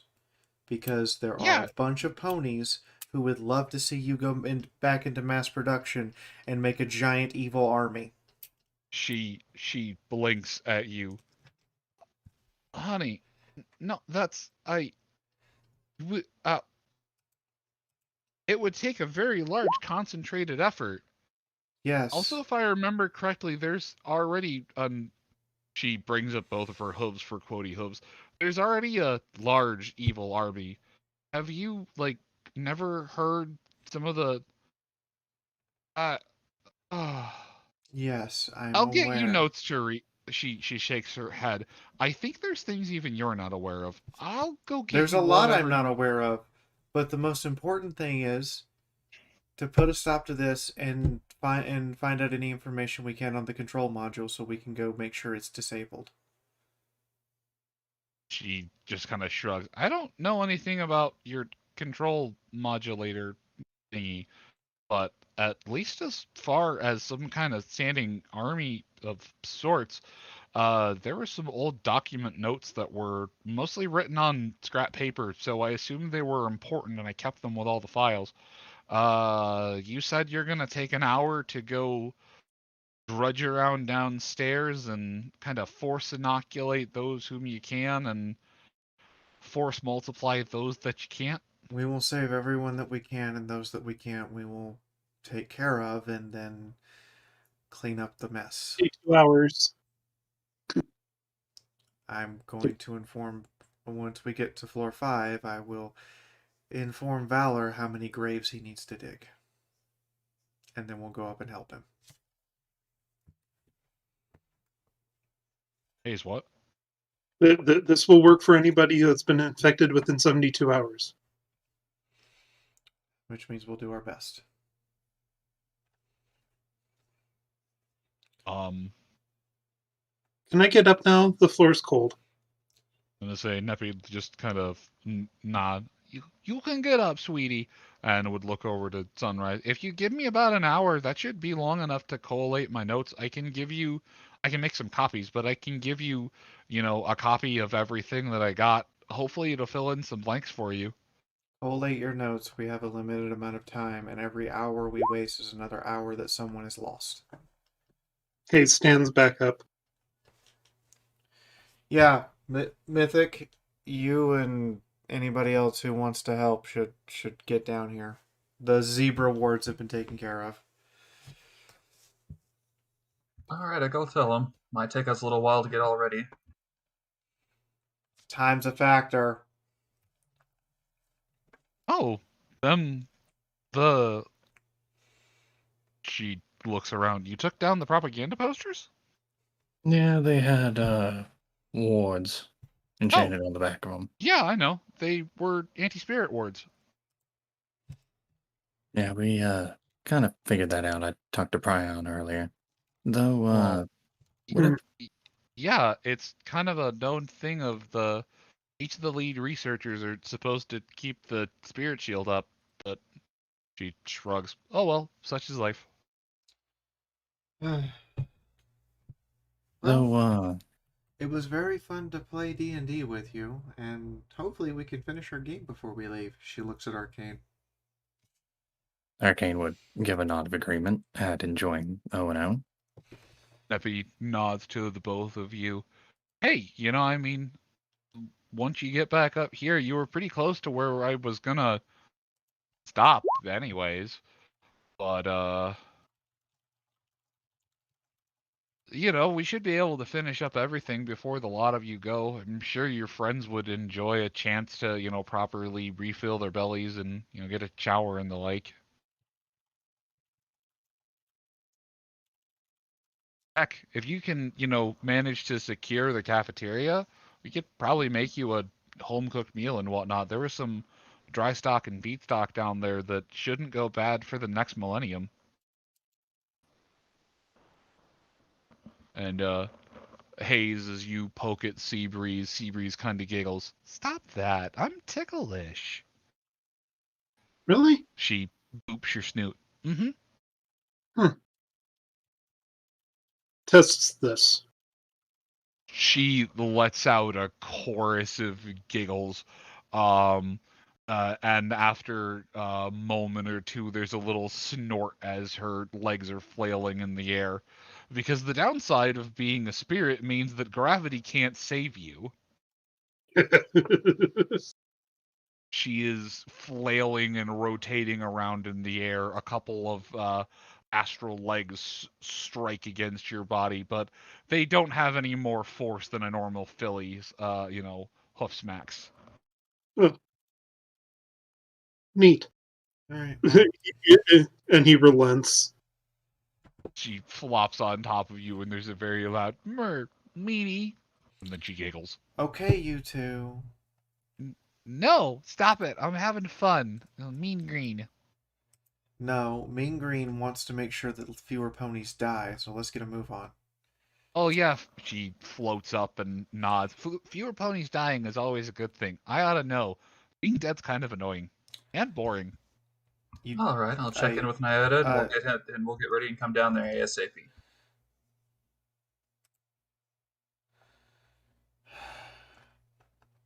She starts marching towards the stairs to go down, ignoring whatever else is going on. Knowing in her mind, knowing full well. The longer they wait, the less likely that they can cure everyone. I was going to say Seabreeze pats Sunrise on the head with her tail as she walks past.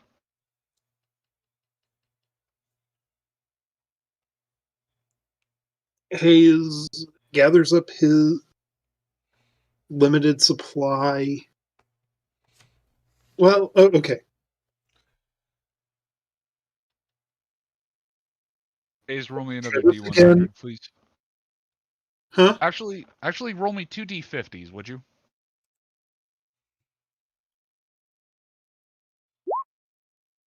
Perfect. So, in the time all this has gone on, the alchemical assembler has printed another 60 doses. Okay. So I've got 90 doses. Give or take. Give or take.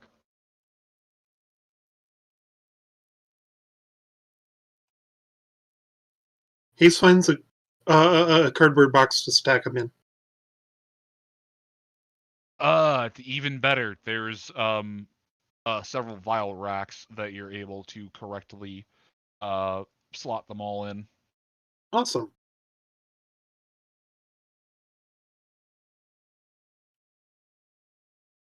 All right, off we go.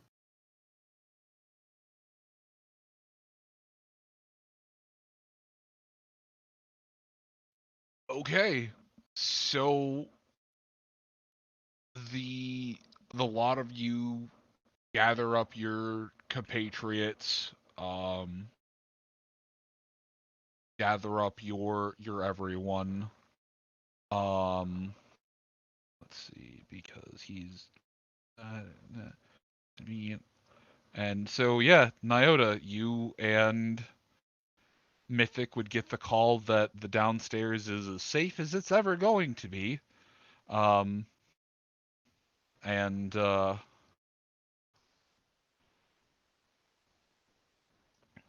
also, by the time this was all said and done, and the two of you had finished going over everything, Valor would have talked you into letting him just rub the worst of that knot out of your neck.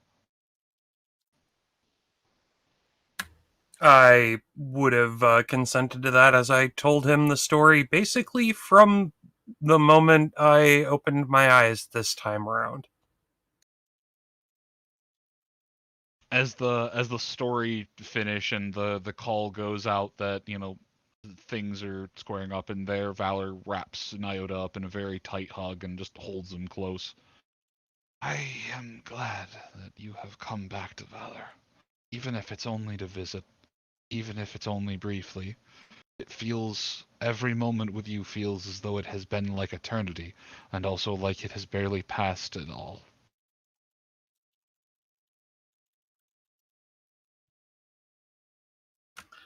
You always were the better one with words than I, but same. He grins at you in the way only a griffin can. Do not feel bad. Valor's father was a bard. That explains so much, actually. That explains everything. Valor proceeds to hold up a claw and then stop, and then goes to grab a sign and writes down the number 17 on it and holds it up. This is the sum total number of chicks, or of siblings that Valor has. Or well, had, at least. I was more referring to you specifically, but that also answers a lot of questions. I get the feeling that you took to your dad's stories of heroism and gallantry, and, well, now you're here. Downsides of being a middle child is that the eldest siblings really play up the grandeur of one's parental figure.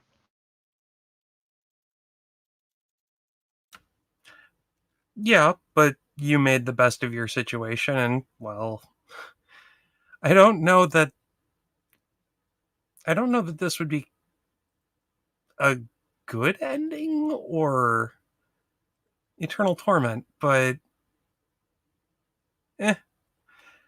anyway, you are who you are because of how you grew up, so I give him a hug back. Unfortunately, I'm gonna have to go downstairs, and unless you're ready to disobey your orders, well, this is gonna be where we part for a bit. He stops and sits down and just tries to think. I do not.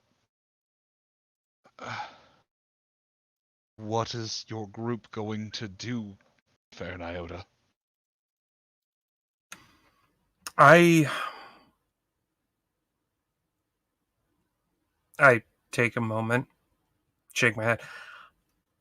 To be completely fair, I don't completely know. As far as I am aware, we're going to do our utmost to save as many lives as we can and end the suffering of those that we can't save.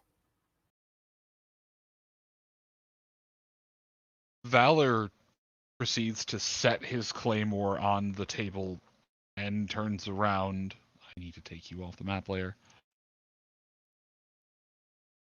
And turns around, heading for his bedchambers. Valor, I need to think. And you hear the sound of the fabric being drawn across the metal guider.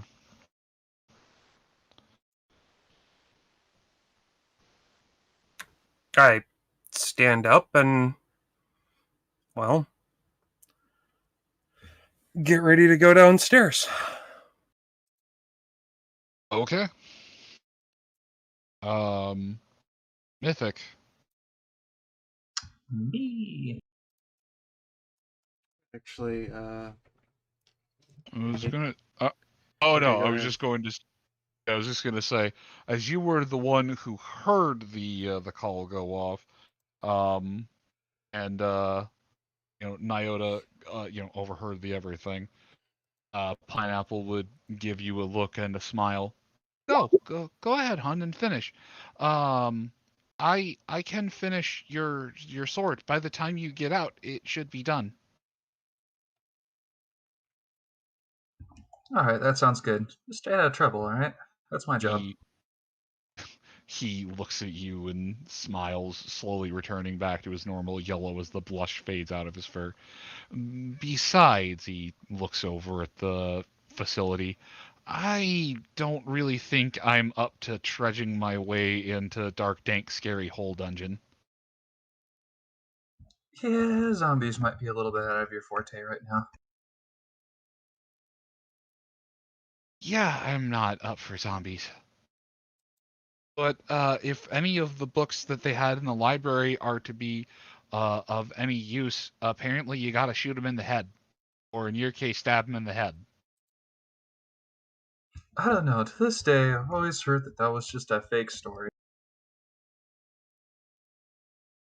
Granted, shooting anyone in the head would stop them. shakes his head. No, you gotta something like if you either gotta like completely destroy the body or you completely remove the head and then it stops them. I mean, or alternatively, you could just do what the Sunrise and group did, and then just use a whole lot of explosives and then make the problem go away that way. Well, I do believe that falls under completely destroying the body. He chuckles. Well, I'm gonna finish working on this sword now that my brain seems to have rebooted from whatever it was that we were talking about. But be safe. Have fun. He leans over and gives you a kiss and wraps his legs around you for a moment. Mythic will actually return the embrace. Aww. He squeezes even tighter. You hear just a very soft yay. Alright, still not very good at this, but I'm learning. So I'm calling it a night. So. Okay. Oh, that's fine. I largely just wanted to get, because I assumed that Mythic would want to go into the effectively dungeon part. Yep. I'm good. Cutting it here. I was just trying to get to the point where the two of them were heading their way inside. So. Alright. Also. So yeah, you're good to head to sleep and. Good night. Good night, Avarna. Good night, Avarna. Night, Avarna.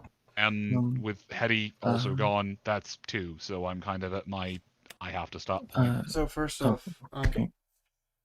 Go ahead. Go ahead. Okay. I was trying to earlier. Whenever it was our turn. Arcane was going to ask Neppy 2 questions, and I think the second one will be after. Okay, why don't you write those questions down? No, I haven't. Just send them to me. Okay. And then Moon can answer them next week. I'll just type you out a fucking response, man. I'm not on stream, so everybody can hear it. I will. Okay. Okay. So am I typing you it or am I saying it? I'll just type it. Type. Well, I'm gonna make sure to, give Mythic a hoof bump on the shoulder. So, ready to deal with whatever craziness is downstairs? I've been ready. Think we got this? Well, if we don't, I take a look towards where the cloth is pulled over Valor's room, quote unquote. If we don't, there's somebody here who does. And I step into the decontamination. I think makes one last check and he'll either follow him in or wait his turn. I'm not sure how that works. Mythic can follow him in. There's large enough for a group.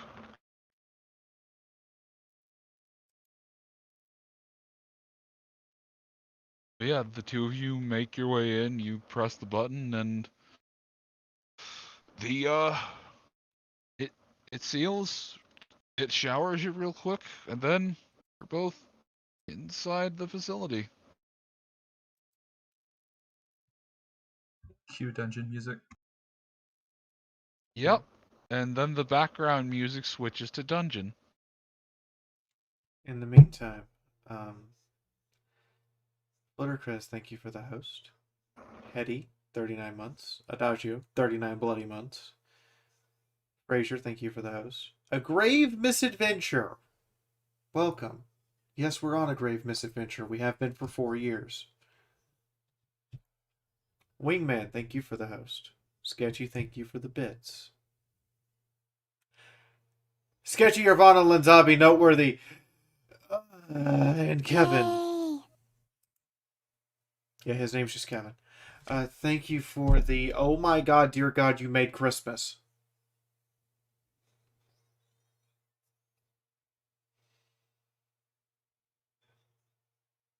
It's most appreciated. I hope we've been entertaining for the last 4.5 hours. Apparently, we've been incredibly entertaining for 32 of you. And those of you who stuck around to the end, here, have a picture. God damn it. Really? Really? You're not going to do what you're doing? Thank you.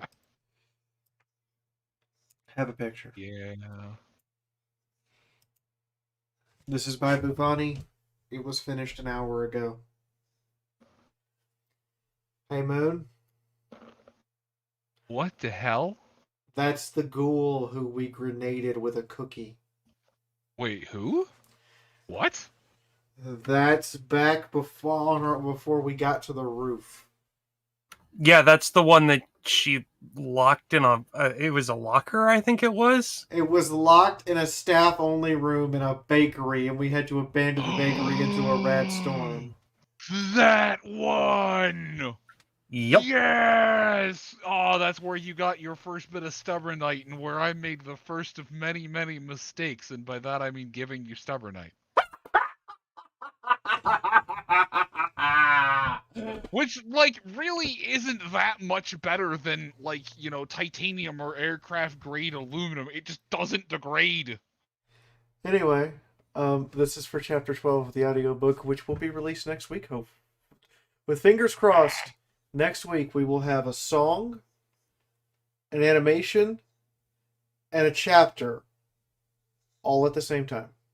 News from the bunker is on hold until the start of next month, just to make sure that all of this other stuff gets done. So a song, a chapter, an episode, and then a stream. A audiobook episode, a News from the Bunker episode, a song, and an outro animation using our Daunting Future song. That's almost 4.5 minutes. When are they all? When are you? They're all supposed to release next week at DrotCon. Oh right. But if you're here next Wednesday, Filmshot says he'll have the render ready, and if he does, at the end of this stream next Wednesday, I will play the animation for everyone that's here. And then we will release the custom assets for you guys who want to make your own animations or give them to animators, including firearms for horses and pony models, and our fully functional griffin model that can fly. Anyway, that's my good night. You guys say good night.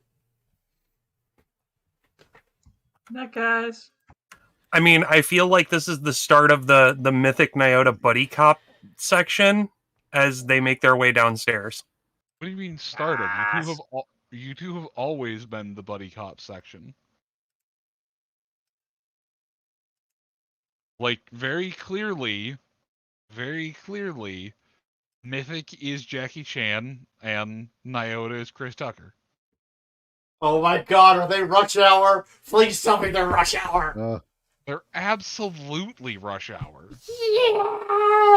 Yeah, man, I'm gonna have to put that movie on my watch list. I mean, to be fair, I imagined more like, Nyota was Mel Gibson from Lethal Weapon.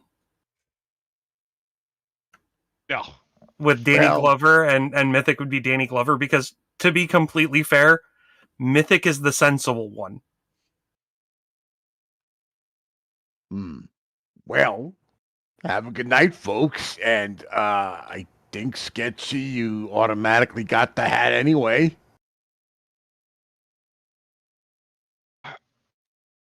No, I think Arvana gets the hat. Well, he did drop the most. Arvana, I don't... By tradition, Sketchy should get the hat, but Sketchy, are you willing to give it up? I mean, if not, Sketchkin has hat. Just, He is obsessed with that hat. Yes, give Sketch hat. Sketch has hat. You has hat. I will see you all on Friday, Saturday, and Sunday. Oh, what you doing? Friday we're doing D&D Tabletop, and Saturday and Sunday we'll be doing Pathfinder Wrath of the Righteous. Ah, fantastic. Who's still alive in Pathfinder Wrath of the Righteous, anyways? Only Noteworthy and Nerui are dead. Mm-hmm. Permanently. Ow. Well, Nerui is currently a statue that decorates my commander's hall because she was turned to stone and I have no cure. And Noteworthy is dead because Noteworthy was vorpally eviscerated and can't be resurrected through normal Raise of the Dead. Oh, yeah, you can't unfuck Vorpal. You can, you just need true res. Hey, I thought I said, hold on, I thought I said she is obsessed with that hat. But, no, Noteworthy was, not eviscerated by Vorpal, but dropped several levels by, Whites. Oh, yeah. And the resurrection would have dropped him to level 0. The resurrection would have dropped him below levels. Noteworthy died by level loss, and therefore only a true res can bring Noteworthy back, because otherwise they would still come back with either level. They would either come back at level -1 or -5.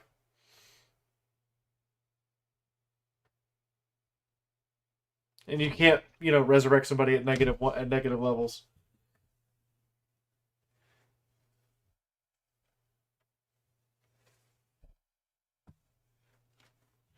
Anyway. Okay.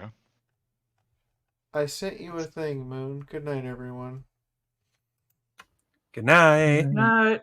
Good night.